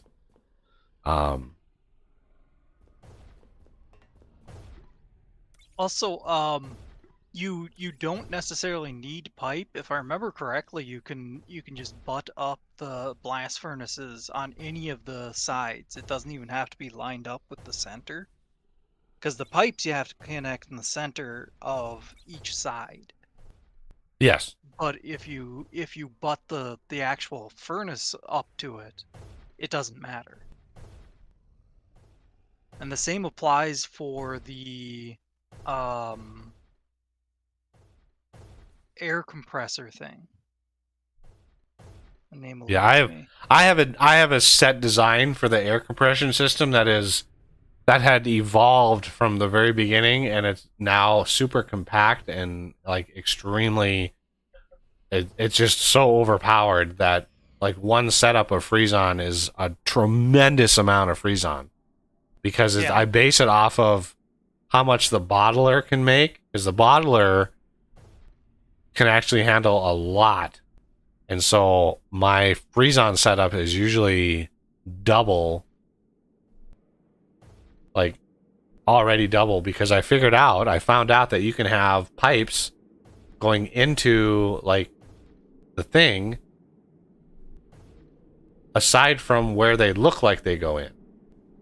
So the like I forgot what you have the particle filtration systems, the big giant like 5x5x3 fans. Yep. I have those double stacked, so those are stacked one on top of another, and then the pipes coming out both go into the central thing, which is a tank, I think. So that tank can have pipes going in. Well, the tank, when you look at the model, has a pipe.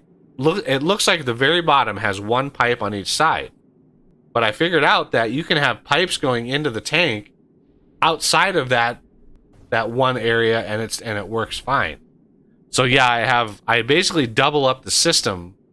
So there are 8 fans going into one tank, and that one tank goes down into the bottler, and that keeps that bottler going like full blast. And it produces a ton of material. Yeah.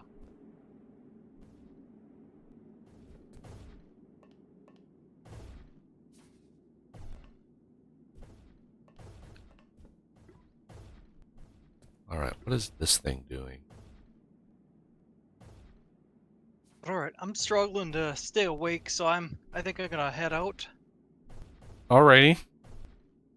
So we'll catch you guys later. Sorry to abandon you again. That's okay.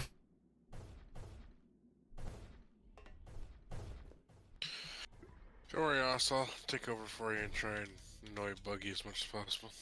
Ah, good. That's my biggest concern. Annoying Buggy. Later, guys. Later. Later. All right, heat conducting pipe.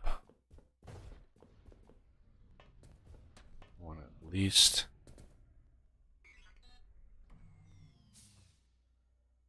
casting pipe. Crafting. At least one of these. We need to figure out where on my hotbar, where on this disaster of a hotbar. How about these? I don't need these anymore, I don't think. Okay. So casting pipe. I want a bend Crafting. there. And then I need quite a bit. All right. So while we wait for this to craft. Oh, it's so slow. It's so slow. Agonizingly slow. We're going to warp down to Cold Caves. Right. And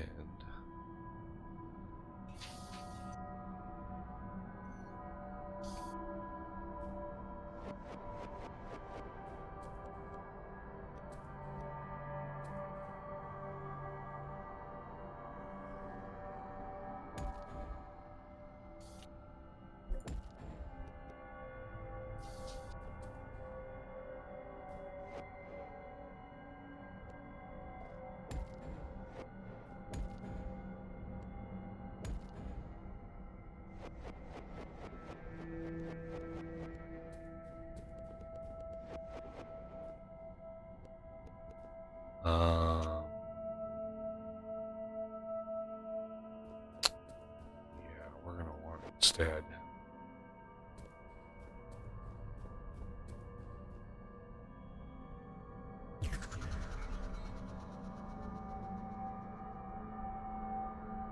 Crafting.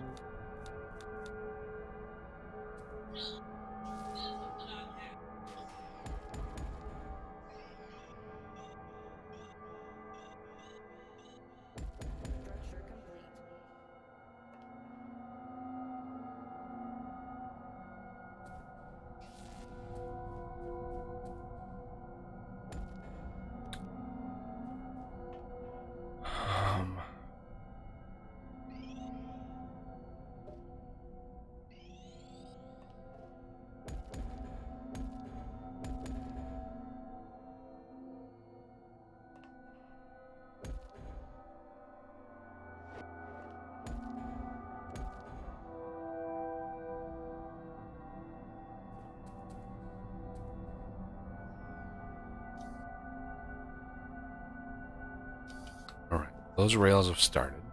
So what I like to do is I like to put a hopper on the corners, and then you build the blast furnace right connected to that hopper, and it connects to that battery. So then all you need to do is push tremendous amount of power into that battery with high-tech lasers and like top tier stuff like lenses. When we get the chromed lenses, forgot how much the chromed lenses do, but I'm pretty sure it increases this to 1600 power per second. Pretty sure.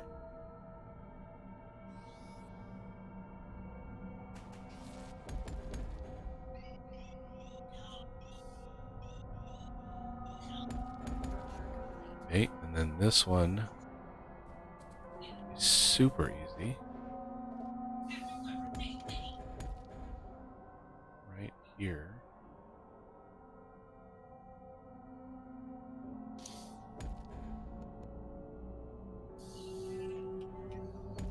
Three, 6.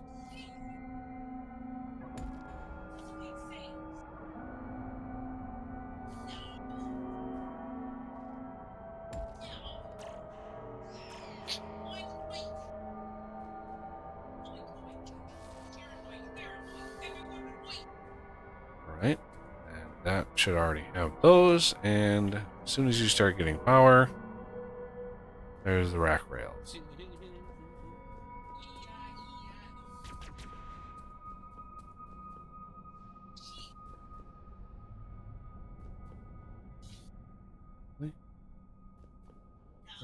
Where's the lasers?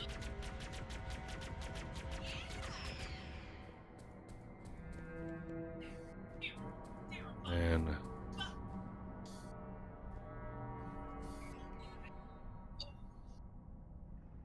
Crafting.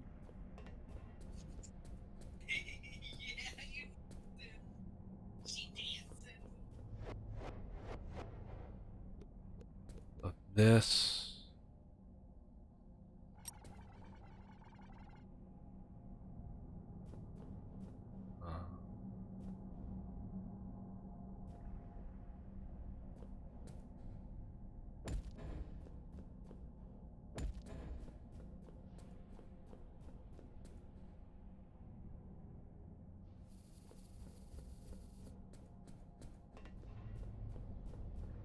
About 430 something.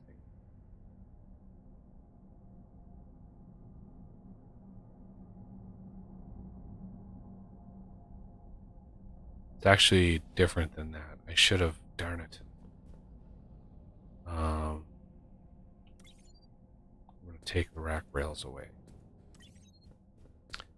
I need to zip down there. I didn't set the final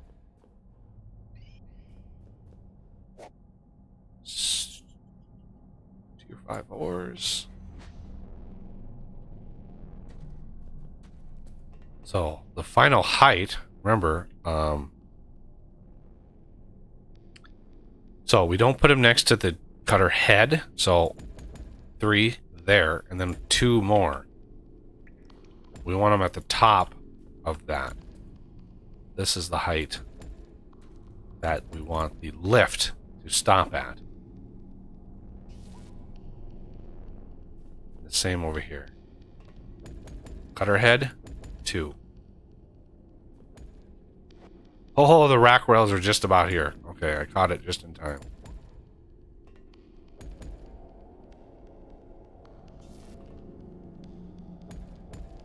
There we go. It really wouldn't have bothered if you built it all the way down and then you took a few of the rack rails away. You just have to do a check rail and it would just go down the list again, and then it would update its height, which is fine. So that's the level of the hoppers. Hoppers go on top. So 1, 2, 3, that is the drill head. 1, 2, and then the third is where the hoppers and everything go on. I don't have the hoppers on me yet, but There's the hoppers there. There's the hoppers there.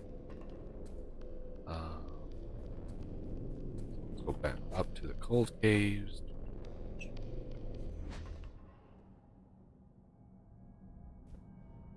Or what are the odds I kept it? Oh, I did keep the rack rails on.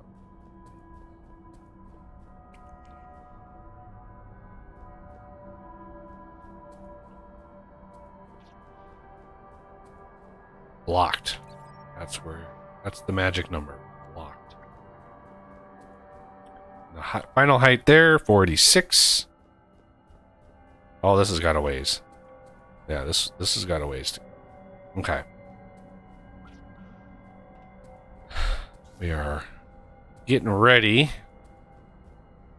So to increase the power here, what we could do, we would have to change this to be diagonal. One there, one in the middle, one down there. Have them diagonally go up, but a straight line coming in. I think we're going to have to do that eventually.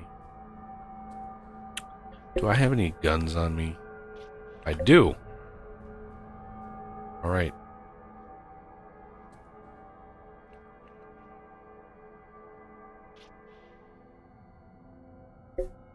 Prepare to meet your makers. Camel bots.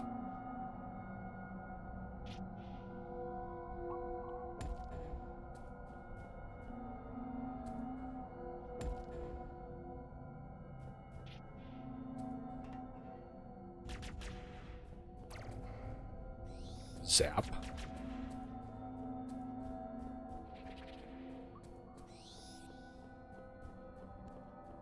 I mean, camelots are a good way to farm organic rock if you're ever in need of it, but at this stage in the game, there's literally no use for it.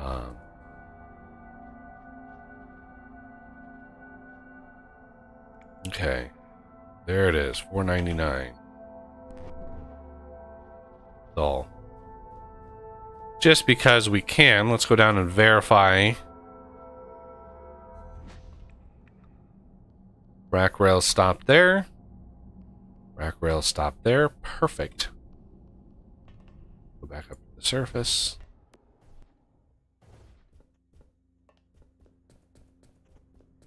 And I walked the wrong direction.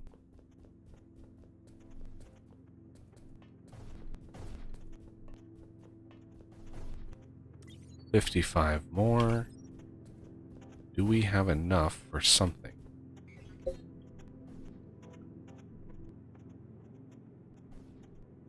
We have 101. That is enough for a blast furnace. So let's craft that. And then for the casting basin, we are going to need roughly 40. We're going to need 60. Oh, we actually don't need that many more. No. Yeah, it's 60, right? So 30, 22. We need 22 no more ingots for a casting basin. And then we should be able to much faster smelt. So let's go build. See, I didn't want this there. Don't need that there. Don't need that there either. Blast furnace. Was hoping to get the rest of these. Let's maybe wait. So how's your Saturday going, Vejas? Yeah, it's going alright. It's not too bad. Yeah? Wife is playing with the baby, and baby's playing with a cat. Yeah, how's the cat liking that? It is trying to escape. But we have the baby in her room, closed off with a gate, so the cat is stuck. Well, the cat will find a way out. That might even be through the baby. That's possible.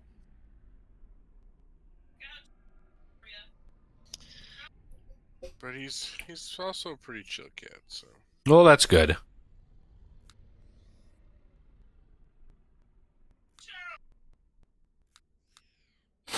So power required 2,500 per second. Holy Moses. 2,500 per second. So if we have 4 of these on one battery, that's going to be a lot. That's going to be 10,000 power per second just for the blast furnaces, not to mention what the cargo lift is going to take. So we're going to need a lot of power down there. We're going to need a way to distribute that power that doesn't kill us.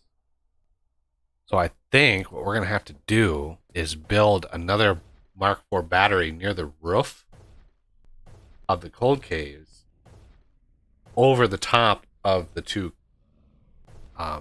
cargo lifts, and then beam power into that battery from above using the Mark IV or Mark V conduit, because that's 100,000 power per second. But also remember that maxes that out. But we're only going to use 10,000 power per second, so that should be fine.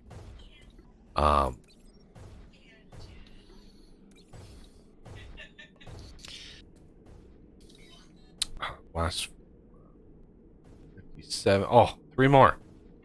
3 more ingots. And I'll be able to move this.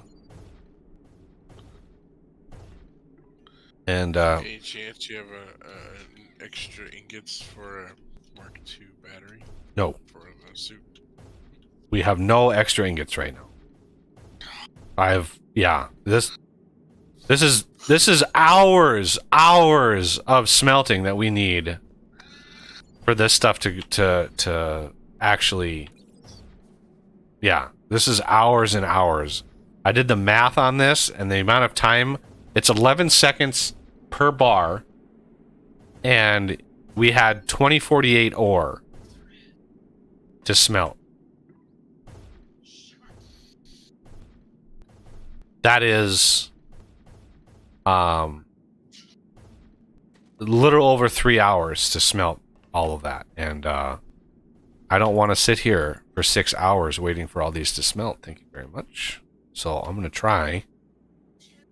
We're gonna have a rougher ratio, I think, down in the cold caves with the blast furnace. But we should be able to make that work a little bit better. So let's go down there.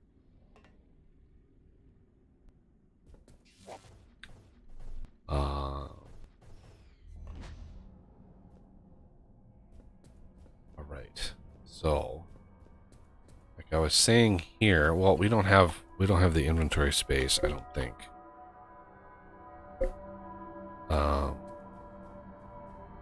I have no idea which one this is. Which one is this actually?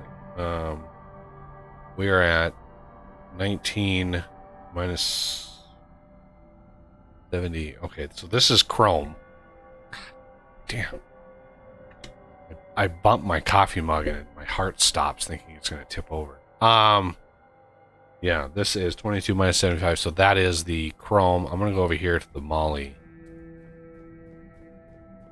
because we want this to be set to moly anyway.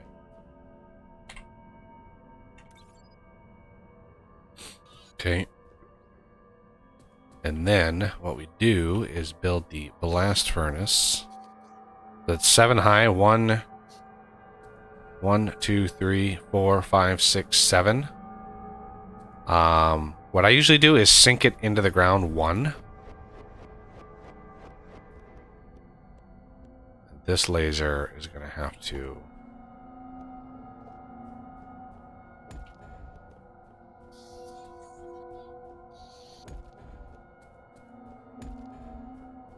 go around.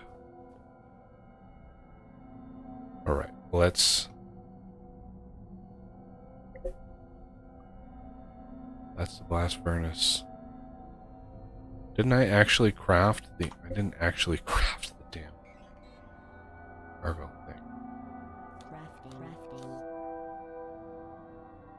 There we go. 2, 3, 4, 5, 6, 7.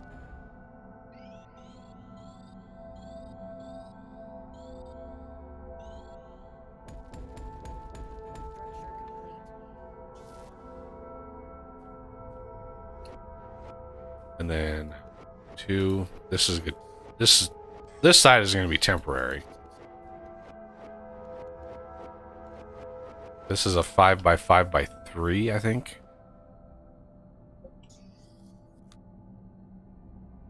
Yep.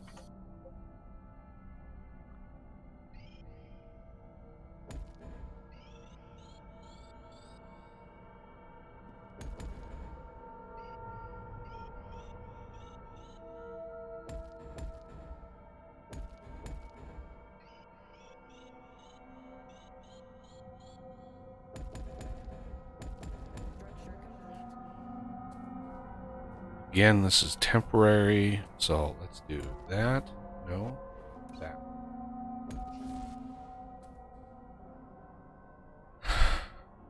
And then we need a hopper of some sort.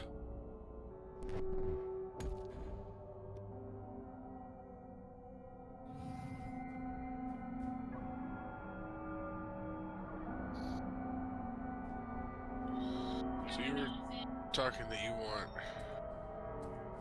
Mark 5 battery above these ones with the conduit shooting into them? Not a Mark 5, no. But directly above these Mark 4s, near the not at the ceiling, but near the ceiling, we're gonna want another Mark 4 to beam directly down into this.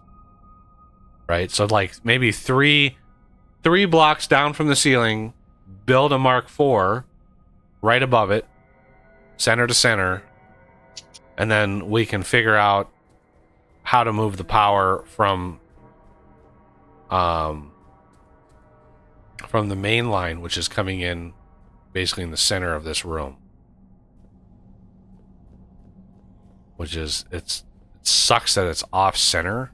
Yeah, this is off center, literally. Yeah, so we're gonna have to, 2 batteries are gonna have to go side by side there, which is fine.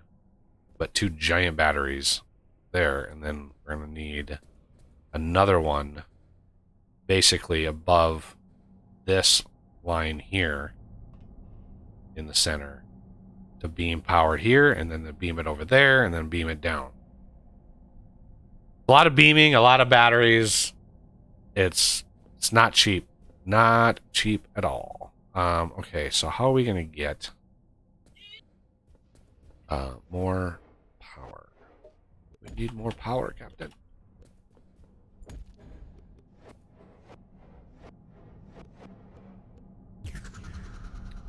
Alright, so this here. This here.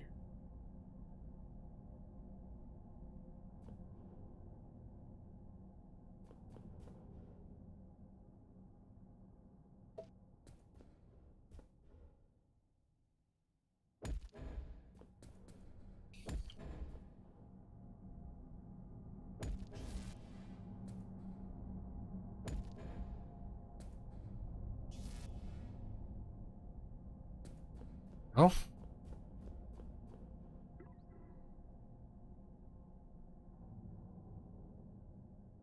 It looks like it's only taking 4.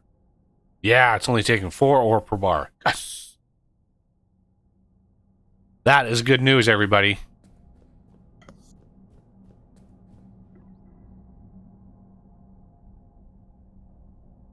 What was the other blast furnace? Yeah, One- comment in chat.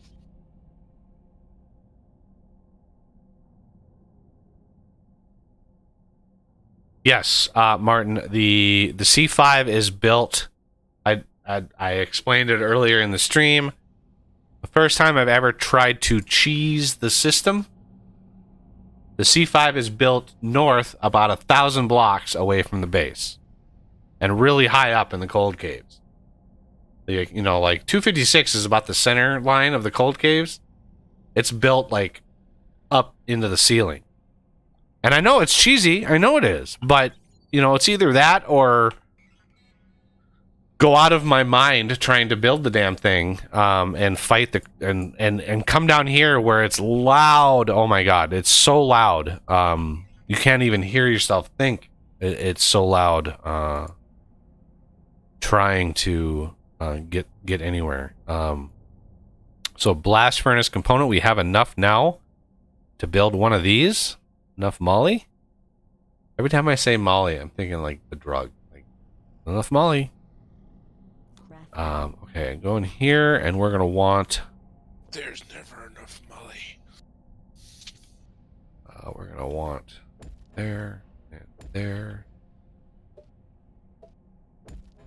I want to try to get a rudimentary.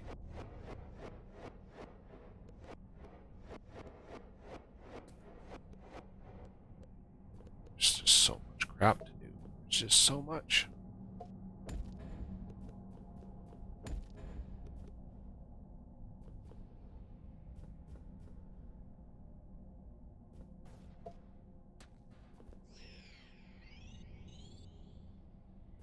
Okay, then you again here, here.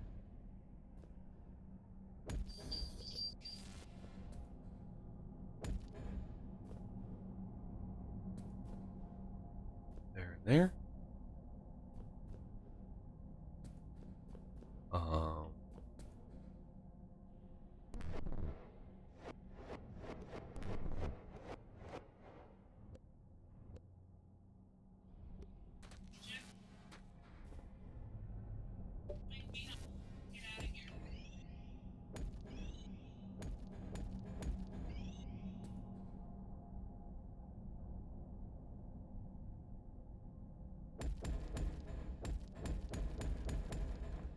Two, three, four, five, six, seven.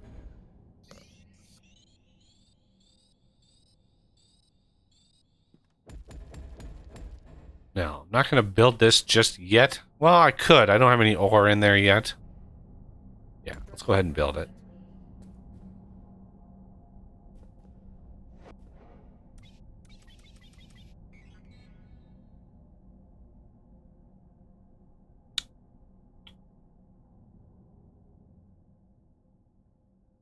Crafting.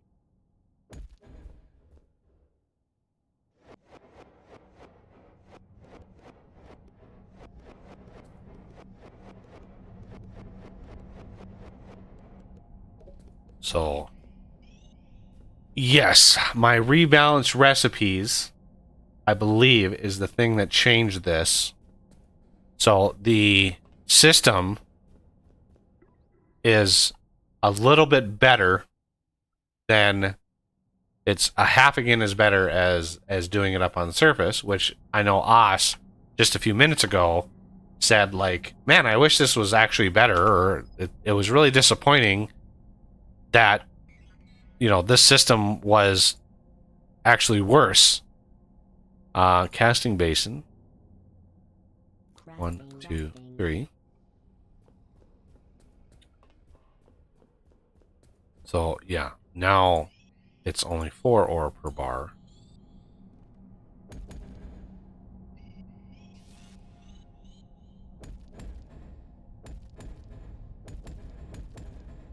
Yeah, I think it's my rebalance recipes. Structure complete. Okay, then all we need to do, I've got the pipe hooked up, and this is a temporary location for this. I mean, it doesn't have to be. Like this, the blast furnace that goes here can go right in like that. And then the 2 on this side, well, yeah, I'd rather have it in between the 2 sets, like on this side. Casting basin right here. This one are close, but the other ones are going to have to route around. So, I don't know if there's a limit on how long these can be. I think there is. I definitely think there is. I just don't know. I just don't remember what it is, what that limit is. We're going to put a huge storage hopper here. And let's put some chrome in here.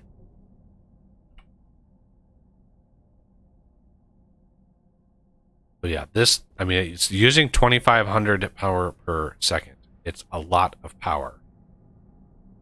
That is a little over 2 of these. So I don't have enough power going in there for 2 of these, for 2 blast furnaces. There's not enough power in this going into this battery. But we are now processing chrome, which is a glorious, glorious thing. And we're processing it in a much more efficient way. Look at that. So this has already burned through 700 ore.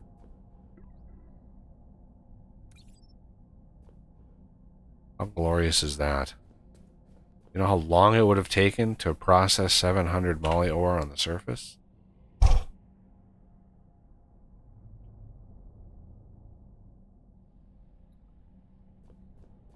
And now we're actually building up. So yeah, I'll zip out to where we are, where the C5 is here. Get a lot of that stuff out of my inventory. That helps a lot, clearing that out. So yeah, I've got the C5 marked here. We can see how far the cryo has gotten. The different color here means that it's changing the climate, supposedly. So 240 meters that way, the cryo has made it.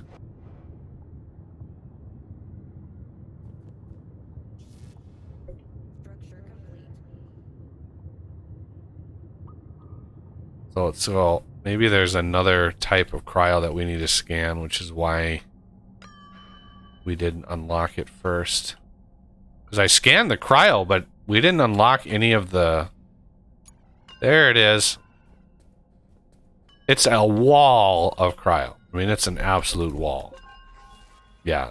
It's a different... Like, this cryo is different from this cryo. Believe it or not. Like, this... They're both called, like, cryoplasm. Right?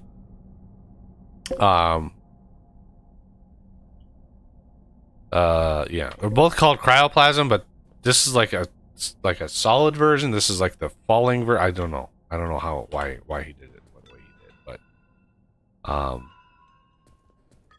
so yeah, there's the, I think that's the spawner in there. Do we see it with the K menu? I don't think, do we see it with the K menu? I have to wait for the, just come on over here and then boom, there it is. Yep. And there's the other one. And there's that one. That one. And that one. There's one over there somewhere. That one. That one. That one.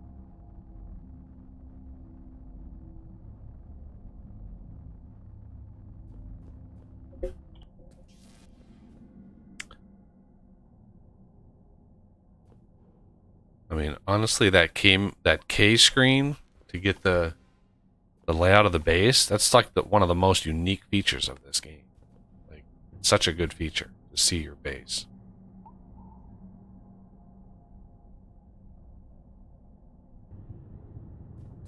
But yeah, this will soon probably be completely filled with cryo.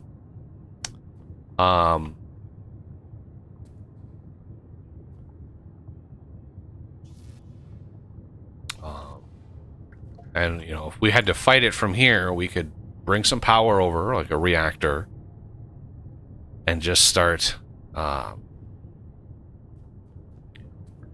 basically clearing it out from here. Okay, let's go back to the gold.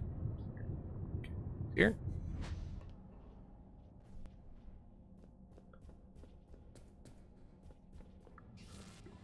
Again, I know I'm cheesing it. I know I'm doing that, but I've seen what it's been like to try to get this system up and running. All right.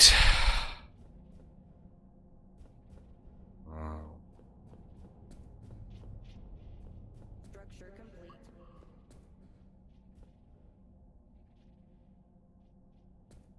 So let's actually...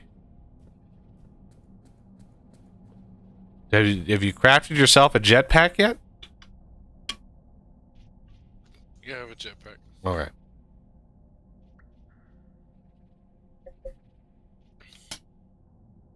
All right. Coffee is official. Um.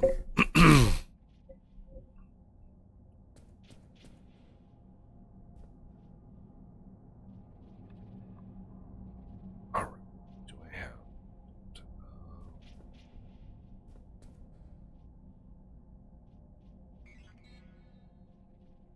Wow, we have 2 manufacturing plants down here. Did I build those both? Don't even remember. Crafting.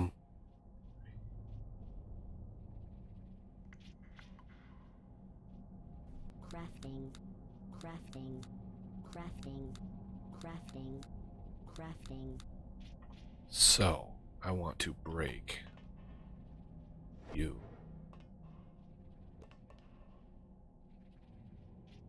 How many blocks from the top? 3? Okay. Yeah. You said 2, I figured 3 just gave us a little extra room. Uh,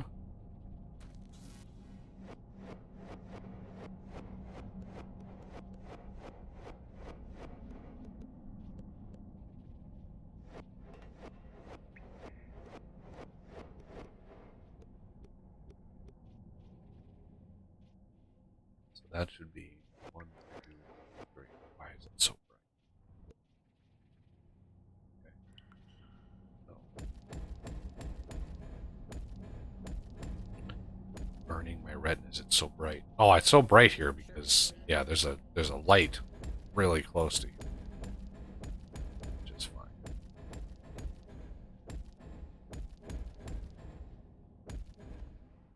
Structure complete. Okay. Now build a little platform so I can walk. This is the most dangerous part. The part you don't want to be standing on top of the battery. Definitely ill advised. Structure complete. Zap. And there's a battery full. So I want to go down here. Oh.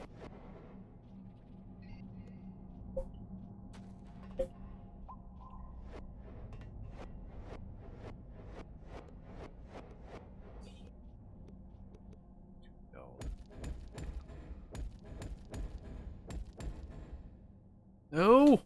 No. Structure complete.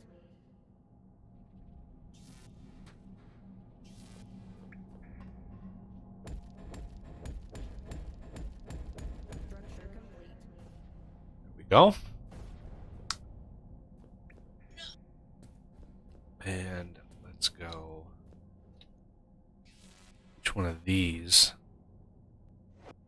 going to need a tier 5 conduit? And it doesn't need it, but I'd rather use these tier 5s than mine. There's a bug with mine that I never could figure out how to fix. Structure complete.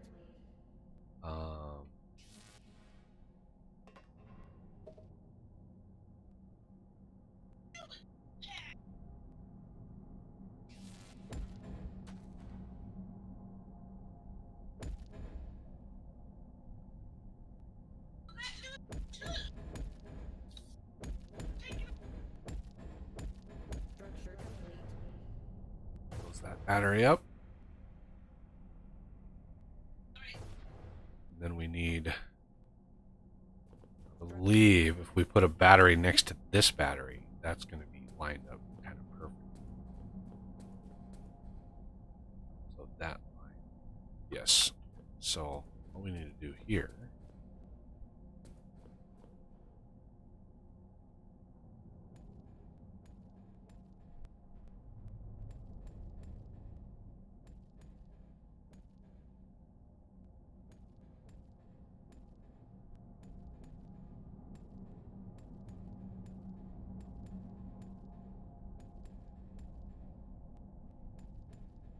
Structure complete. And this battery just naturally shares with that one.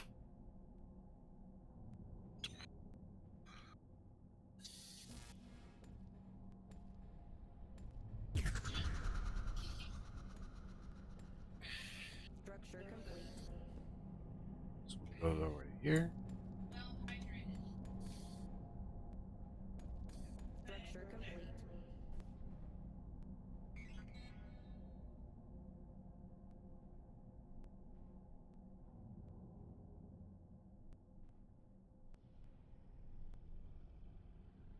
Crafting. Crafting.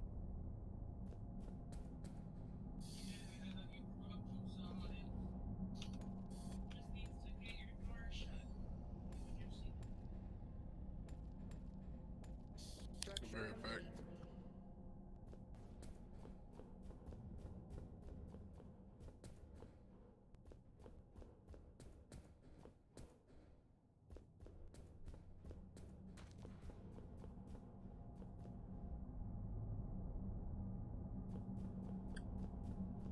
Okay. So this, I can take these.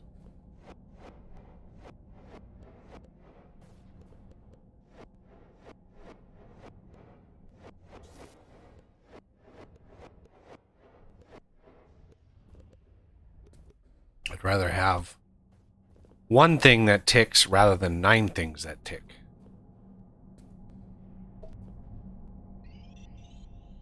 Okay. That's plenty of power. This is Molly, so let's fill that back up.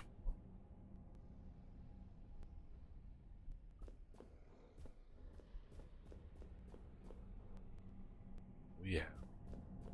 Okay. Let's go to conduit again. Crafting. Crafting.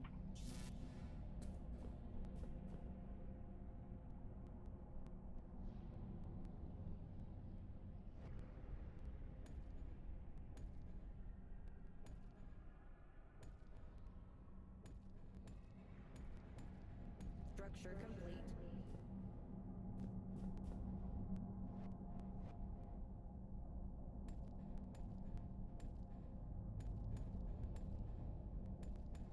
Structure complete.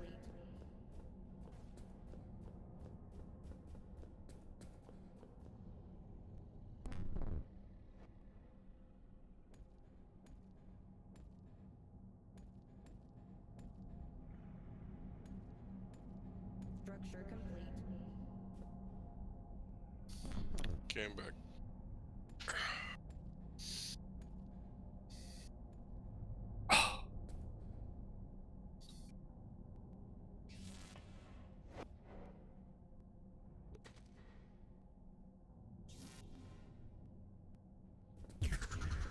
So are you and the wife talking about having another one yet? Structure complete. We have talked about it. We pretty much gonna do like a 2-year gap before we have another one. Because of health reasons and stuff like that.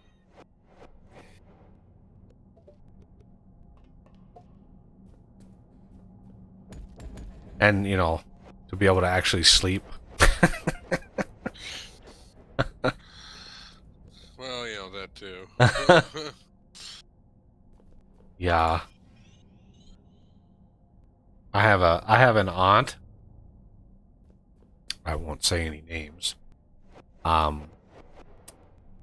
But needless to say, they're Catholic, and she had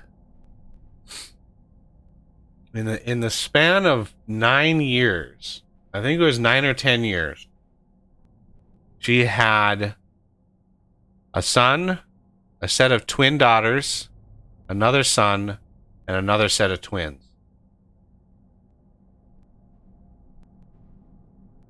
So 1, 2, 3, 4, 5, 6 kids in a span of like 9 years. And after that, they adopted like 3 kids. So yeah, there's like 9 kids on that side of the family. It's you know, I remember holidays over at their house. It was just chaos, utter chaos. And now, like, now the kids have grown up and now they're having kids, and it's just like that family is enormous. I think one of the daughters has like 4 of her own now already, and it's just like, oh my god. Yeah. I don't know how they did it. I just don't like how did they do it? Chromium.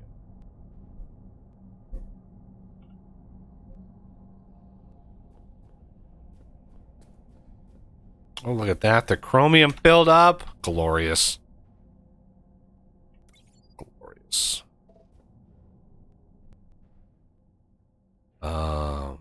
Yeah. So I'm not gonna expand the blast furnaces with this ore because I need to build the trenchers for each one of these. That is the priority, is the trenchers. We're very close to being able to. Yeah, there's 200 moly. So I need to. Oh, I don't have any. Let's build some more of super duper storage hoppers. Crafting. I've had some bugs happen in the past where if you put the 1-type hoppers on the casting basin, it doesn't really work all that well. I've had that bug in the past. I just want to verify that this finds this hopper. There it is. Yep. Because remember, it has to check all sides, and then depending on how many, it checks every face of the block. Not just the base, it checks every face. So it's a lot of faces to cycle through. And then I'm going to take this one, this here. And then once you have, you know, one that it can see, right? Then you can put 1-type hoppers off of that, which is fine. And this should... Come on. There it is.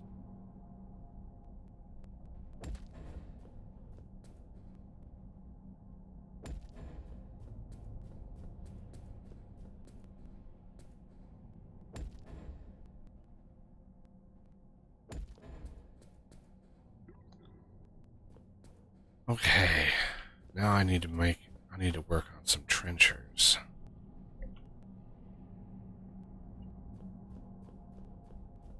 Yeah, this first set of ore. So what I try to do, because the first trencher is just as inefficient as the base ore miner, which is like 10%, right? Nowhere, I don't think anywhere in the help does it tell you the trencher is that bad. It says very efficient on low tiers of ore, inefficient on high tiers. Kind of generic. But there are other tiers that we can do. We just have to do a research. So I needed some of these bars to do research. So here we have 3 clicks with this, so 98, that's 27, and that's another 27. So what you want to do is first we need to research. I like to just smelt enough. We need to go to the surface. Yeah, we're about to lose another attack, which is fine. So, I think we need particulate filtration for whatever reason, which is 32 chrome and moly. So we take the chrome and moly that we have. No, not those. These. So I want 32.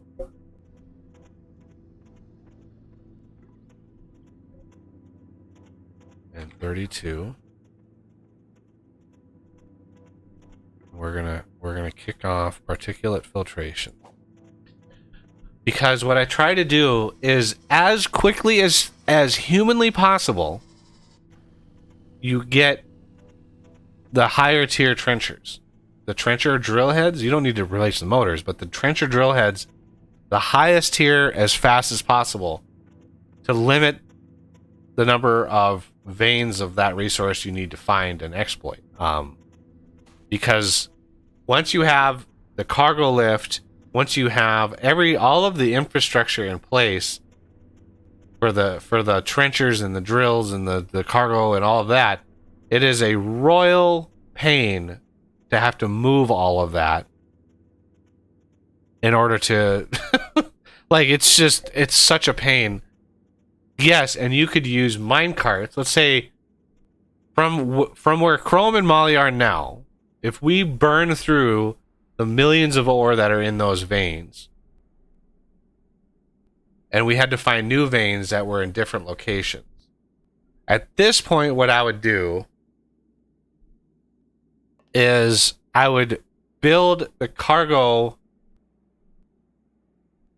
Yeah, I would build cargo lifts down to the new ones, set up the trenchers the same way. But then up on top, I would likely move the ore via minecarts, I think, maybe, possibly. Maybe, like, I try to resist moving to different veins as much as possible, because it's a lot of time that is you don't ever get back. So I'm guessing to research the next trenchers, we're gonna actually need some of this gas, which is really annoying. Because this also takes a bunch of time. It's a long time.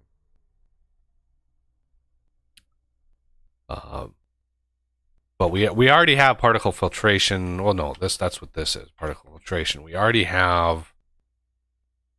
Oh, there's the cryoplasm, and that probably, I'm guessing. Yep, basic cryoplasm defense. There it is.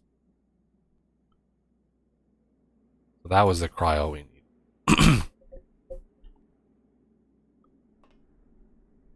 Project finished. There it is. Yes, we need freeze-on. 512 chromium moly. Ouch. Ouch. Whew, that hurts. 512 chromium moly. Basic cryoplasm defense, just in case. Let's do 64 XL, 64 advanced. Oh, man. 64, huh? That is going to be 100 28,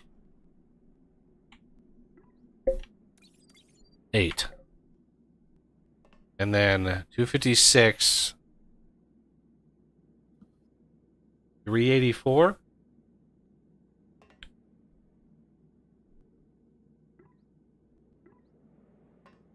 One, 2, 3, 10, 20, 30, 40, 50, 60, 70, 80. 1, 2, 3, 4. And then... There's a couple more questions in chat. Okay, I'll do that right after I get done with gold.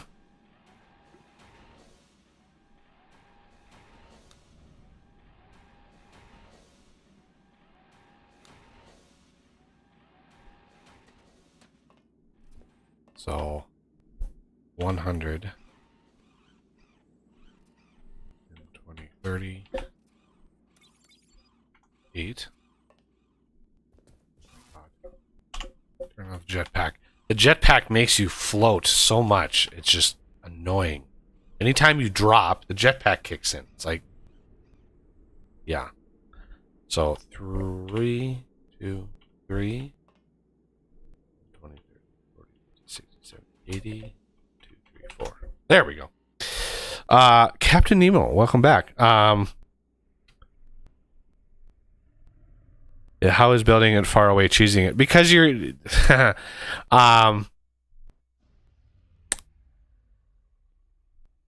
it's cheesing it because you're supposed to actively fight the cryo while you're doing all of this, right? You're supposed to build the C5 basically in the middle of your cold cave, your cold cavern factory, and you're supposed to be fighting the cryo the entire time that you're doing all of the stuff that we've been doing, right? Building it 1,000 blocks away, we're just ignoring the cryo out there at this point. We're just ignoring it until such a time when we want to go and fight it. Now, when you build the magma bore, you have to build the magma bore basically in the center, like right next to your C5, because the pipes coming off the magma bore because you need to pump lava or magma or whatever heat from the magma bore when it's done drilling. Well, those pipes go into a storage. And those pipes from the storage, you need to go to the cryos because the little multi-block that blasts the cryos, well, that pipe has a limit of 512 blocks or thereabouts. So you cannot just have super long runs of the lava pipes because it's 512. Once you hit 512, that the pipes will only go that far to search for the final end block. I think it's a little bit more than that because it's literally like 256 blocks in either direction, or it's 320. I don't know. I'd have to look at the code to see the final numbers. But the baseline is the pipes from the lava tank to the lava burners has a limited distance. And if you build, like, let's say you build a magma bore close to where we are down in the cold caves, well, that distance, like all the way to the cryos, it's gonna be too much. Now, what I haven't tested is if you have a tank, let's say we built a magma bore where we are, and then had a pipe from the magma bore 512 blocks to a tank, and then another 512 blocks to another tank. I don't know if that works. Anybody out there can let me know whether or not that works. If you can go tank to tank to tank, if you can just daisy chain the tanks and go to that limit, right? 512 a tank, 512 a tank. I don't know. The code is not that forgiving. It's very hard set on what it's looking for. So I'd have to look at the code and I'd have to see if there was some forgiveness there. So yeah. Okay, 32 imbued blocks. I have those somewhere. There they are. 32. There we go.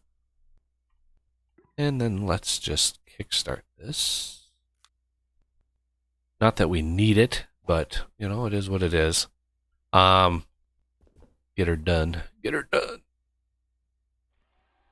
I could rebuild the Mark IV laser, but, yeah, it's so loud. It's, like, so loud. Rapid logistics.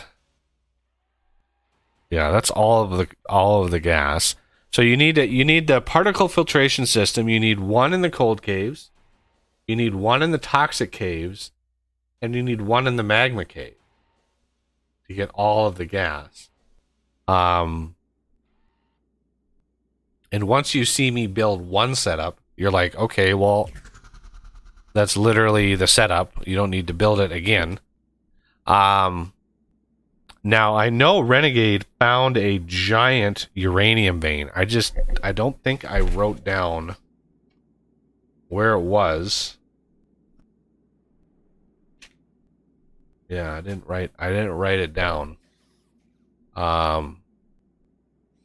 Let's look at what does this unlock. Yeah, I don't need that. I don't like the mass storage system. You know, kudos if you do. But I've never liked the mass storage system. Too generic. Trencher drill head there. And then once you research that one, there's another one that's probably even more expensive that uses like the Heimel blocks and all the other weird blocks that you need.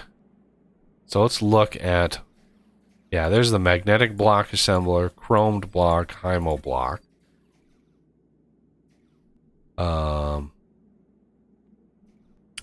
Geothermal, there's the particle filter, particle compressor, particle storage, gas bottler. And I believe, yep, I added one-click craft for all of these because it is hella annoying to craft these because you craft a lot of them, especially the particle filters. So having a one-click craft is very handy. Particle compressor, particle storage, they're all giant multi-blocks. So yeah, crafting them can be tedious to try to get the numbers right. So if you want to save yourself some crunching of numbers, I think my rebalance recipes mod is the one that introduces those one-click craft recipes. So let's just get an idea. I think, yeah, we have, there's another category in here, which is nice. So the particle filter, you can see, requires 75. Well, this is a one-click craft, so I just take all of these values and, you know, multiply them by how many clicks you need. This is a lot of resin, which is why you need a system for resin. You need a hive farm, absolutely, to get this up and running. Particle compressor compresses and cools low pressure gas, ready to be stored. So your particle filters go into the compressor, which then goes into the tank, which then goes into the bottler. Okay. Now, I believe you need, what kind of pipes do you need for this? Yeah, we need chromed and magnetic blocks pretty much around the whole thing. So we need to get those.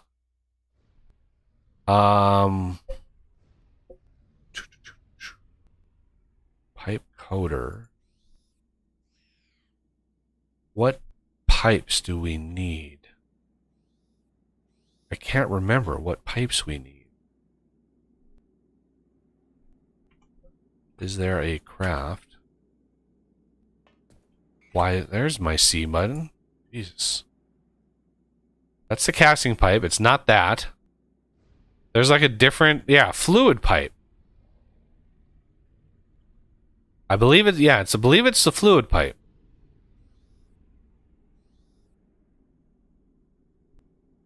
Okay, so. Oh. Those also need chromed and magnetic blocks, so let's look to see what those take. Chromed and magnetic blocks. So magnetic, chromed, and then Heimel combines the two. So magnetic block, chromed block. Now Heimel block is that's going to come at a later date. So I can grab all of these. We don't need any of these anymore. This stupid thing we're done with, thank God.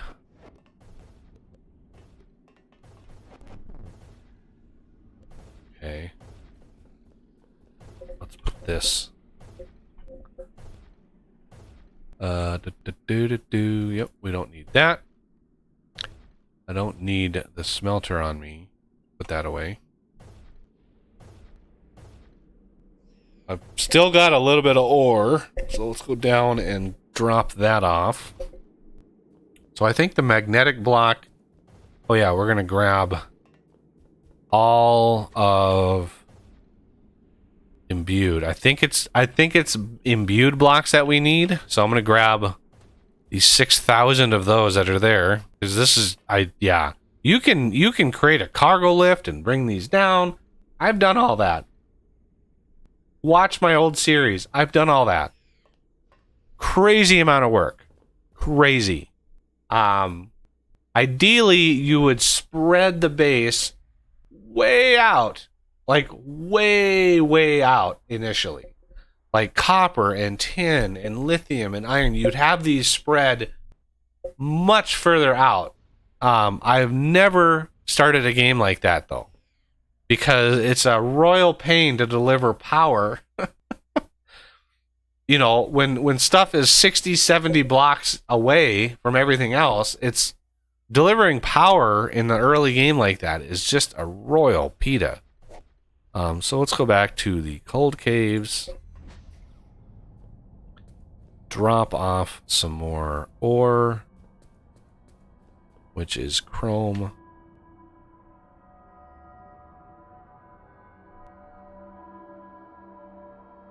I mean, it is smelting it. It's glorious. Chrome. Chrome. You're done? Alright, now Molly. How much we have here? Only 300? Yeah, we're not making it very fast because we just have one blast furnace. Once you get fully loaded, right? Once you have all 4 blast furnaces, whoo, it cruises. I still got a ton of ore left. I really, really want to make sure we have enough. Okay. So chromium, I'm pretty sure it's apparent which one of this is. So we have the magnetic and the chromed block. So it's pretty obvious which one is which. Chromed block, magnetic block. This is chrome. So forgot how much power these take.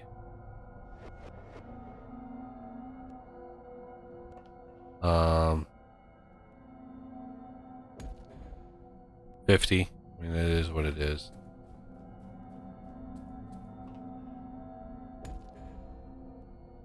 Another 50 for the magnetic.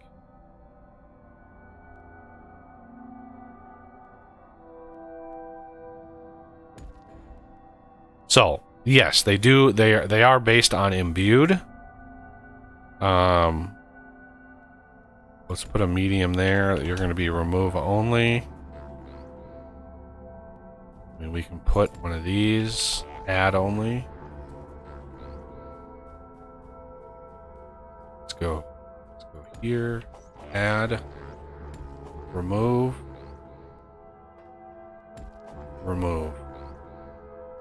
and then power.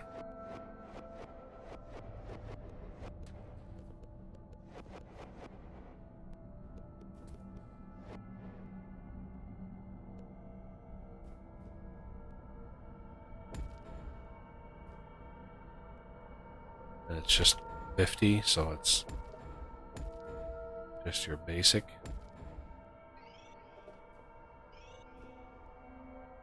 Okay. So imbued. This is why I grabbed the 8,000 that were up there.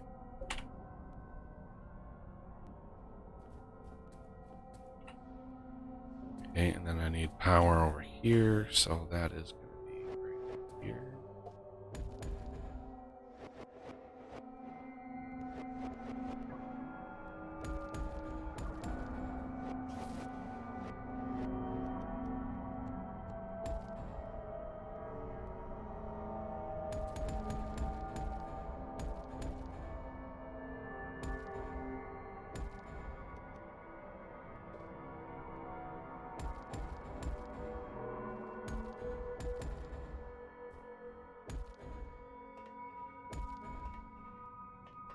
Okay.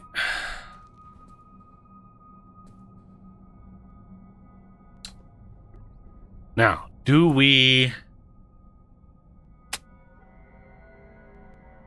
How many of these should we convert and make? So if we look in our research, the next vein is just the bars, but we need freeze-on. We need to set up at least, in order to get the next tier of drill heads. Rain, I've been streaming for 5.5 hours. Forgive me. So the next tier of drill heads, we need at least 512 ingots of each T4, and we need 512 of the gas. So we need at least one setup of particle filtration, which, if we want to build one full setup, it's 8 of these. 8 particle filters, 1 compressor, 1 storage, 1 bottler. Right? So that is a lot. That's a lot of blocks, magnetic blocks and chrome blocks and all that kind of stuff. I think if we just build a single trencher, we could squeeze by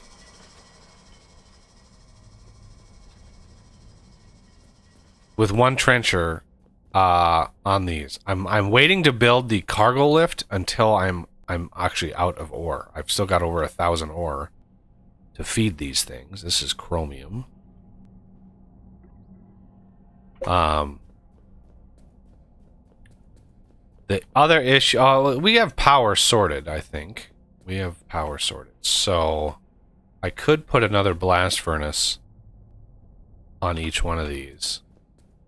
And that would, I mean, obviously double our production here with a minimal amount of extra stuff. Because this pipe...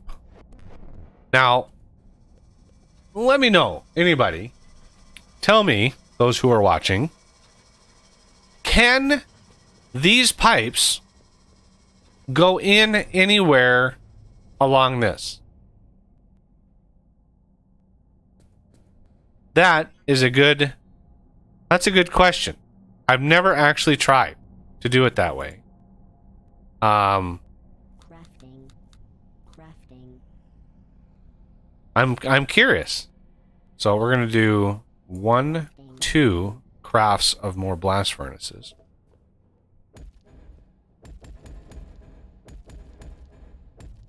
Yeah, I'm curious to know if I can do that.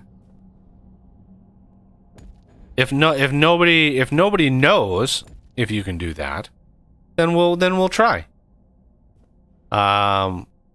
We'll try it that way. We're gonna learn something today. We're gonna learn. You come here. You may not come here to learn, but you're gonna learn anyway. 2, 3, 4, 5, 6, 7.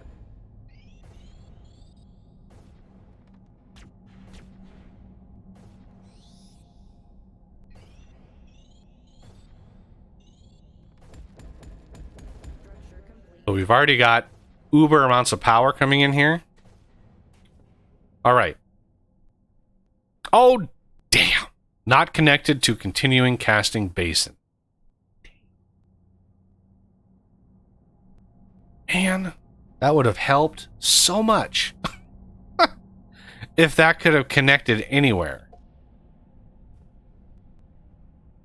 Okay. Well, it was worth a try.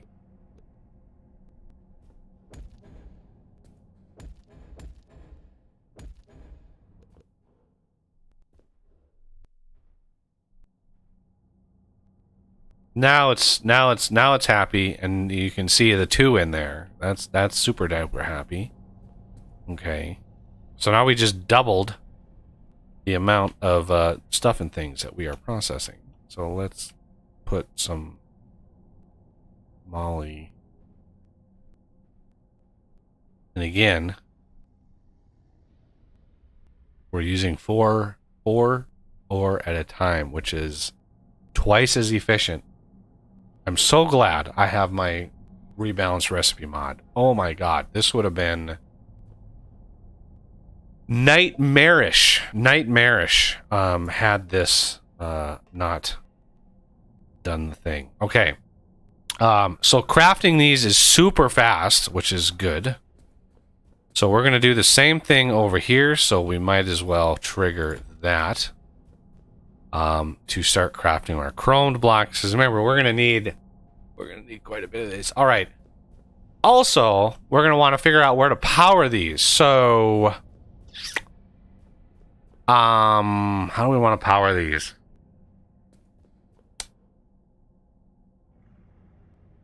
The compressor needs power. The filters need power. The tank doesn't, and the bottler needs power. I think the bottler needs power. 2, 3, 4, 5, 6, 7.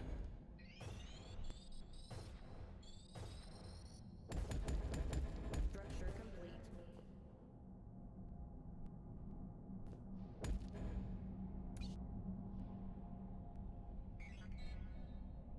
Crafting.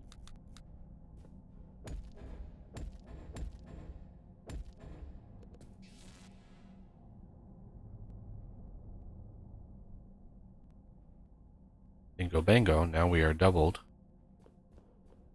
in production. Alright, now I think I'm going to have enough. Yeah, definitely going to have enough.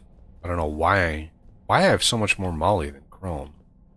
I guess moly, yeah, I smelted a lot more chrome with that first arc smelter above. And then I smelted the exact amount of moly I needed to get the system up and running. So, chrome.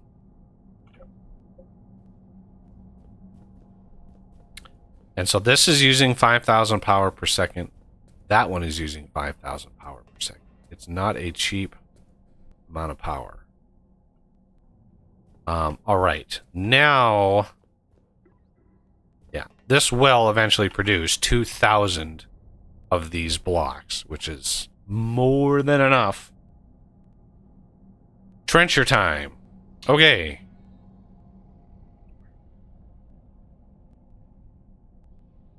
So, I need 3 clicks of this and 3 clicks of this. So that's going to be 27. That's going to be 54 total bars. So 1, 2, 3. 1, 2, 3. And then 2, 3. 1, 2, 3. Getting low on my bars. Now, if you wanted to craft the...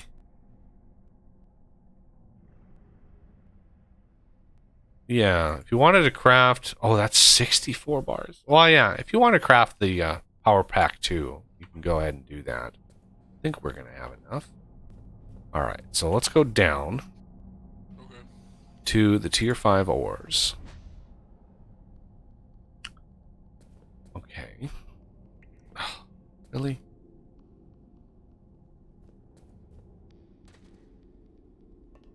Now...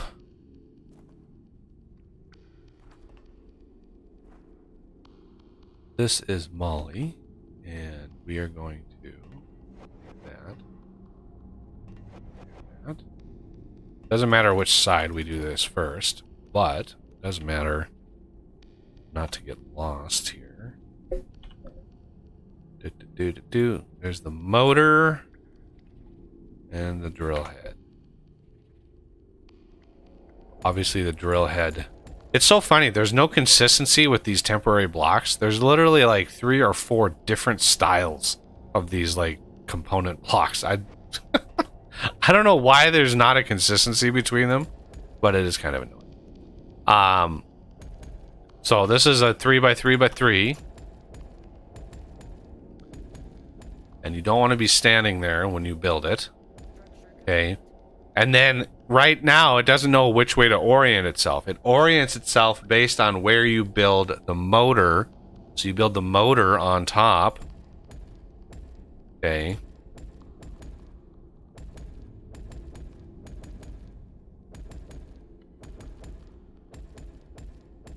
And boom, and boom.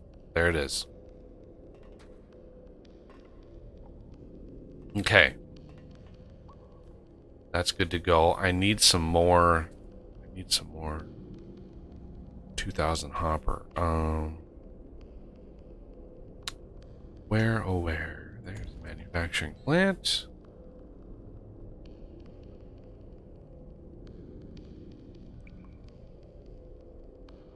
Crafting.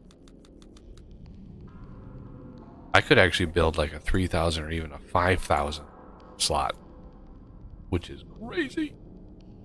But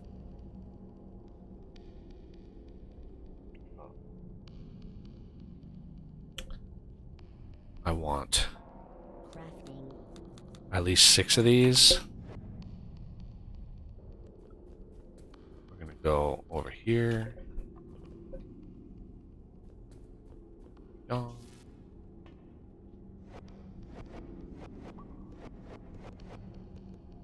Right, and then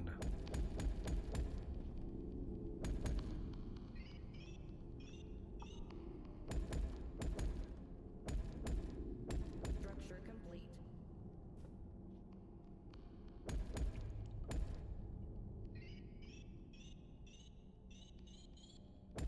Structure complete. okay. Then what you do is you put the hoppers here.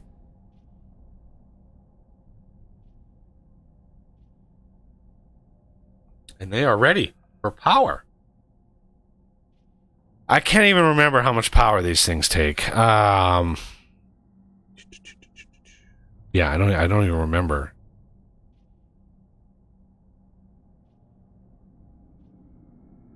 How much power they take. Vejas, you want to go up to the surface and build a setup. I mean, if you want to build it in cold caves too, build it near-ish to Chrome. But using the induction pad, the 5x5 induction pad, we want a chromed lens crafting system. So we want 5 lens chromers and then 5 lens polishers. And I mean, you can look at my missile setup for how I do those kinds of things if you're not familiar. But yeah, we are going to need a setup for those. Okay, let's do.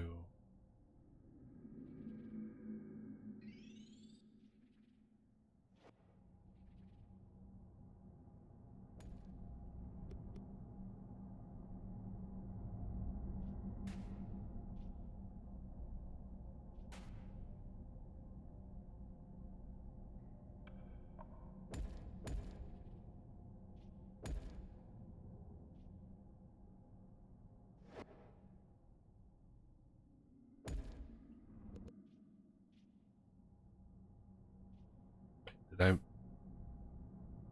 Wow, I completely missed where that is. There it is. Right.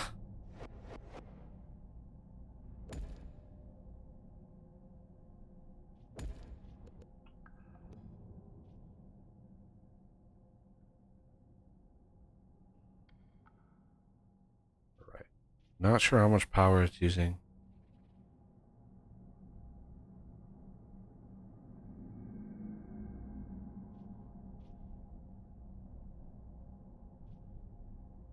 You can see the next ore timer countdown thing. So, how much power is this?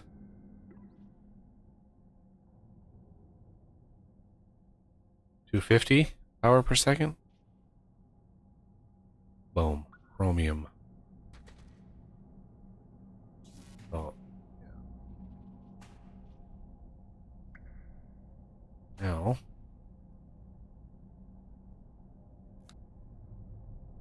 50 power per tick.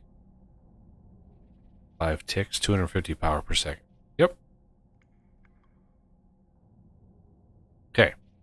That is a lot less than I thought it was.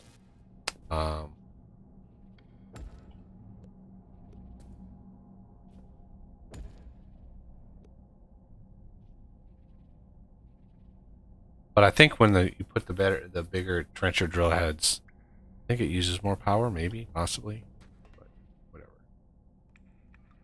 All right, we have, albeit inefficient, but new ore being mined with the trencher drills. So our baseline chrome, 9.4 million.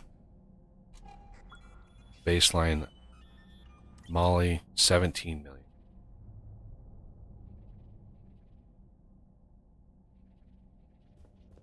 Yeah, plenty of ore. I'm not worried too much about it, but it goes fast. Trust me. When you are hauling up 1,000, 2,000, 6,000 ore at a time, yeah, it goes fast.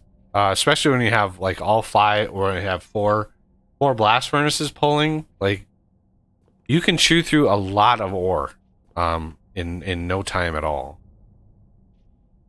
Cold case. 250 on plentiful, yeah. Okay. Doesn't matter. Okay, it doesn't matter which head you put on. Okay. I thought it did, but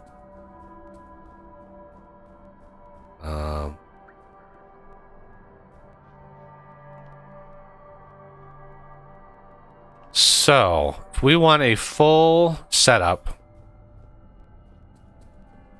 let's see if we can't calculate how many of the chromed and machine blocks we need and how we're going to build the power. I usually have power.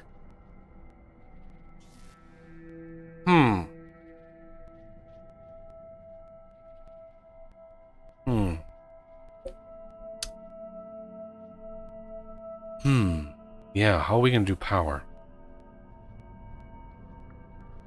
If we put the Mark IV battery right under the compressor. Let's see, how big is the compressor? Yes, the compressor is 3x3x3. Storage is 3x3x7. So if we put the battery under the compressor, the 2 outside, no, that wouldn't work. That's not going to work.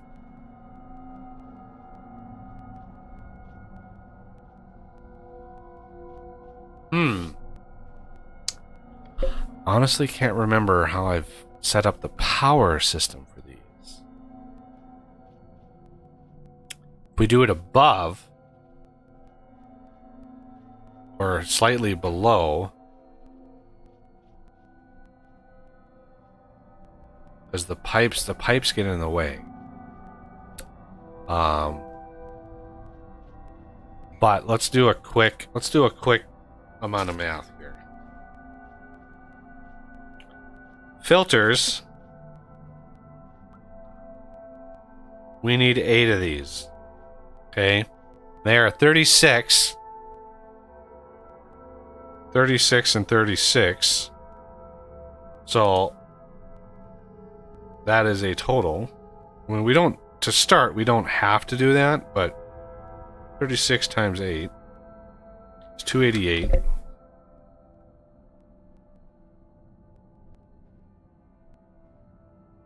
Okay, that's 288 of those.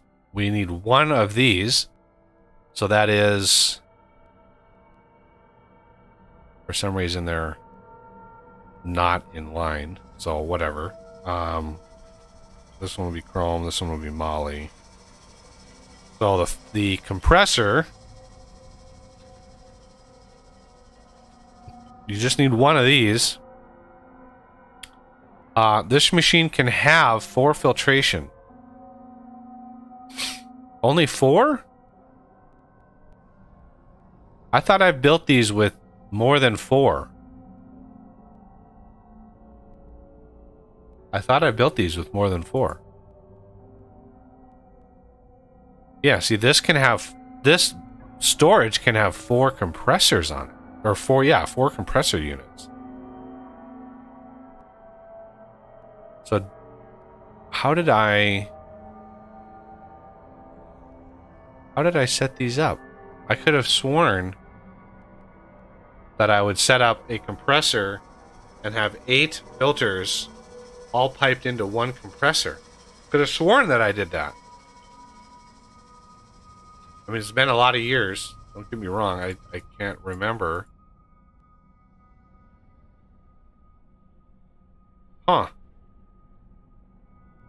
So I guess this will have to be 2 compressors. So this is 20 chrome, 24, 20, 24. So that's 40, 48. And then 1 storage.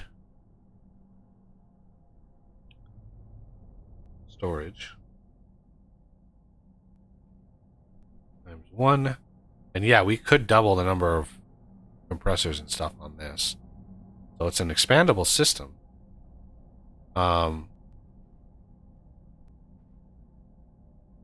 That's 45 and 30. Which is this, it is what it is. And the bottler is 75 and 60. So for a grand total for one system, technically we could double again the filters and the compressors, but let's leave it at this for now. So chromium's 288 plus 40 plus 45 plus 75 is 448. Chrome 288 plus 48 plus 30 plus 60 is 426. And a little bit extra for all the pipes. 50 pipes or so is what you need. But I could have sworn that I had one compressor take 8 filters. I could have sworn this was. Maybe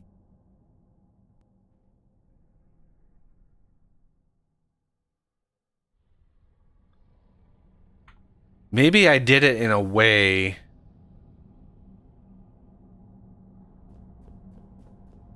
okay, let's build. I want to build in line with this battery here. Okay. So if this is going to be, well, let's go a little further. I want to go up a little bit.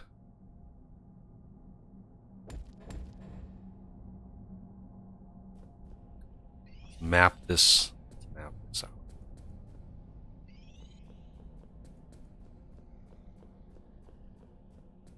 The system is pretty big, but typically if you build it big enough, so if we want to build it to maximize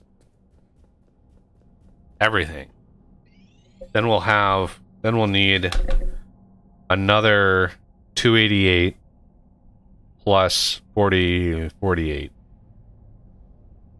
So 288, 40, that's another 328. So about 1,000, a little less than 1,000 of each type, which should be pretty doable. You want to help me build this platform, Vejas? Sure.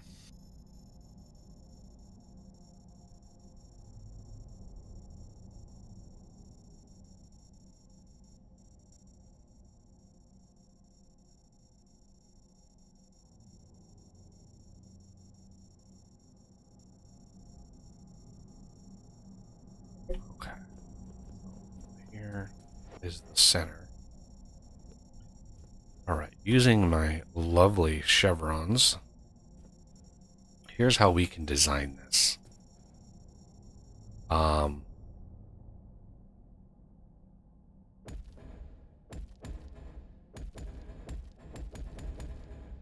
That is the compressor. That's the compressor.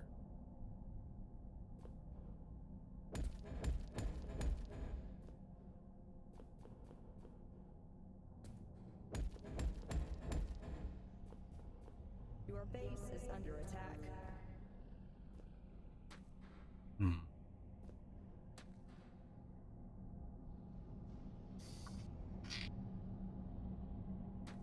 Trying to get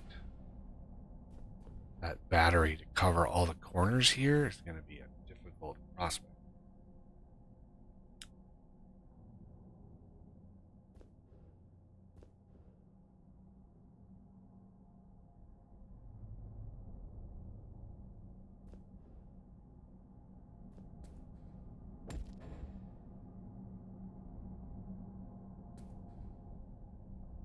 Okay. It would work better if I space these out Your base is under attack. one.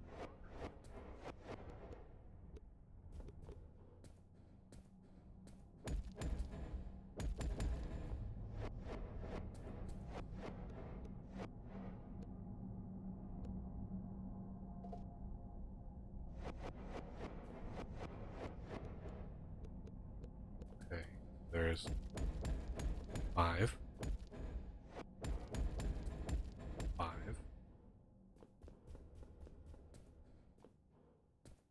Didn't I? This one would go here. Here.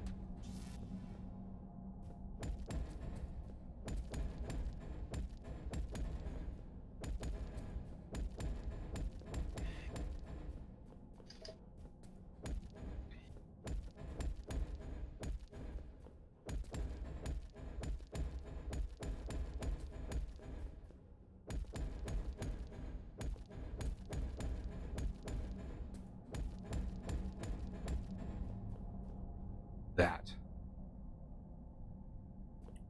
These are 5. These are 5 by 5. 5 by 5 by 3. And you double stack them. Yeah, this is starting to come back to me.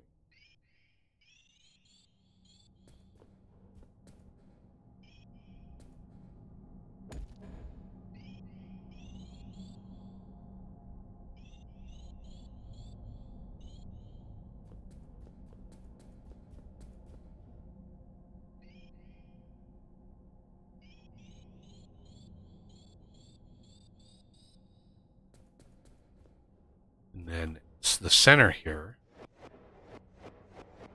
This is the storage. And the storage comes down and the bottler is down here. Okay. Power. God, that's the rough one. How do we do power?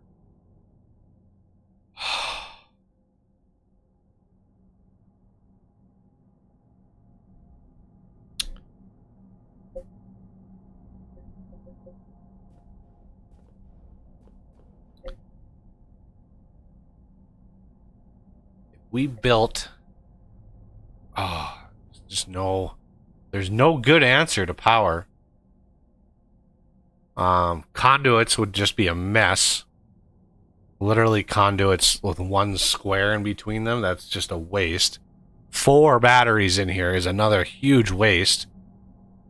But since everything is on the corners, the lasers don't match very well. Powering the filters is another nightmare if you don't put the batteries either directly over or under the compressors. So yeah, any way you slice it, power is just a nightmare. It's just going to be just so many lasers and stuff over here. I mean, we're definitely going to have a, let's get our center line here. We're definitely going to need a battery up on top, but if we...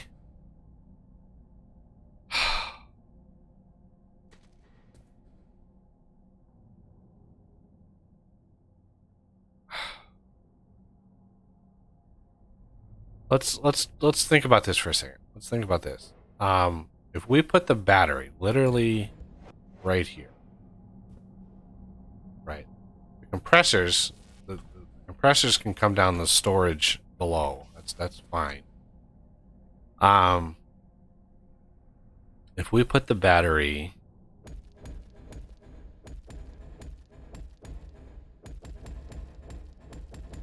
on top of this, we could have a small battery hooked up to the side, or yeah, that might work. That might work a lot better.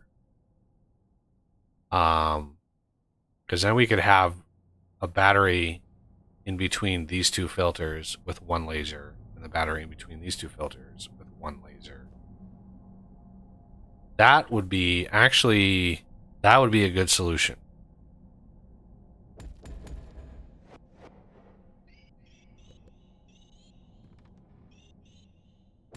Structure complete. Let's get power beamed into that. I don't think we need to go tier 5 conduit with this. I can't remember what the power draw of this system is. But let's start constructing the damn thing. Oh yeah, let's fill up the Structure chromium. Is this chrome? Yes, this is chrome.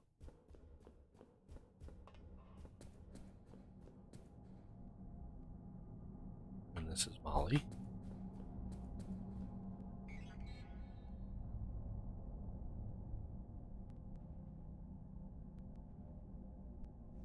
Crafting. Crafting. Crafting. Crafting. Crafting. Oh, it's tempting. 256 chrome for each one of the bulk cargo lifts. It's tempting. But no. Not quite yet. Not quite yet. Let's not upgrade that until we at least are able to upgrade the miners.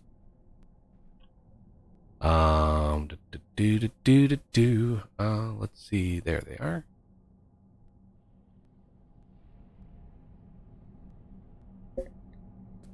Go down and get ore, please. So you don't want conduit coming over to the section? Yeah, we need conduit. I just don't think we need. I just don't think we need tier 5. I don't think it's going to be over 10,000 power per second. Okay. So the tier 4 conduit, that's what we. Tier 5 is, I think, is too much. I mean, we can always upgrade it if this is going to be more than 10,000 power, but I just don't think it is. Okay. I forgot to... Look at that. We got 1,000 of those. We got 1,000 of those. Now comes the part where I really need to pay attention to the number of clicks that I do. So I need 16 filters.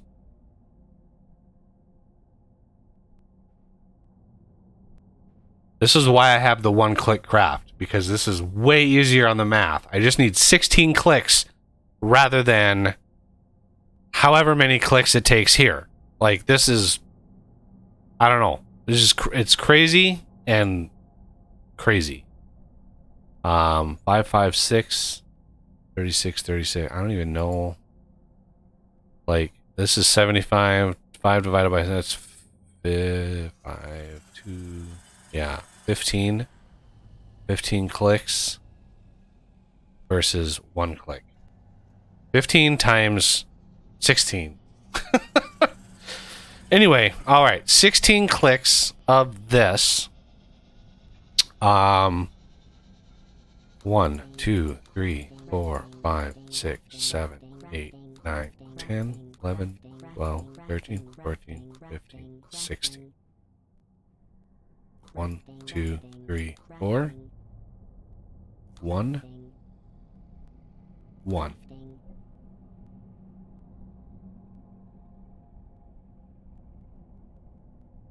Crafting. Okay. Now, let's repurpose our bars for the first time in hours and hours and hours to filter, compressor, storage, that.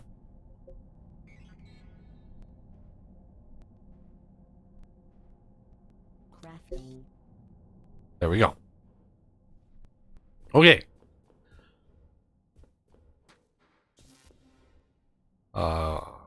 He's working on that. Power is decent. Not sure why it's not maxed, but anyway. So I think these are 5 by 5 by 3. No, I didn't want that.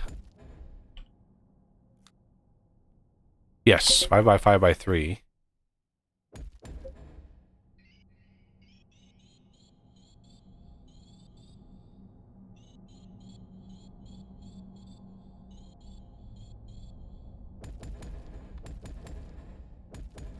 Okay, when you build these, doesn't matter if they're running yet or not, they will hurt you. So build and then immediately get off of it.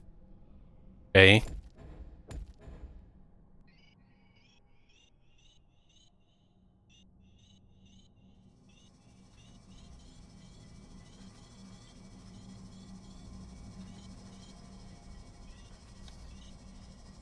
And then while you're up here, you can build all the other ones too.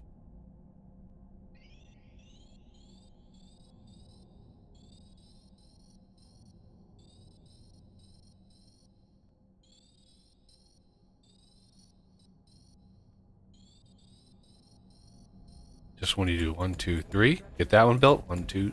Oh, jeez. Of course. 3. Structure complete. And then over here. Structure complete.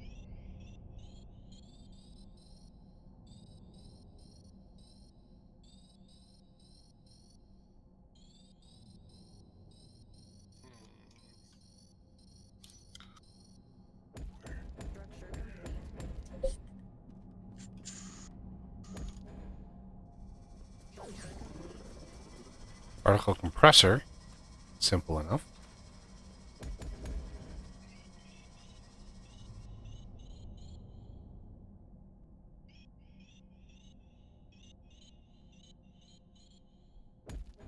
Structure complete.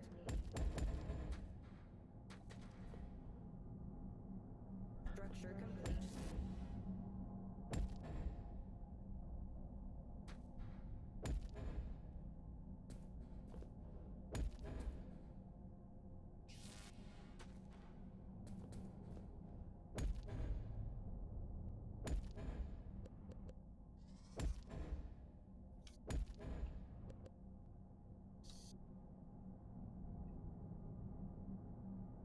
See? Connected. Okay. So that's that system. All 4 connected into one. None of it has power yet. We're going to get to that.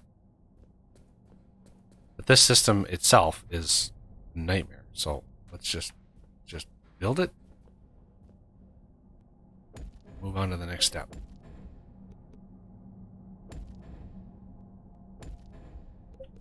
Okay.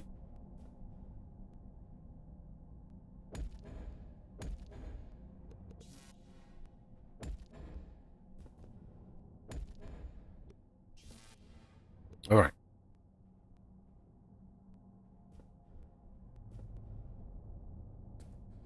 I'm going to do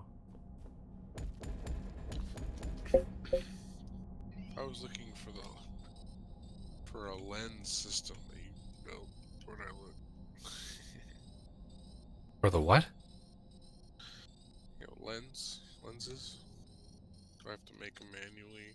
Just set something up for that. Are you talking about like just regular lenses, or are you talking about the chromed lenses? Chromed lenses. You have to create crafters for those. Those are not manually craftable. There's a machine called a lens chromer and a lens polisher. Yes.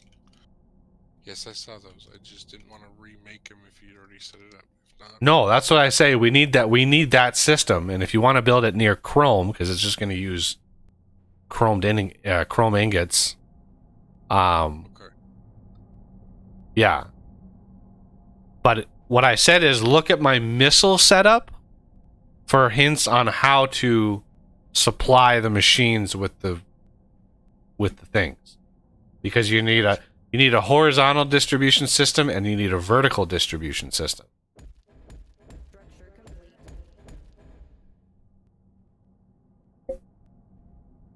Structure complete.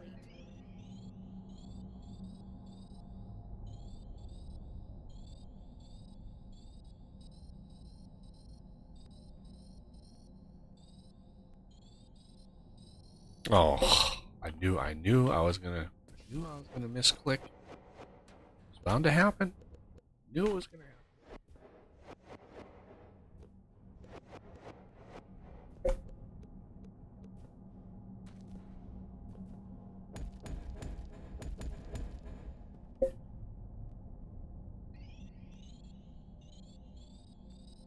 Structure complete.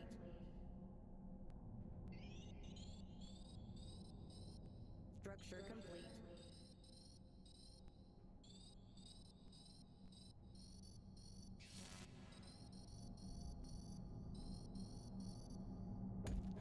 Structure complete.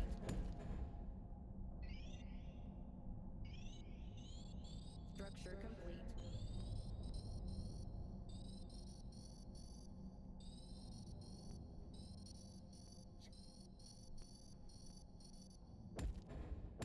Structure complete. Howdy, guys. Oh my goodness. Structure complete. Hello. Hate it. How was soccer practice? Not too bad. About Structure what complete. you expect soccer practice to be. A lot of running, yelling. Structure complete. Yeah, and they did a mock game at the end because their first game is on Tuesday.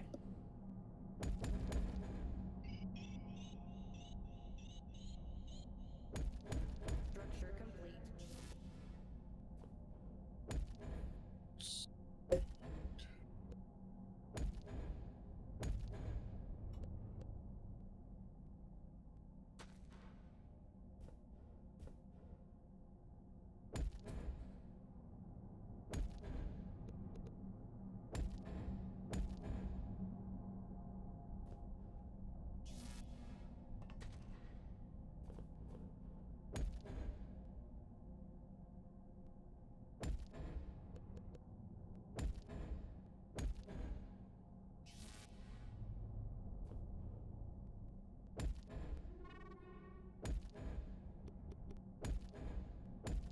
Okay. Now, power.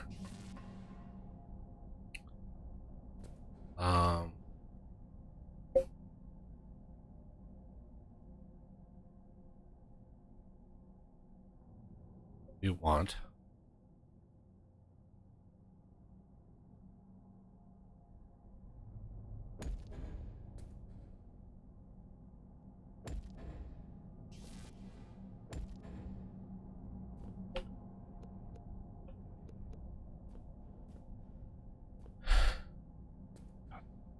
leg spikes once. That. Then one in the middle here. Want this go up.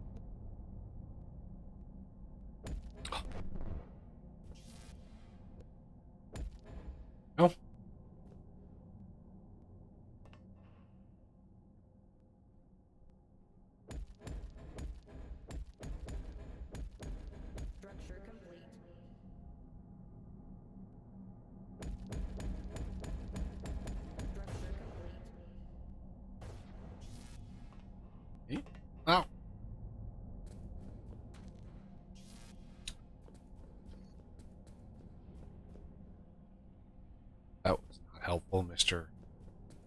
Freaking.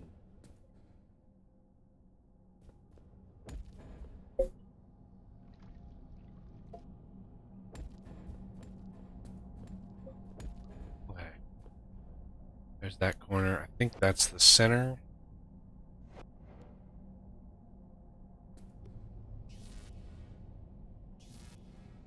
No. That's the center.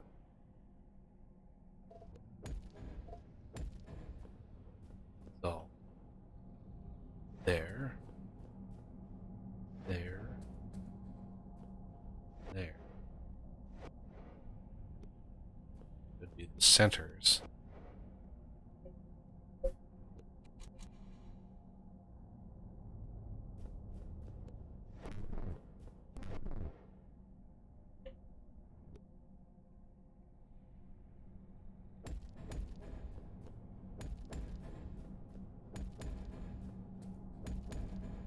Okay.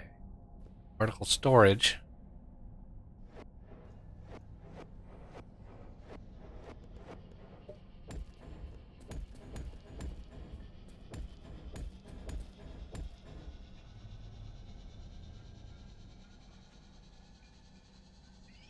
Structure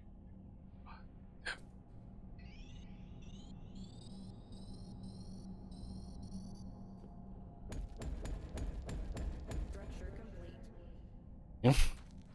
Now, question is, can I just push this into like here?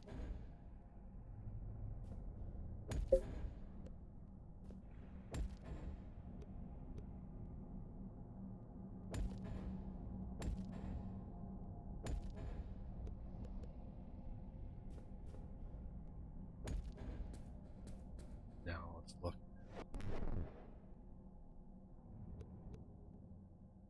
Connected to gas storage. Yes.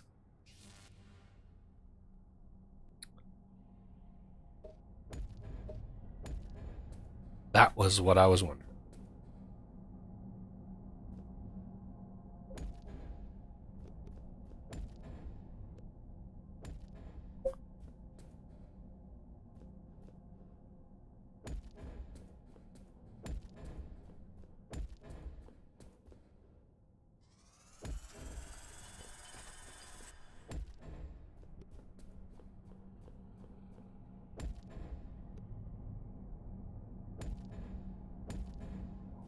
That lag spike. Crazy. Every once in a while I get a lag spike.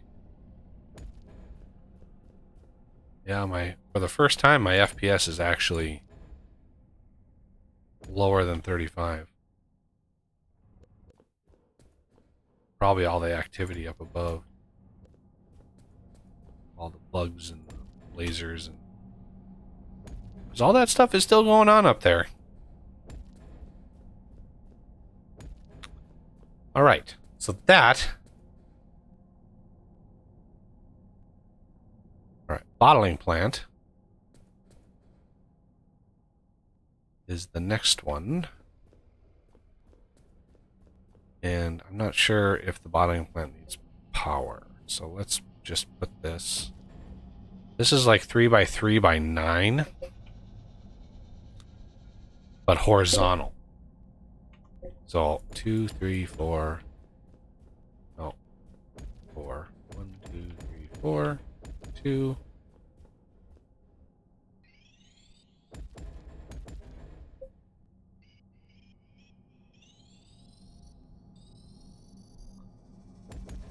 Structure complete. Okay. Actually, we can just pull it out of there, I think.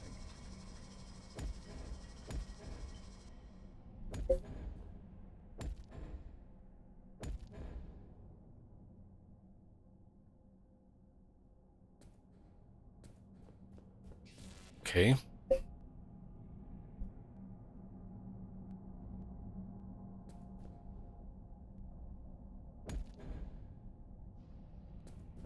Now, this machine, this is where optimization can be had. the search order of operations, what we want to do is put basically a hopper on every side. Because every time the thing crafts, it looks for a hopper to place stuff in. The machines do not save their hopper location. So after every craft, it looks for a hopper to place in. Now, it has an order of operations depending on what face it looks at. I don't remember what order that is, but let's say it's northeast, southwest, right? So it looks at the north face first, and it scans literally every block face in that area. Now, on a 3x3x3 machine, you're looking at 9 squares that it looks at. Like let's say we'll talk about the lab, for instance. The lab. So it has 9 squares that it looks at before it moves on to the next face. This machine has 9x3 on 2 sides, which is 27 faces that it has to look at before it moves on to the next one. So you want to place your hopper on the very first face that it looks for. The very first face. So the way to figure that out is put hoppers around it and see which ones fill up first. Because that's the first face that it's looking at every time. Otherwise, this will be so slow, it will not keep up with a fully beefy version of this. Because this is maxed out. This is, by far, it's maxed out. Once we supply it with power, it's going to charge like crazy. It's going to have a lot of stuff. Now, it doesn't look like the bottler needs power, but does it need bottles? I can't even remember. Does it just craft the bottles? Like what? I'm not seeing a need of anything. It just says waiting on gas. So I guess we'll just cross our fingers and hope that we have. Oh, ow, ow. All right. 1, 2, 3. Structure complete. And we want one on this one here.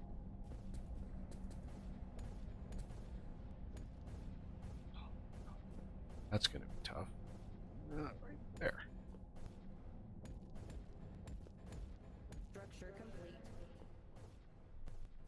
This is going to be loud. But just so you know.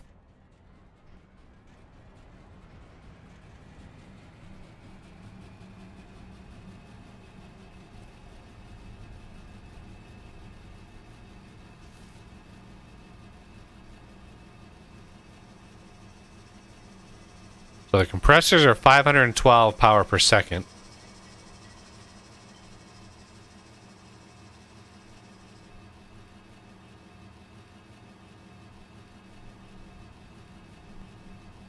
I don't know how much it takes to make the first one. So because of that 512,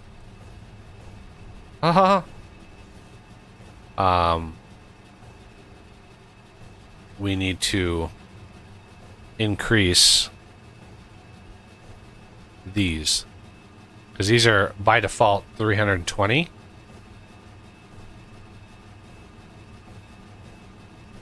So don't. I almost got fried. Almost got fried there. So the compressors, there we go. The compressors are good. So the filters only use 15 power per second. That's plenty. So this all total, that's 10, 24, 2048 plus 16, 32, 64, 256. So a little less than 3,000 power per second. So yeah, one Mark IV is fine.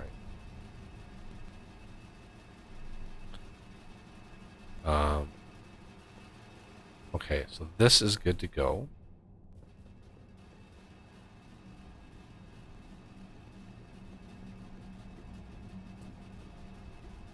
There's the canisters right there.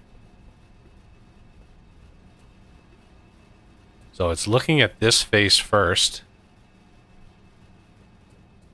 I don't know. That is positive Z. I don't know. So let's see if we can't optimize this.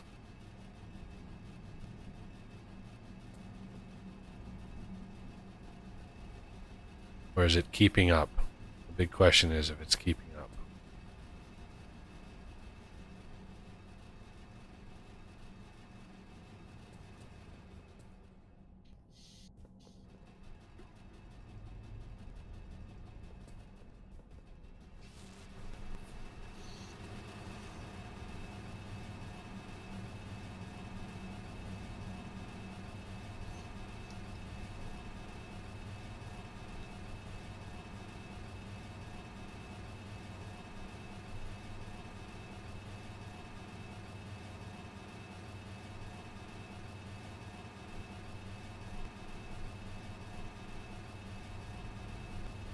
I can't read this fast enough to see what it takes. Might be 256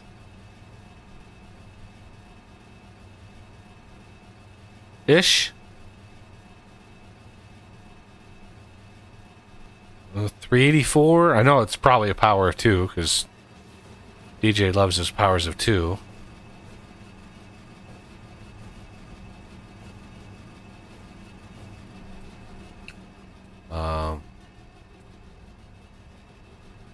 These are all reporting as functional.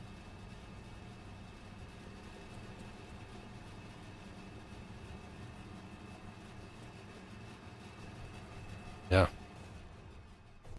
So well, then it's a question of is it this face, or this face? Does it check first?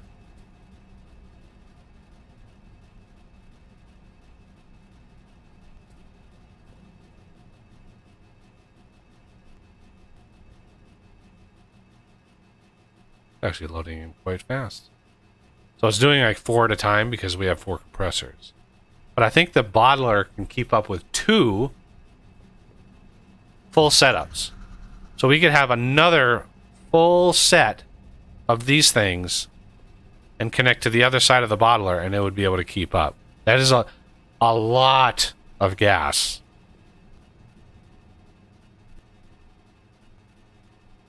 It looks like it's fine with that.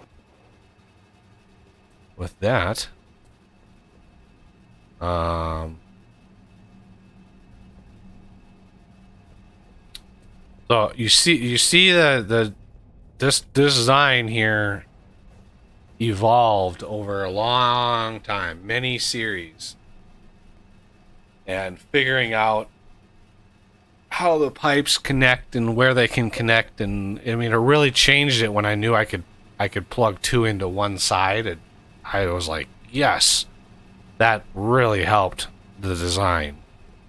But we need one full one of these setups in the toxic caves and one full setup in the magma caves, which is fine and all, but it's going to be a lot of work. Takes a long time. So it looks like this is just fine with this side. So we know it's looking at this side, but it keeps putting him in here, which is fine, but I honestly was hoping to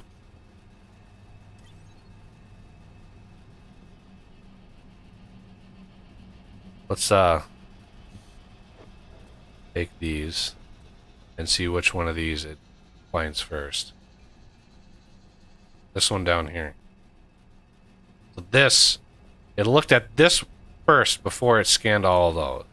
So now that we know where the most optimum side and placement is, we can leave that there and like store all of the Freezon, because yeah, this stuff is going to be really, really important when we get to reactors, because this is the stuff that you have to use for the reactors to cool them.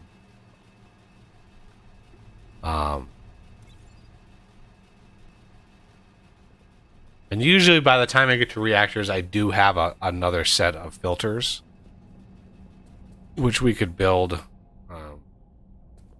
We could build this over here or something. It doesn't really matter. Building it near this thing would be tough. I mean, it takes up a lot of space. The system takes up a lot of space. It's about as compact as you can get it, though.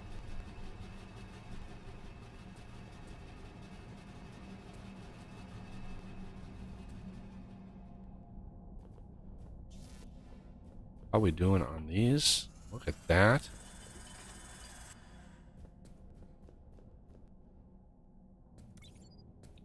So the Heimel blocks, if I remember right, did I even craft? Oh no, I didn't, because it takes machines. Heimel block took some Crafting.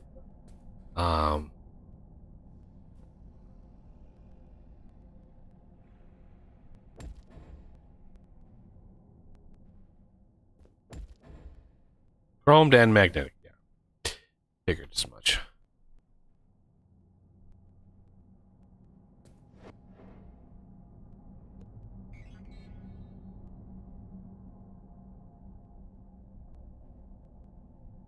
Crafting. So I do.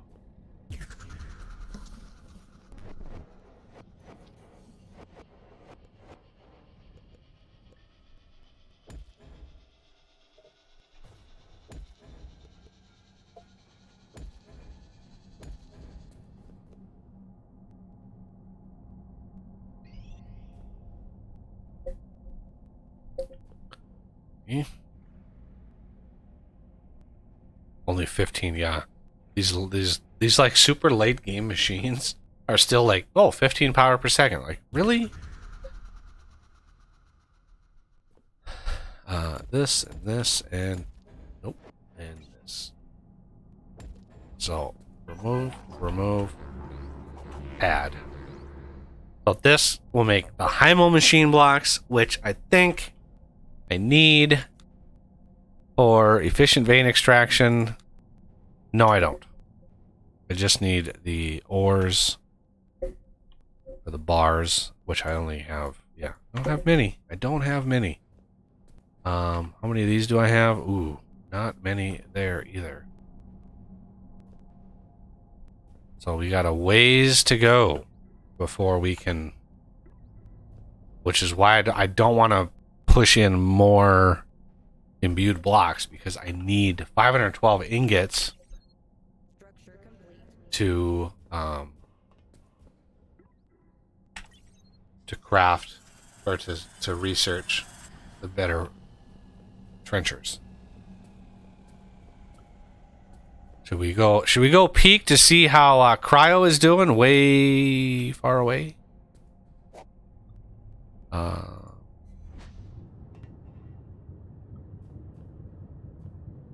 This is telling me it's still at 223.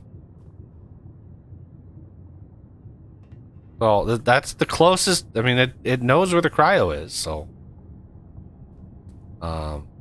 still a ways away.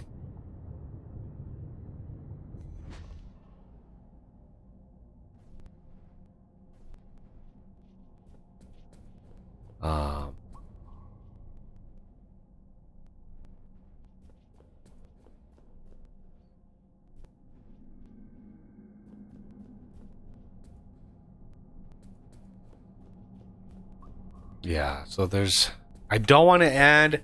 Yeah, I don't want to add more blast furnaces until we get better trenchers. I want to make sure we're getting maximal utilization out of that vein.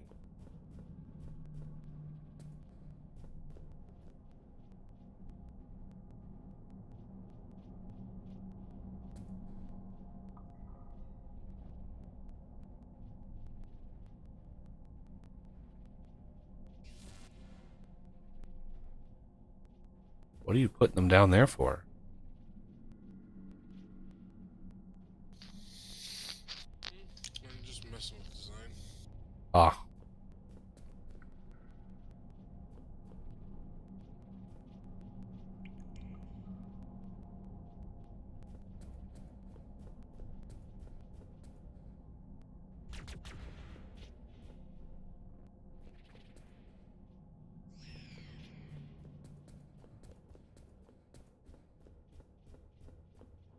All right. Oh, at that, another 180. Yeah, it might seem like it's slow, but you know, when you go off and you work on some other project or you do other thing, you come back and it's, you know, it adds up fast. The gas, it adds up really fast.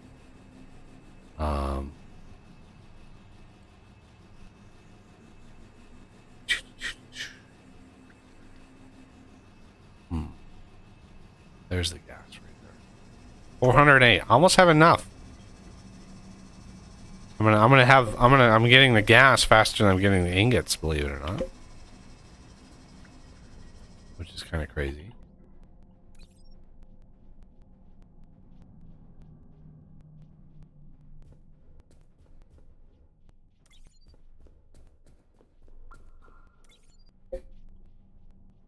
Oh, so close. So close. I want to get that research before we end the stream today.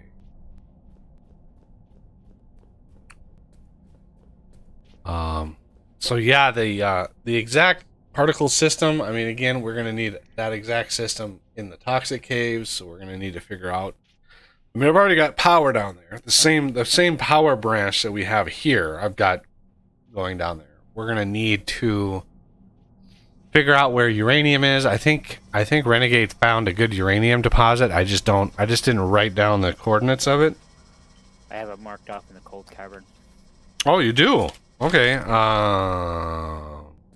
Look for one of your excavators in the cold cavern. It's already set up, ready to go. You just gotta turn it on, really, and it'll wind down to it.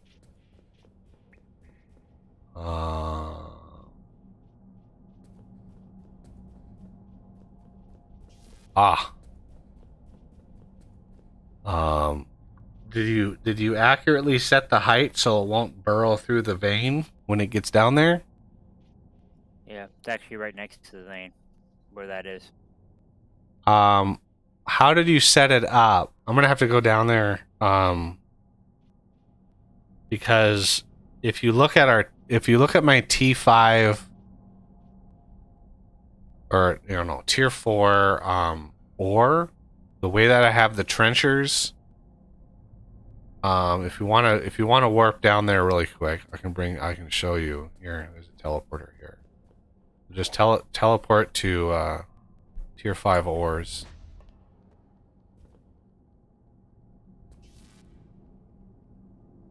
Yeah, look at that already. Look at that, how much is pulled out of there.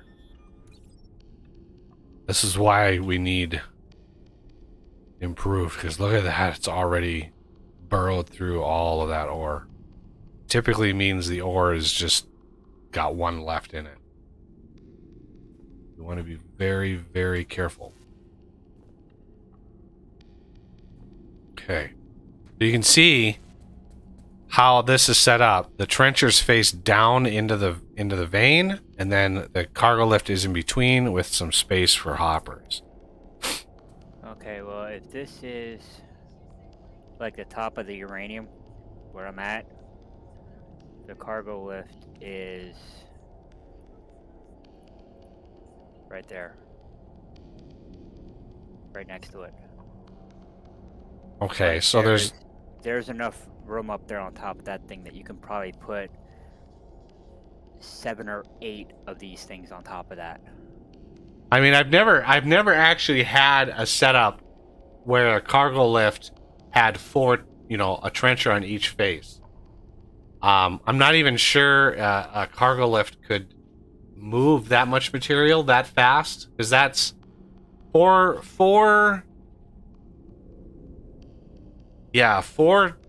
things going that deep. I don't think that would I don't think a cargo lift, even a bulk cargo lift at 6,000 per trip, would be able to fully utilize 4 trenchers, like max tier trenchers, which is why I've never built, literally never. And the veins would have to be giant too. The top of them would have to be like a large flat area to get 4 trenchers on. So I usually have 2 because they're big enough for 2. But we got to be very careful with how much ore we're using. Yeah, look at that already. That is crazy how much ore we've used. Oh, it's painful.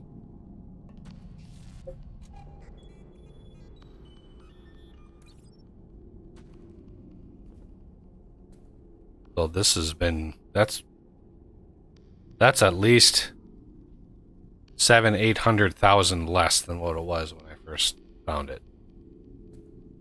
And we're barely scratching the surface as to like how much ore we were actually bringing up. So there's no power down there yet. I'd like a more final location on that uranium before we dig the hole, because we definitely want at least 2 trenchers for uranium. You go through a lot of uranium. And how far away? Okay, I already know. Let's see, go up to the cold caves. The tough part, yeah, this might move. Depending on where the trenchers go. But we don't have power down there yet because the power only goes down to tier 4 ores. So we would need to bring it down. Let's see, you brought it 1,300 deep. So that's damn near the bottom of where this goes here. There's lava in the way. There's lava in the way? Yeah, lava filled the hole back in. Well, that just takes an explosive. Charged explosive to get rid of. Explosions! A nice big charged explosive down there somewhere would do you right.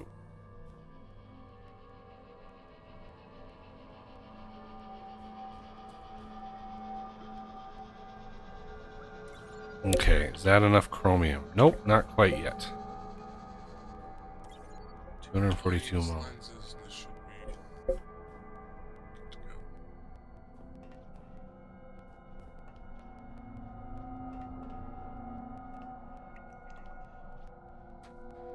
Just trying to You got to be careful. This chest here is going to output to that hop or that pipe. Oh, yes. I see. Okay.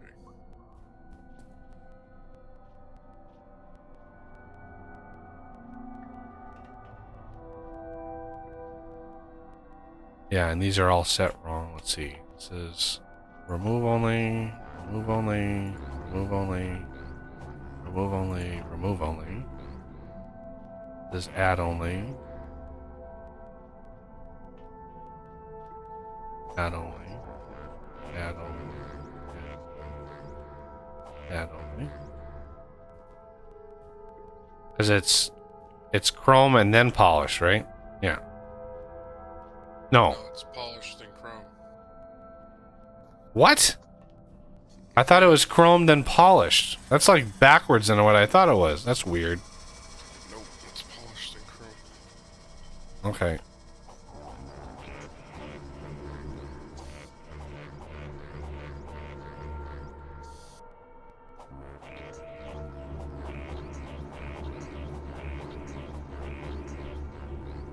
Okay.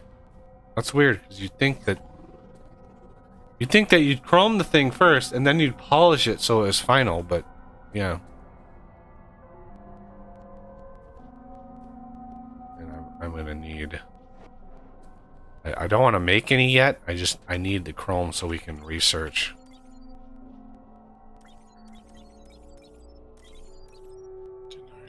Apparently didn't pick any up. Okay, cool. 588, 651. Let's see how many thingies over here we have. I think we have enough. We do. Let's go research the research thing. This is such an expensive research. Oh.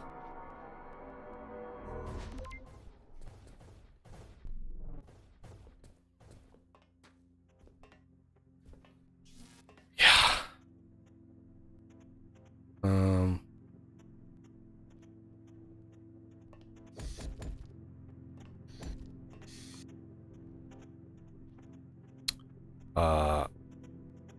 200, 400. 200, 400.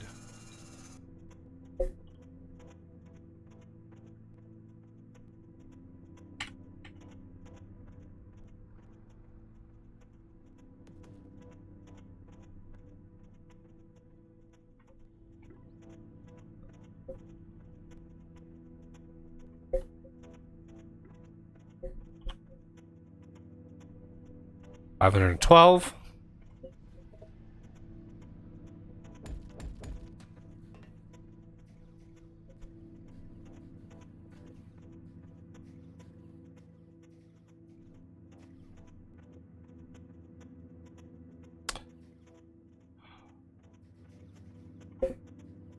$200, 400.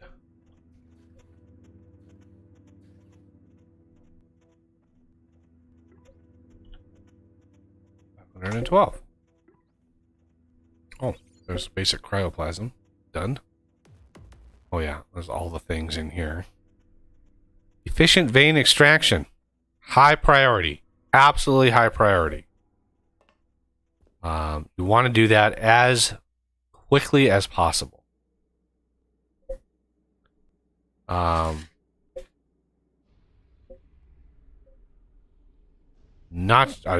I'd have to look at the code to see what the efficiency actually is.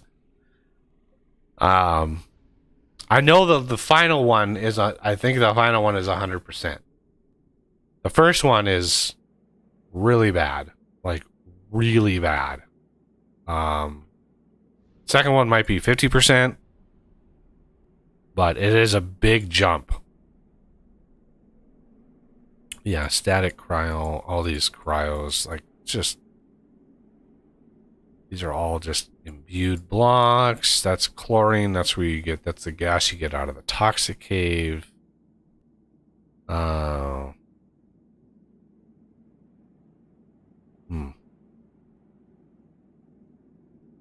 Cryoplasm Lancer. That's the basic one.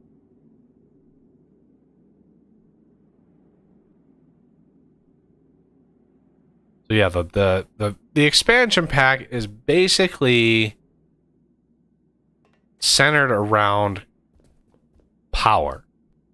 As much power consumption as possible. Just gross amounts of power consumption. Do we have enough bug parts? I think, I think we might. Ooh, this is, okay. So we're going to take that, and we're going to take that.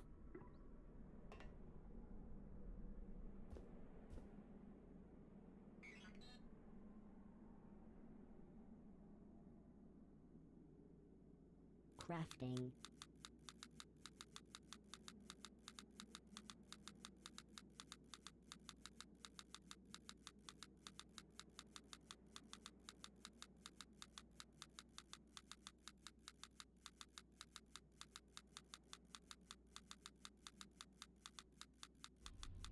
I honestly thought shift clicking this would have been. Crafting. That's 5. Crafting. That's 25. Crafting.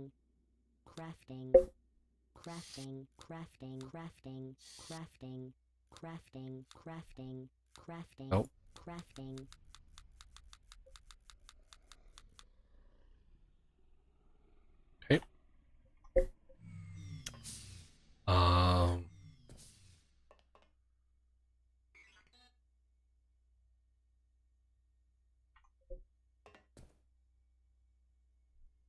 That research is going to take a hot minute. Yeah, that's 1,500 things that it has to research. That's going to take a while. Back down to the cold caves. That research is going. Again, I don't want to go crazy with that. Let's add only, remove only, remove only.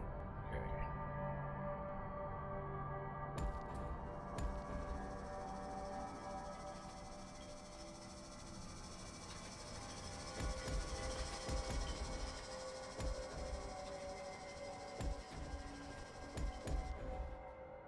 And then I brought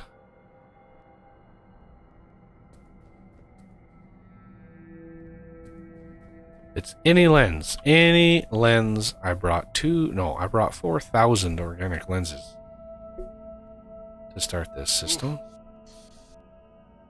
I mean, we don't have any chrome being delivered yet. I do not want to enable this until we get more efficient vein stuff going. So I'm just going to prime this here and here. This will allow the system to be primed up. So each one of those is 64. Each one of these is 64. Yeah, we don't have any lenses in these, so these are definitely going to need lenses.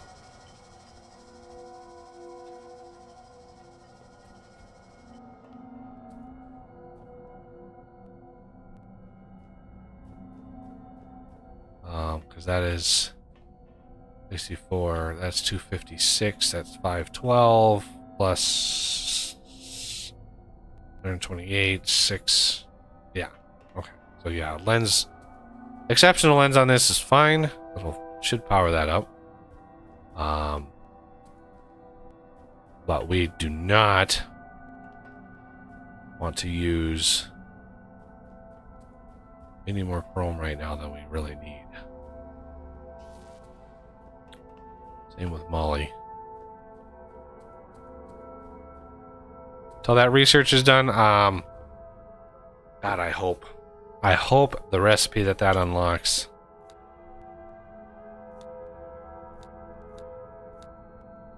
Why can't I look at the recipe for this thing? Why can't I look at the recipe? I hate that. What is the point of a help system that doesn't actually help? Like, what's the recipe for this damn thing? I want to see it before it unlocks so I can actually start crafting the materials for it, but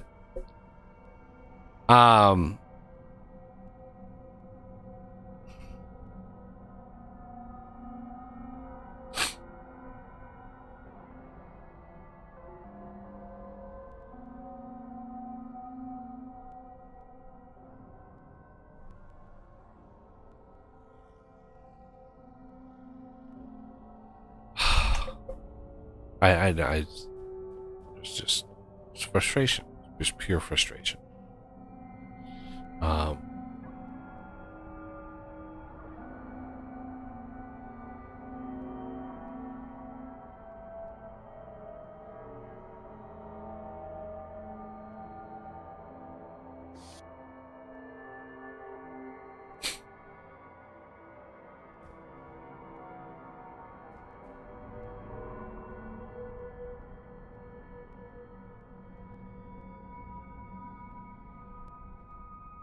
So I'll put a little bit of chrome in there just to see.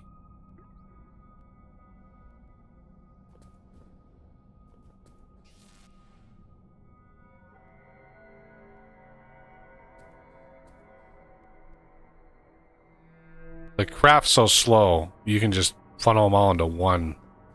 I mean, it's literally like a 30-second craft or something. You can funnel them into one hopper pretty easily.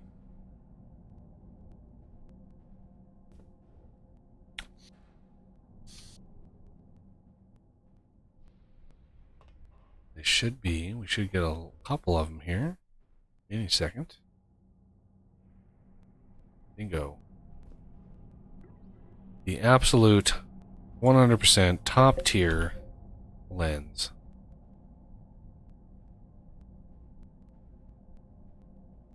Those over here. And if we look at, say, this, you can see it goes up to 1600. And the lens swapper allows you to swap them with it on your hotbar. You just swap them, but you got to be, I think you got to be close because it drops the one that's in there. So you got to be relatively close to pick it up. But yeah, it gives it that yellow tinge.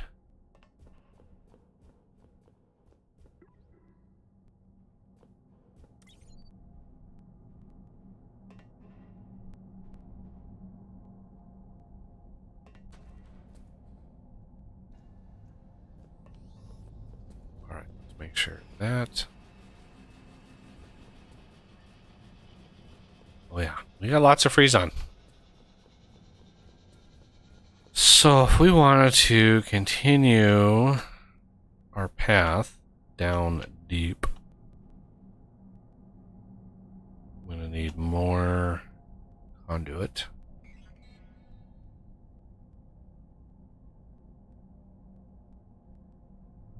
Crafting, crafting.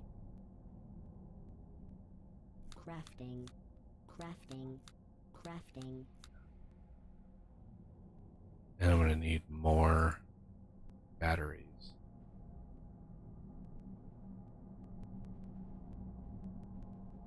Crafting, crafting. Like that.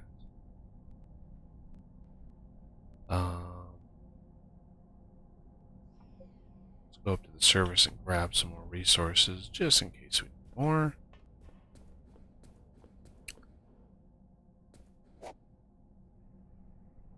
Service here. And maybe grab. Didn't I have? Yeah, right here. Nope. There it is.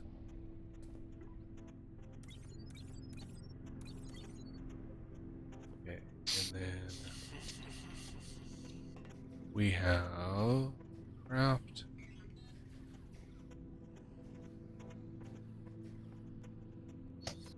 Mark 3 power.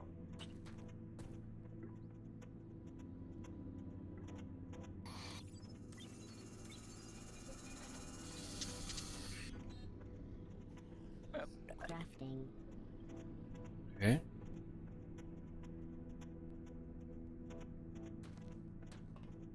Ooh. Rip.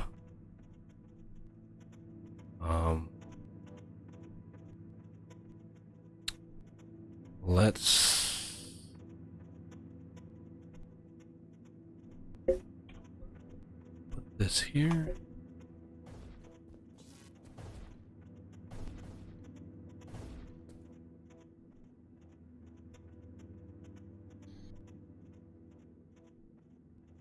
Let's see what happens if we put 1,000,000 power into this thing.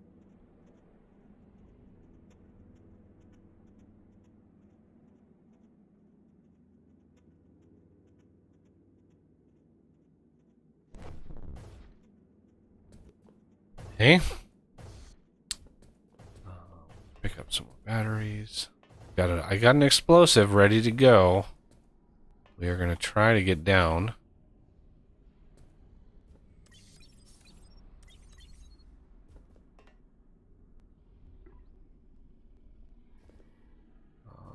Here? Yes. And do I have... Yes. Okay. Let's go down. Oh, before I do this, I'm going to quickly go to the bathroom. I'll be right back.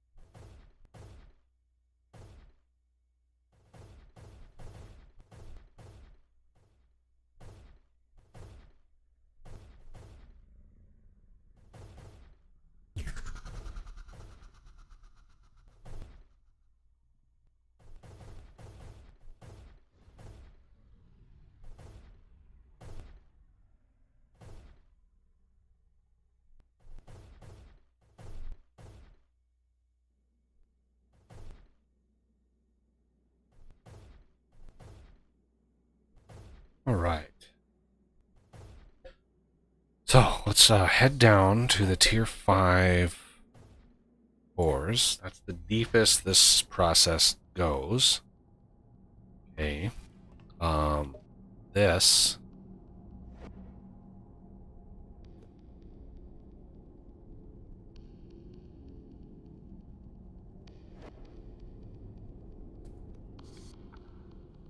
We're gonna have this go down. This go in. Yeah. See if that helps load it when I load the world. Because it didn't have that teleporter on there. Did it first time. Okay, so this is roughly 750. Well, no, it's... Oh, man. 748-ish. So, we are going to need, first of all, let's get the right tab open.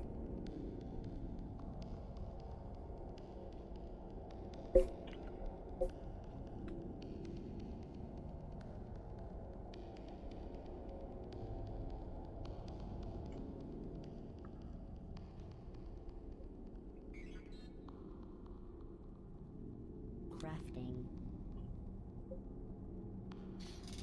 There's some serious lag spikes happening. What?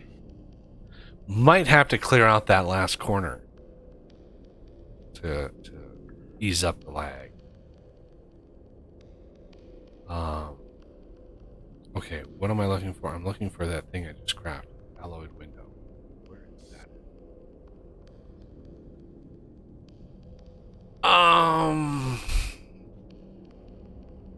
There it is. Alloyed space window.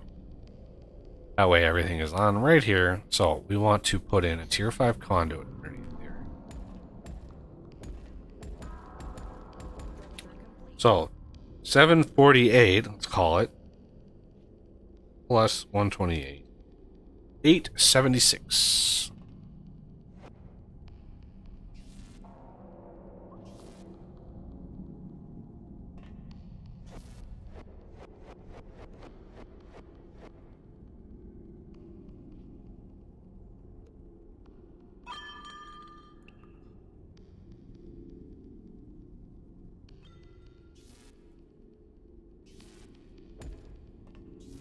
Okay. Just so everybody can see what the hell I'm doing. So 875. That means we want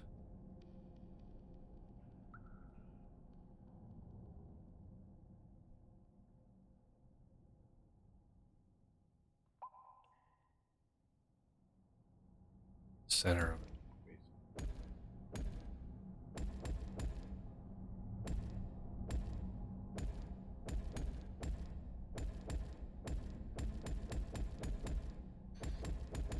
Structure complete.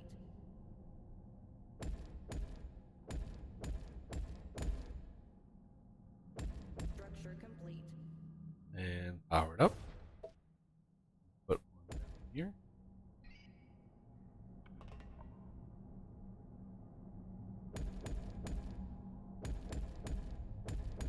Structure complete. So we take this, which is 879, 880, plus 128, 10, or 1008 is the next one.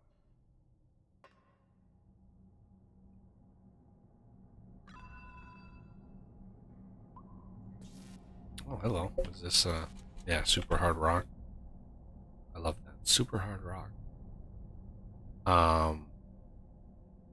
1008. Your base is under attack. Oh. Literally in this cave. You have been defeated. Oh no, we've been defeated. No. Oh, there's a sugar light crystal.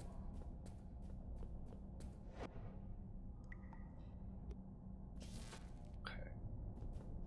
Look at all the organic rock. Okay.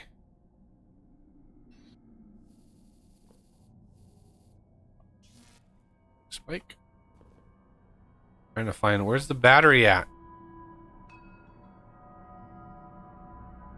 There it is. Trying to figure out which face it's on.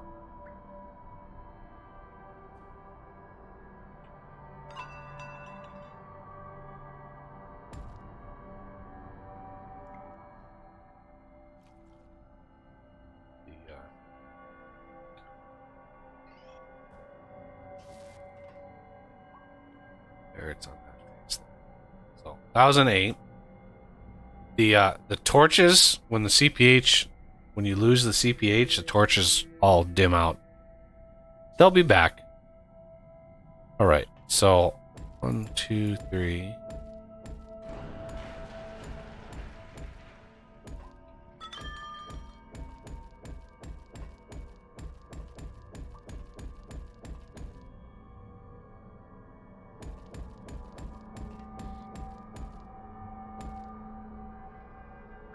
Oh man, did I build this one block too low?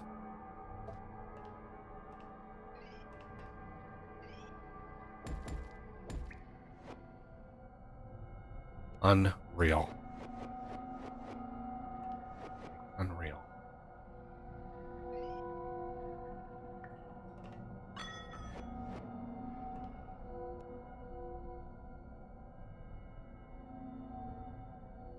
You have been defeated.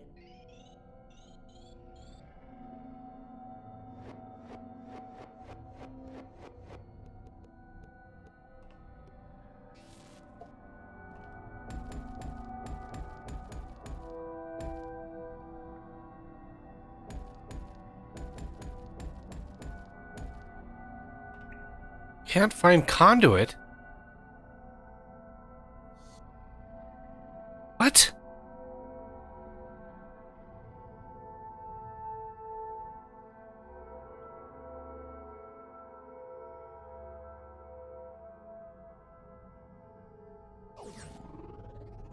That's a T5.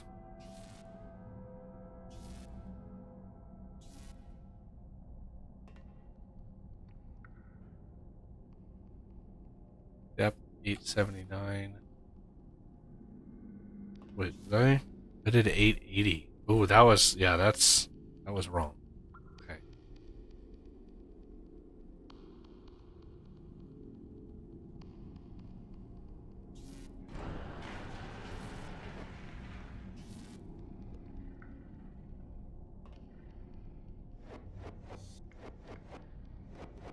There's the light again. Knew it was going to come back on.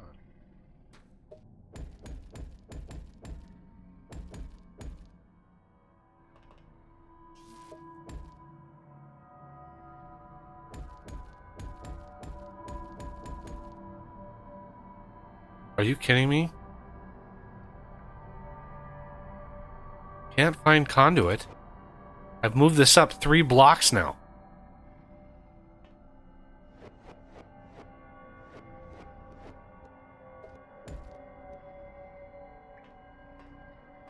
What the hell? Structure complete. Structure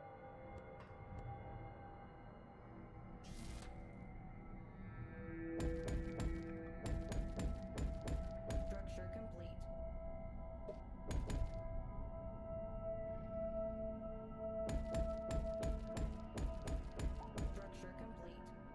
Bingo. Jesus.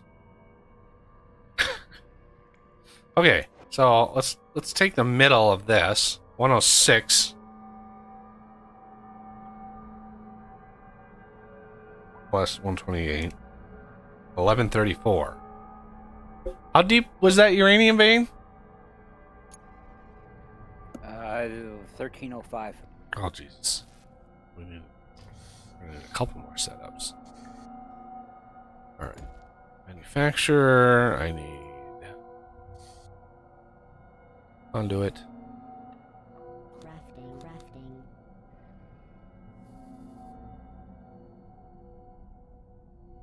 Crafting, crafting.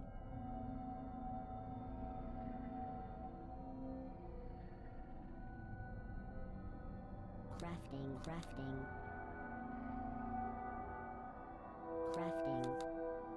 81 is 9. Crafting. 108. 9, 10. That's 10.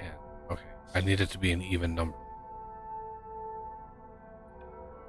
And then the battery. Still have plenty of those. Okay. The next one is 1134, but we're going to have to clear out some of the magma Structure complete. down there.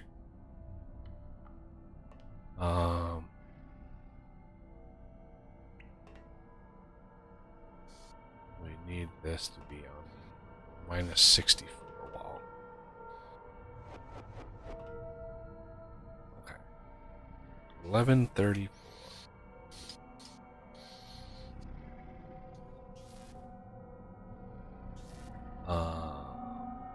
Don't want to mess too much with this, because we're gonna need to blow some stuff up later on. 1134, right in here.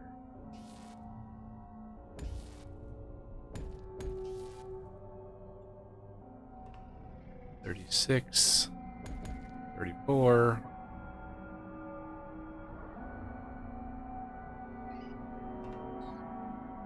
This is the wall that I need. This.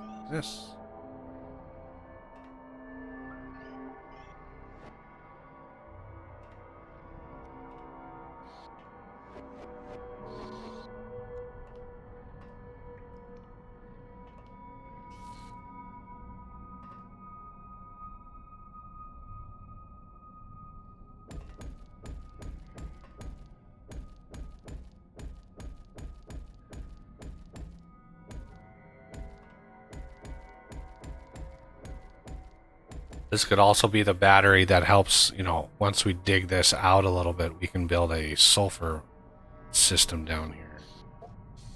And this can be the battery we pull from.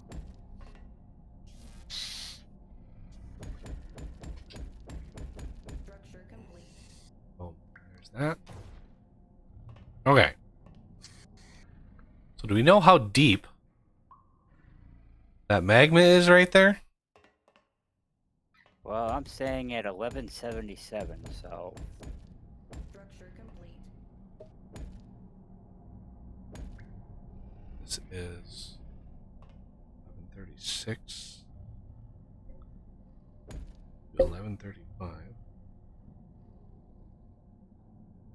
To 1263.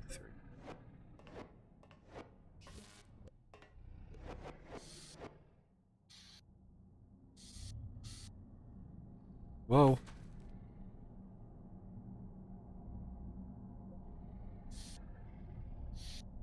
Okay, so the problem is going to be launch down here.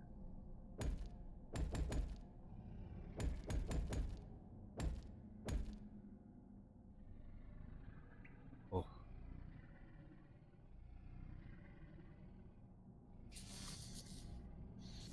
How close is the uranium to this pit? Is it far? I can't remember. not really. I mean, it's on a slight diagonal from here, maybe 40 blocks. 40, okay. 40 blocks is fine.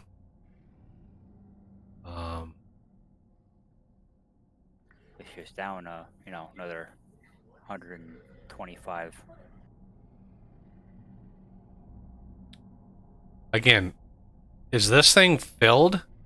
Like, is there 200 blocks of magma in the bottom of this thing? Well, if you follow me down here, deep hole here.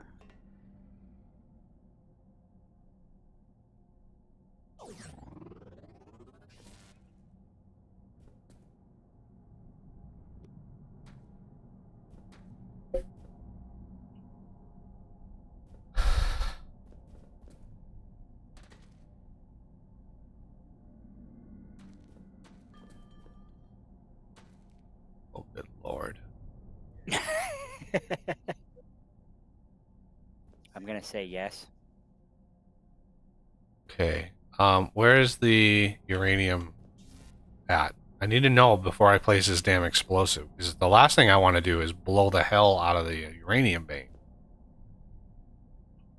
Oh, it's another.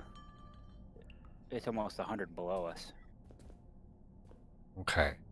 The very top of the vein is at 305 or 306 or 1306. Sorry. Wow. Just numbers just all over. All right. I mean, you could stand there if you want, but I would not recommend it. Knowing you, no, I'm not standing over there.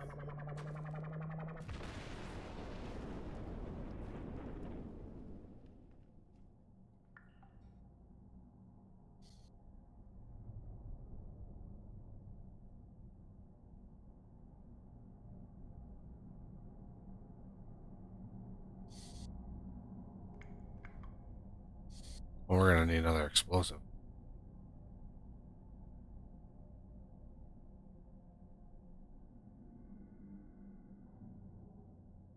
Yeah, that was a level 5. Ooh, I just obliterated a gold vein. Yep.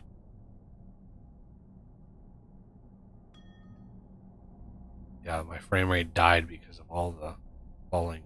Hey, look at that. The falling stuff stopped. Is that all that there was? Oh, I'm getting constant lag spikes now.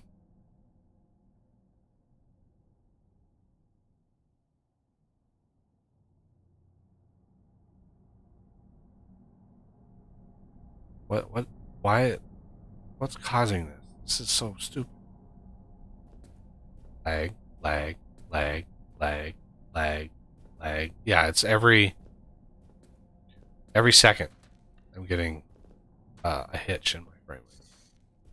I don't know why.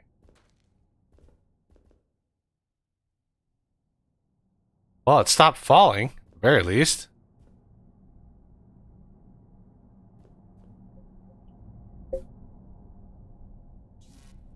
Oh, no. Oh, there's some down. Oh, yeah. There it is. Uh-oh. Okay. Last of it is coming down.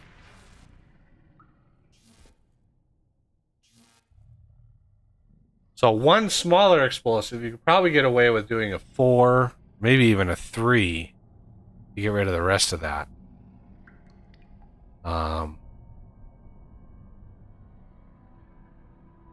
But we definitely want to do the rest of that. We definitely want to get rid of this. So 1263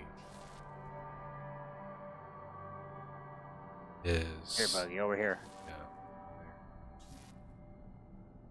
Yeah. I don't know, like, you say that as if I know where you are. In the big boom room, we're here in the corner. Okay. Down the deep hole.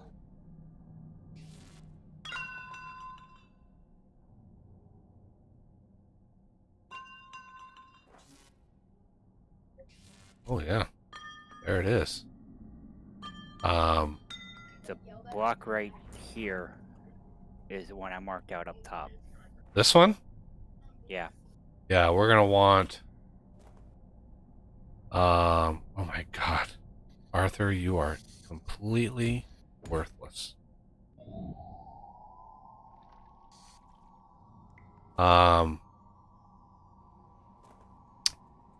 Probably shuffle this.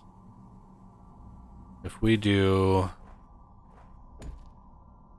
yeah, trencher here.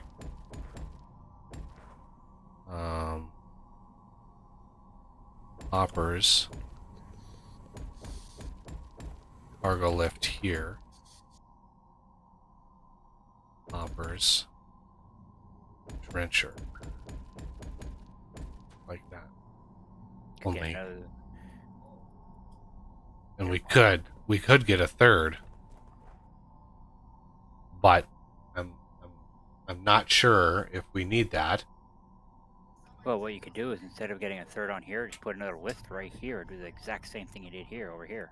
Yeah, except this isn't a full set. If you have fewer blocks on the trencher head, you have less efficiency with it. Which is, I mean, You got a big space here on the top of this one. yeah, this is Because you could do it again over here. right. But I doubt we need that, right? The amount of production this is going to do it, because when I coated the uranium trencher head, I made sure to coat it at 100% efficiency. So This thing's almost 47 million, so yeah, this will last a very, very long time. And yeah, you could massively increase this, but do you need to? Like one full setup, I think I balanced it. I took one trencher and I was like, all right, let's look at how much ore one trencher makes per minute. Then I balanced it like how much yellow cake processing you need off of that ore, how much centrifuging you need off of that, and then how much fuel rods you create from just one trencher. And I think I balance it where if you maximize the ratios and you maximize production, one trencher gives you enough for, like, I want to say 4 or 5 reactors, to keep 4 or 5 reactors going constant, like just nonstop. And then when you add another trencher and double all of that, you have enough raw reactor fuel processing and refining for, 10 to 12 reactors going 100% full blast. And that is, 20 to 30 times the amount of power that we're using right now. So it is an obscene amount of power that you get from these setups. So yeah, the problem now is finding my damn way back. Is this where's okay, let's mark down the coordinates of this. Because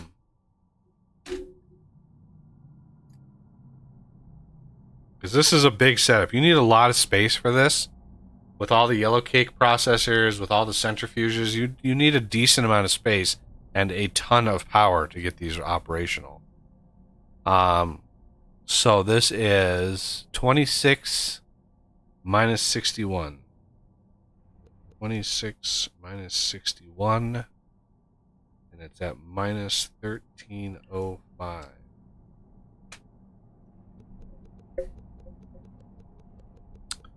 Okay, so that, and yeah, we're gonna need some height, but I'll continue the dig down with the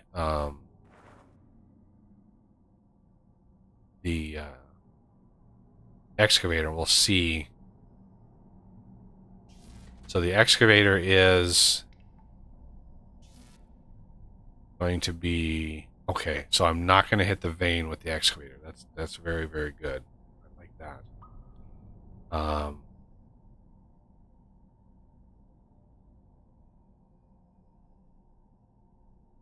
But let's do. Where's the hole? Let's mark the hole with this. Go down here.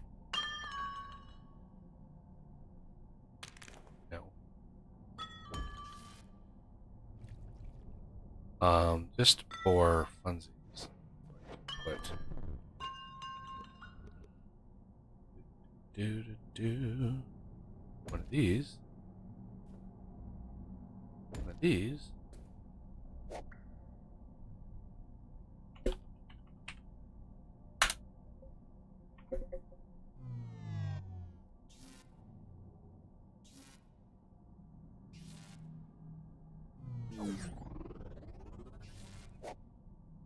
Here we go.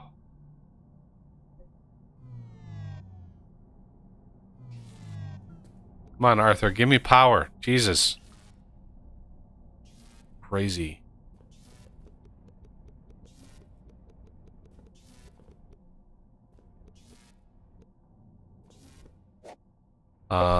Cold cage.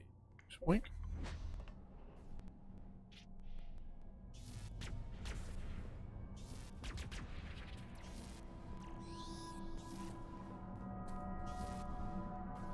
Takes him forever. All right. 26 minus 61.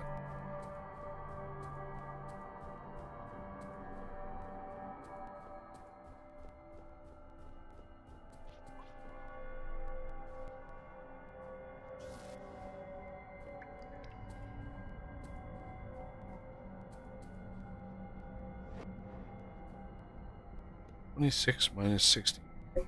Cat. Really?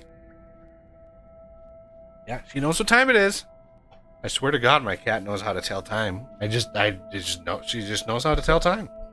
She knows what time it is. This is about the time. Yeah, this is about the time she gets a TREAT. That's a trigger word. Definitely true.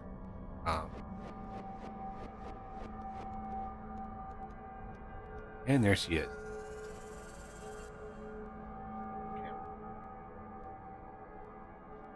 Get on camera. No, just the butt. Just the butt.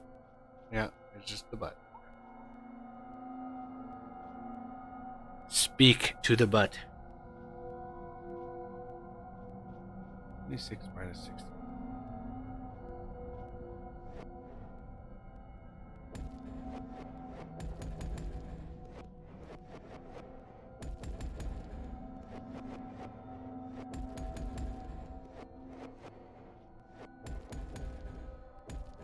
Yes. Are you not getting enough attention? Is this what it is?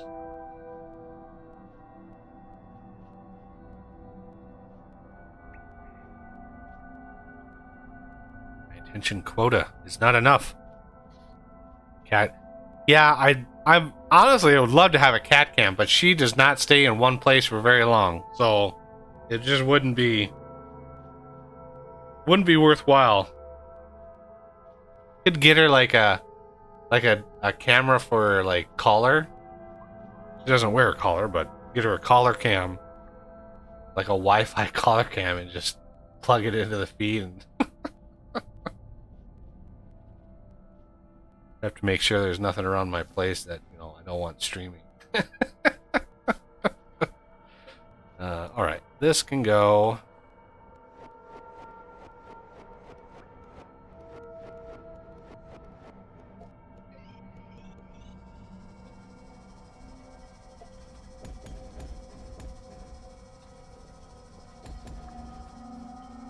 And this.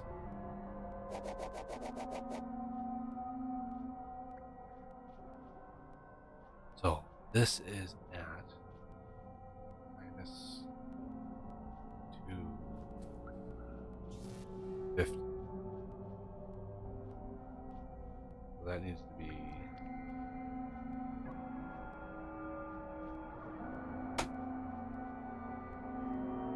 No, different calculator. This is why I have two calculators.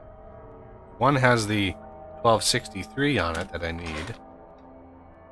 This one. 1305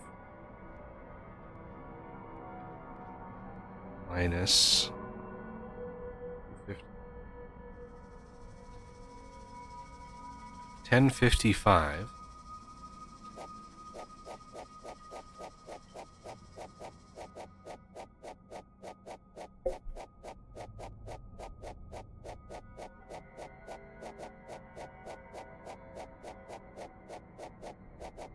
and then I'll go a little bit less than that. I'll do like 1040.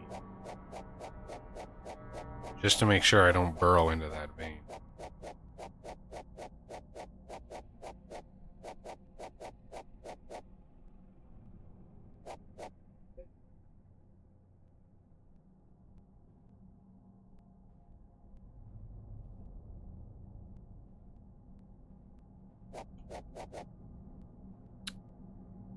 Now, here's the other big problem. I cannot dig until I clear the magma from above where this is.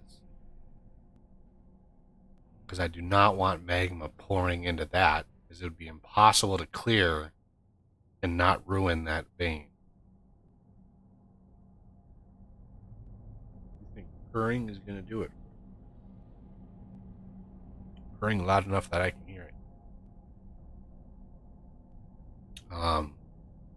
Yeah, so you don't want to start this until you go down and map out where this is going to punch through the magma. And you want to blow up the magma all around the hole. Otherwise, you're going to have a very, very bad day. Very bad day. So yeah, there's a lot of prep work that we deal with. But we need to go up to the surface.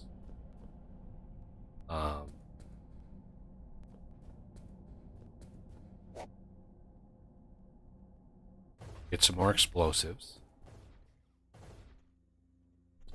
Collect the research. Oh, it's not even done yet. Good God. Told you it was going to take a while. So, we got some lithium plates. 1, 2, 3. 1, 2, 3.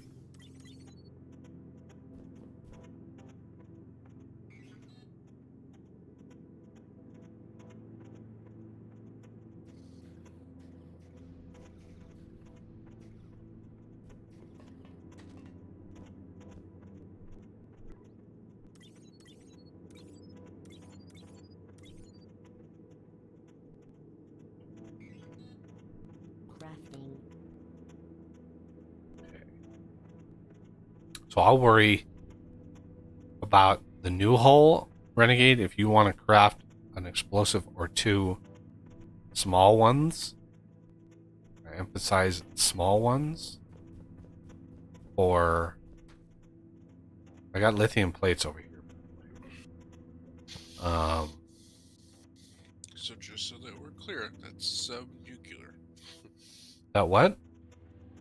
You said small explosives, and I was just clarifying that that's sub-nuclear. Very, very low. Level 2, level 3 at most. Because, yeah. Oh, come on, Buggy, you're no fun. I mean, if there's not a mushroom cloud, what's the point? The point is that we're 7.5 hours into the stream, and I'm tired and hungry. My sense of humor starts to wane at about hour 6.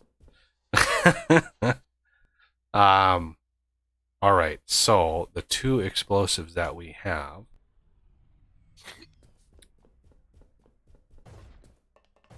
I hope this is going to be enough. So there's one, but we want this one.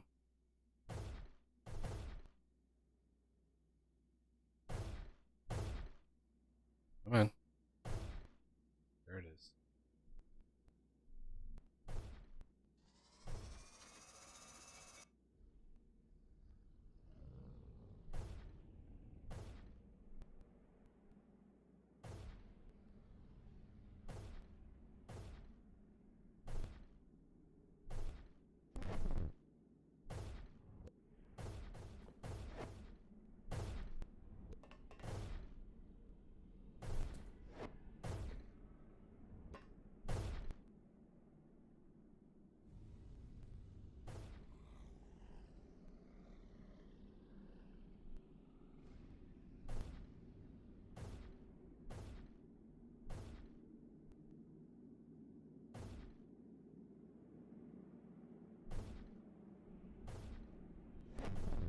No.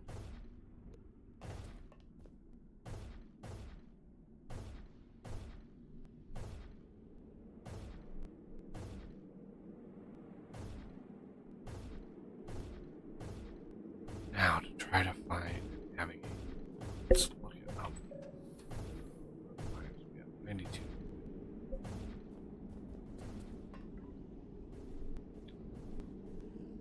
Put some stuff away that we need.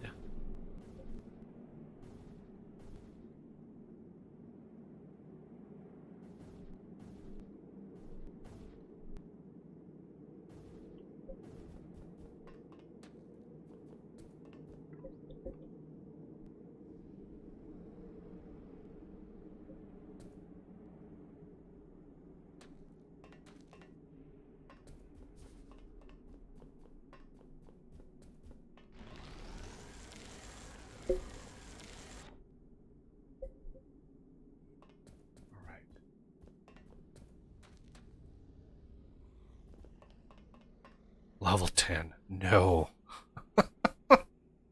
That's like 10 billion power. No, that's too much. Way too much. The easiest way, literally the easiest way to get a level 8 explosion is to build a nuclear reactor and just not cool it with freeze-on. Just put one fuel in there and let it ride. It's a level 8 explosion when it goes. And the funny thing is, it doesn't even destroy the entire multi-block, because when the explosion triggers, the first thing it does is damage the multi-block. But in the very next tick after the explosion, the multi-block then, when it's damaged, reverts back to its core single block pieces. You know how the multi-blocks work in the game? So it breaks the multi-block, and it may break like one block off, but the rest of the blocks remain. So yeah, when it blows, it's like kind of crazy. So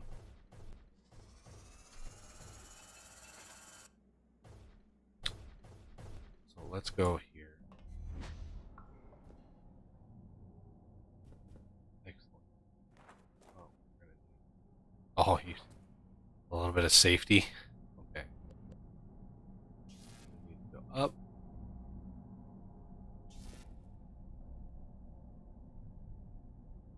Up over here.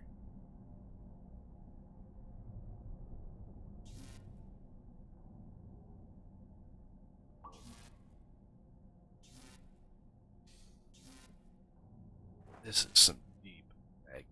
Wow.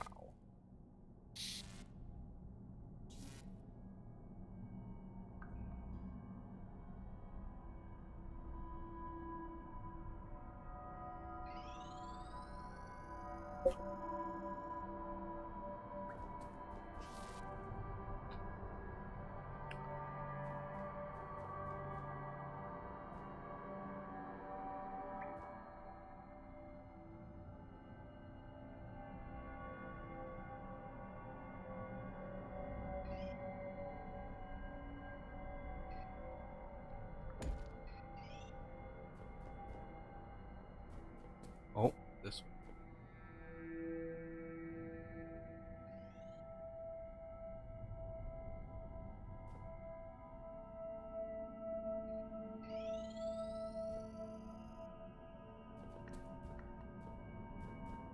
Boom. 26 minus 61. Right?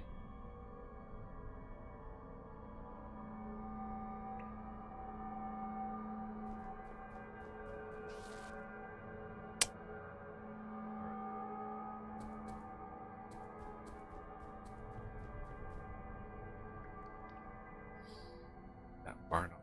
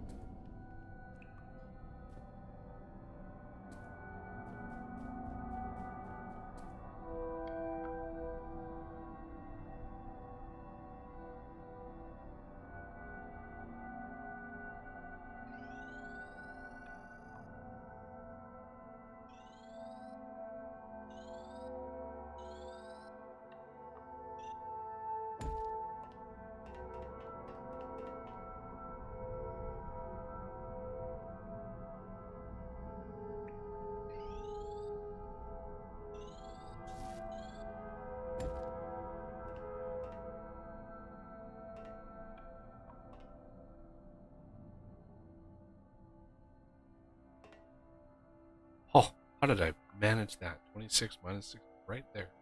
That's glorious.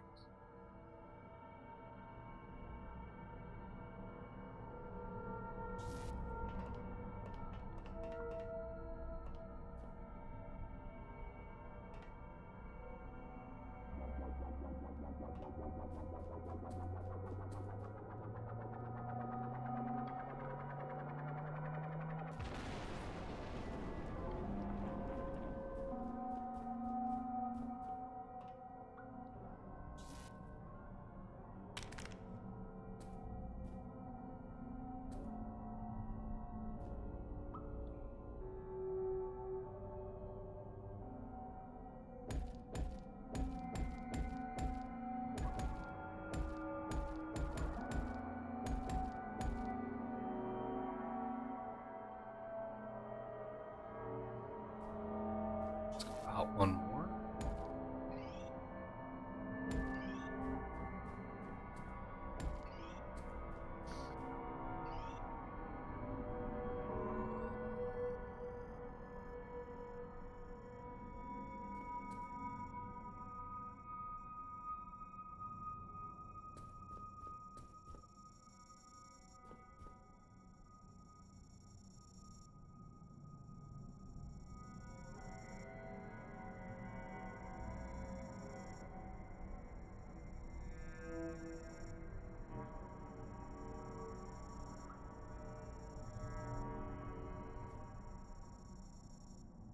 This little trick, I don't know if anybody out there knew this, but if you super build, control click on a block above your feet, it will build maximum distance 64 blocks up above.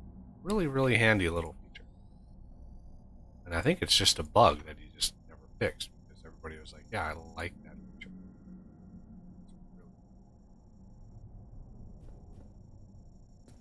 Okay.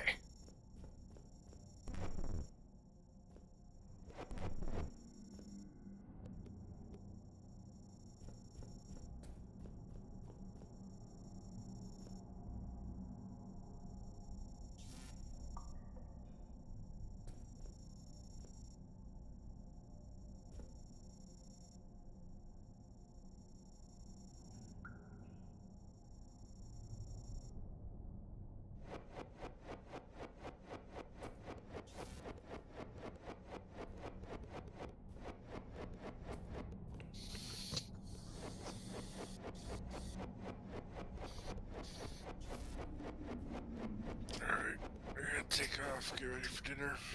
Alrighty. Good luck, Buggy. Thanks.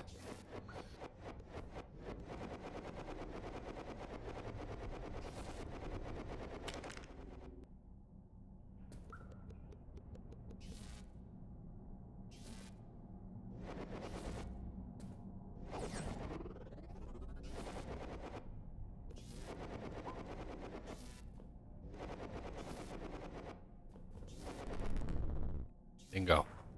Look at that. Perfect.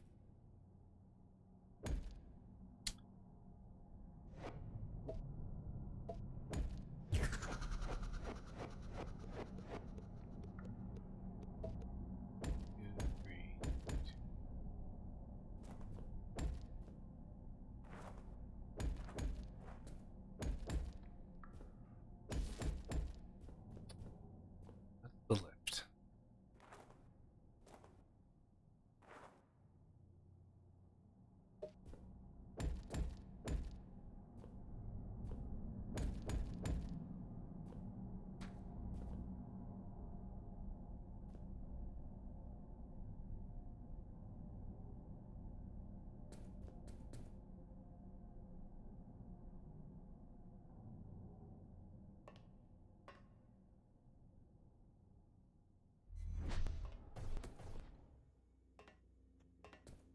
So if you need lithium plate, the lithium plate is over here.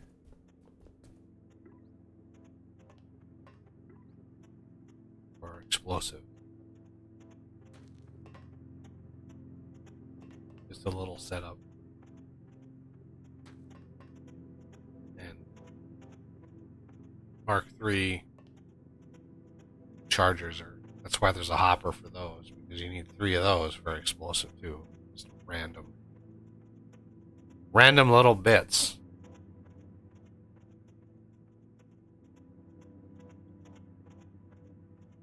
Oh, you just take them all.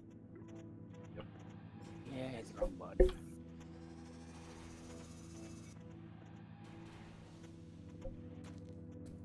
Doesn't matter, we have a lot. Alright, let's see if the research. Nope. Just about though. Yeah, that was a long research. That took, and how long has it been? 40 minutes? 45 minutes? At least? Since we started that? After playing Satisfactory and FortressCraft Wild, which one do you like more?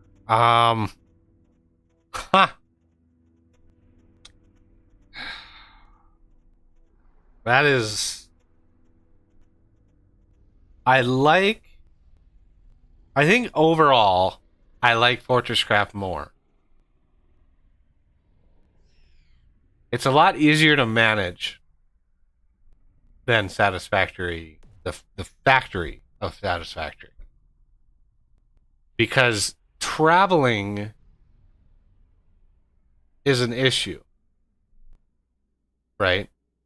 If I need to debug, let's say I'm building a factory and I've got little outposts, right, in Satisfactory, and something happens or there's not enough of XYZ, and I'm like, oh, I need to go see why production of XYZ isn't good enough. That could be a 20-minute walk to get there.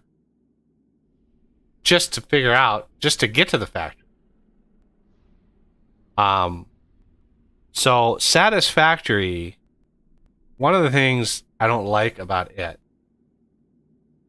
is how much of your time is allotted to travel and infrastructure building, foundations, ramps, just trying to get enough area to build the factory. Not let alone actually the tedious part about building the machines. And I know they just added blueprints, but it's completely worthless. Like, yeah, they added blueprints, but the area that you can make a blueprint encompasses maybe 2 machines, right? So Satisfactory is a lot harder to actually do the work of building the factory, which I don't like. I like designing systems and I like designing automation, but that's a very tiny amount of what Satisfactory is. Satisfactory is like going out to a resource, finding the resource, mining the resource, and then building a giant like infrastructure, foundations and walls and all this giant infrastructure just to build the factory on top. And it takes way more time to build the actual infrastructure than it does the factory. So in fact, in FortressCraft, instead of being a horizontal distance that you travel, it's a vertical distance that you travel for the factory. And there are tools that make it faster. In single player, even if you don't have it modded, in single player, you have the lifts, which can go 256 blocks in single player. And they move fast.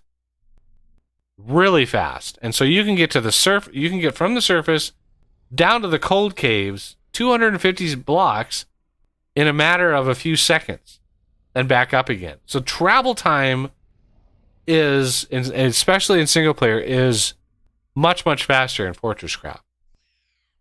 And the fact that it's a voxel world, that you can mold the world around you to build your factory rather than the other way around, where the world molds your factory. Because I don't like in Satisfactory, because I always think big. And the last big Satisfactory series that I did, I tried to get 1 turbo motor per second, I believe. It's either per second or per minute. I think it was per second, which is insane. At that time, with the game balance and the recipes, 1 turbo motor per second was a high bar. The sheer volume of the size of the factory that I needed for that, I needed to go like way out, up in space, like way up above the ground, and build these giant platforms way up in the sky. It looked ridiculous. Like if you were standing on the ground looking at it, you'd be like, that looks ridiculous. But in order to get enough space to build factories of that size, you need to do that. And it's just a royal pain to build just the sheer amount of like foundations and stuff. I mean, it's just so much work goes into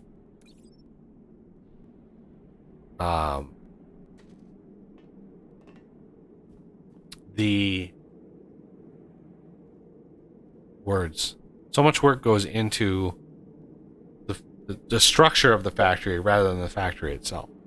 I like getting to the business of building the factory. That makes more sense. Okay. Oh my god, I need chlorine for this. Jesus.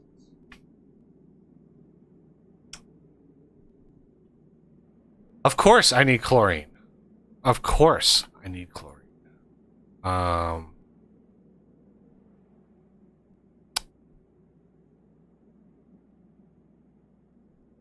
Okay, where is the next tier? Where's the next tier of do I need to like research all this crap too?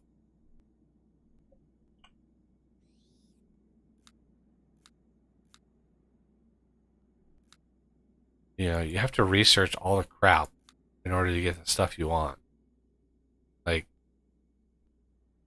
yeah, there's freon, there's sulfur, there's chlorine.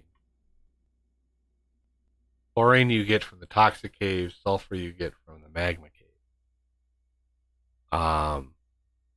So I'm gonna need a system in the toxic caves for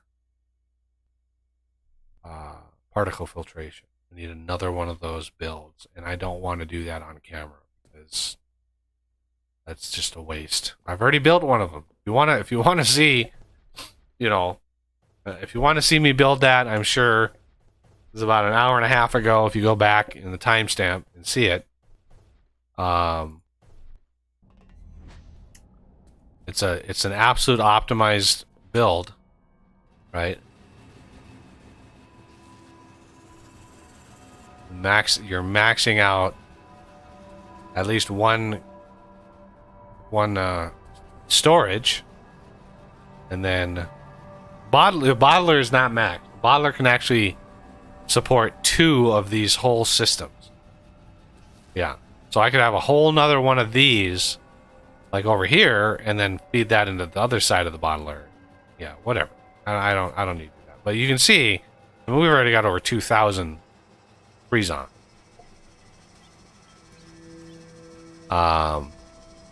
So how many of the not the Heimel, but how many of the regular blocks do I have? There's 1,000 there. I'm pretty sure it's a little over 1,000 blocks for each one of these. Where is the damn other block type? Magnetic and then chrome. There it is.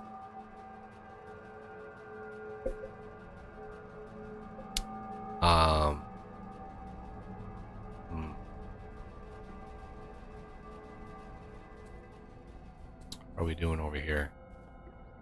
We are actually maxed out. Yeah, the high percentages there mean that it's for some reason that they don't. It's a bug. Enough said. I could put some more imbued in there. Give me another set, but again, I want to be careful with how much ore we're chewing through.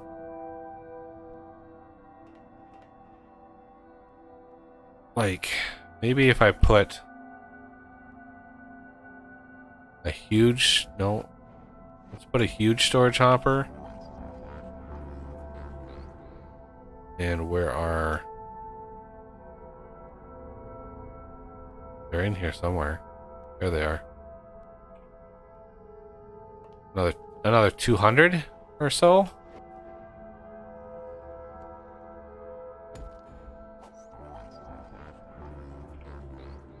That'll get me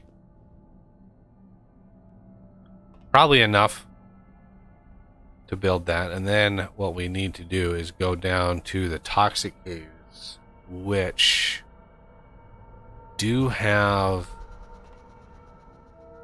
a... Pretty sure, yeah, toxic. I don't know what evac means.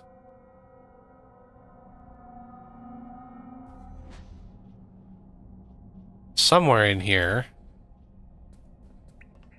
I mean, Osh set all this up. I don't know where anything goes.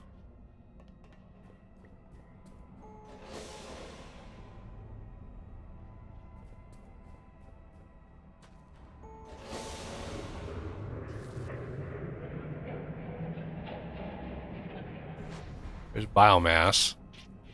But where is...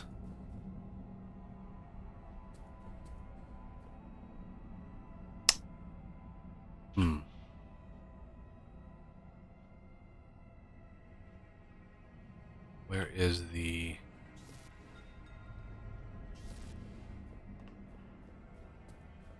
There it is. I think this is it. Let's not stand right there.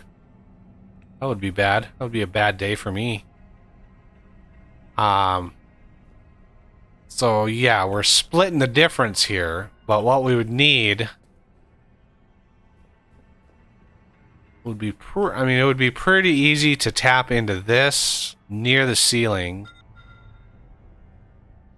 Because you only need like one battery out, one battery over, and then one battery down.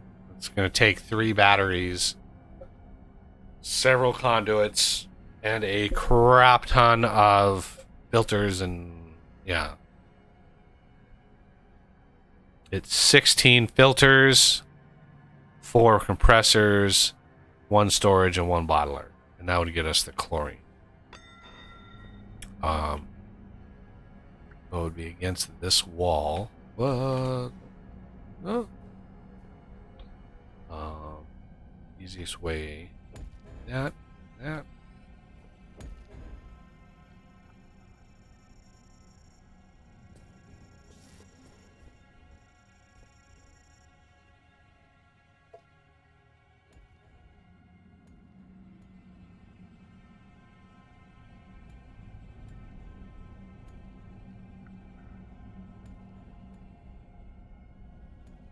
It's pretty dark down here. It's one thing this game does really well is get really dark.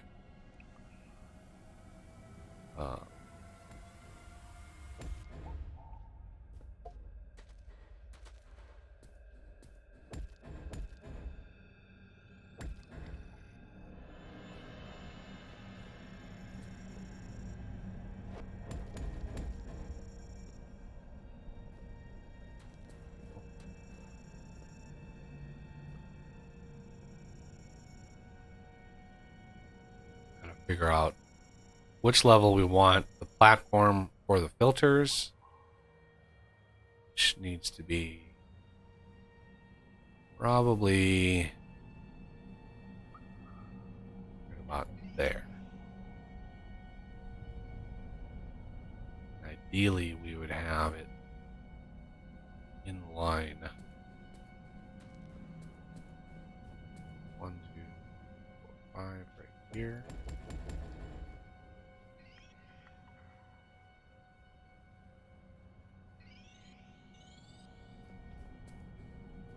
So grab the middle.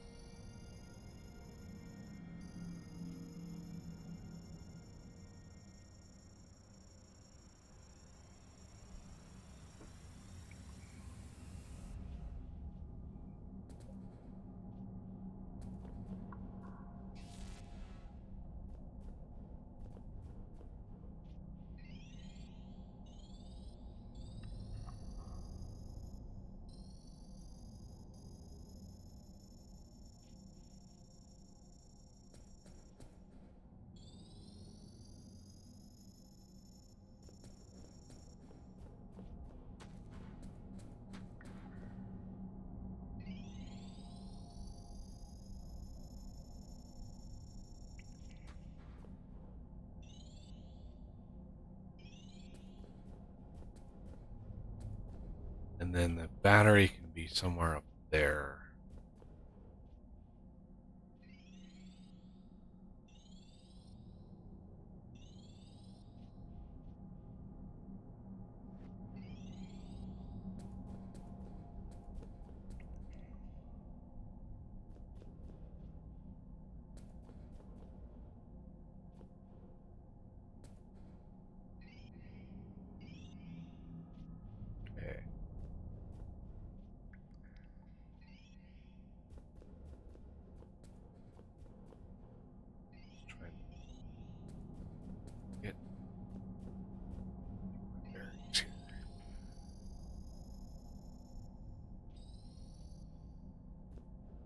hey, so you've seen this process before, so I don't really want to do this on camera. It's kind of boring. I don't know. And I'm tired and I'm hungry. So it might be time to call it here. So basically what I'm going to do, build a battery like right in here, right? Get a battery right in there. Connect. I have to disconnect those conduits, build the battery, reconnect the conduits, and then from that battery we stretch this thing out over to here, and then somewhere in the middle here we build, wherever we pick, we build the center of this, and then just repeat that build that we have in the cold caves down here, and then we need to do it again eventually in the magma caves. So, you know, let me know how much of this you want to see, because, you know, I kind of assume that people are like, okay, well, we've kind of seen this before. We don't really need to see it 3 more times.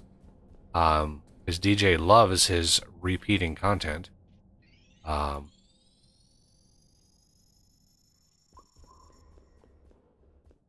But yeah.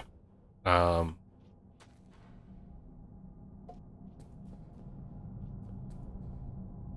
any rate,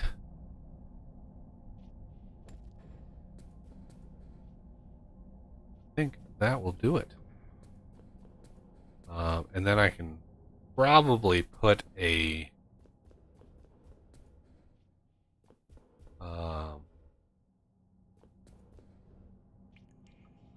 yeah, I can put a teleporter down here so it's right next to it, so I can just beam in here and then grab whatever chlorine and then, you know, teleport out. The network teleport mod is really handy. The base game has a teleport system, but it's kind of more janky than the network teleporter. Not nearly as much like effort and energy went into that one. I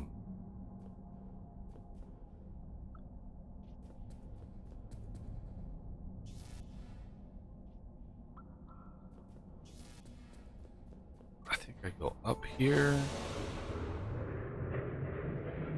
Not sure why the teleporter for this is so far away from like anything that's down here. I think it's because the power is over here. Pretty sure. Oh, I'll back up to the surface. And Spider Bro is flying. That's how Spider Bros are.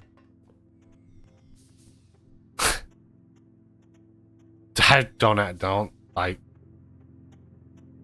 ask. I mean, why that happens, I don't know. But, you know, maybe next week or maybe on Wednesday, we'll charge the OET for the last time. Take out that wall, or take out that overmine, so we clear surface attacks completely, which will help FPS tremendously. Which negates basically any of the defenses we have on the surface. You know, it's sad. But, and then work on cryos. Well, work on update everybody on the progress, get a little bit further in Frozen Factory, because the new end game is, you know, the Frozen Factory end game is taking out all of the cryos, which there's no way we're going to take out all of them. There's just no way. It's 8 of them. Like, it's so annoying. Magma Bore is a pretty sight to see. It is unbelievably expensive to build. But yeah, Wednesday I want to try to get into nuclear power. So we are going to need to research nuclear power, which, if you look here, Freon, chlorine, and Heimel.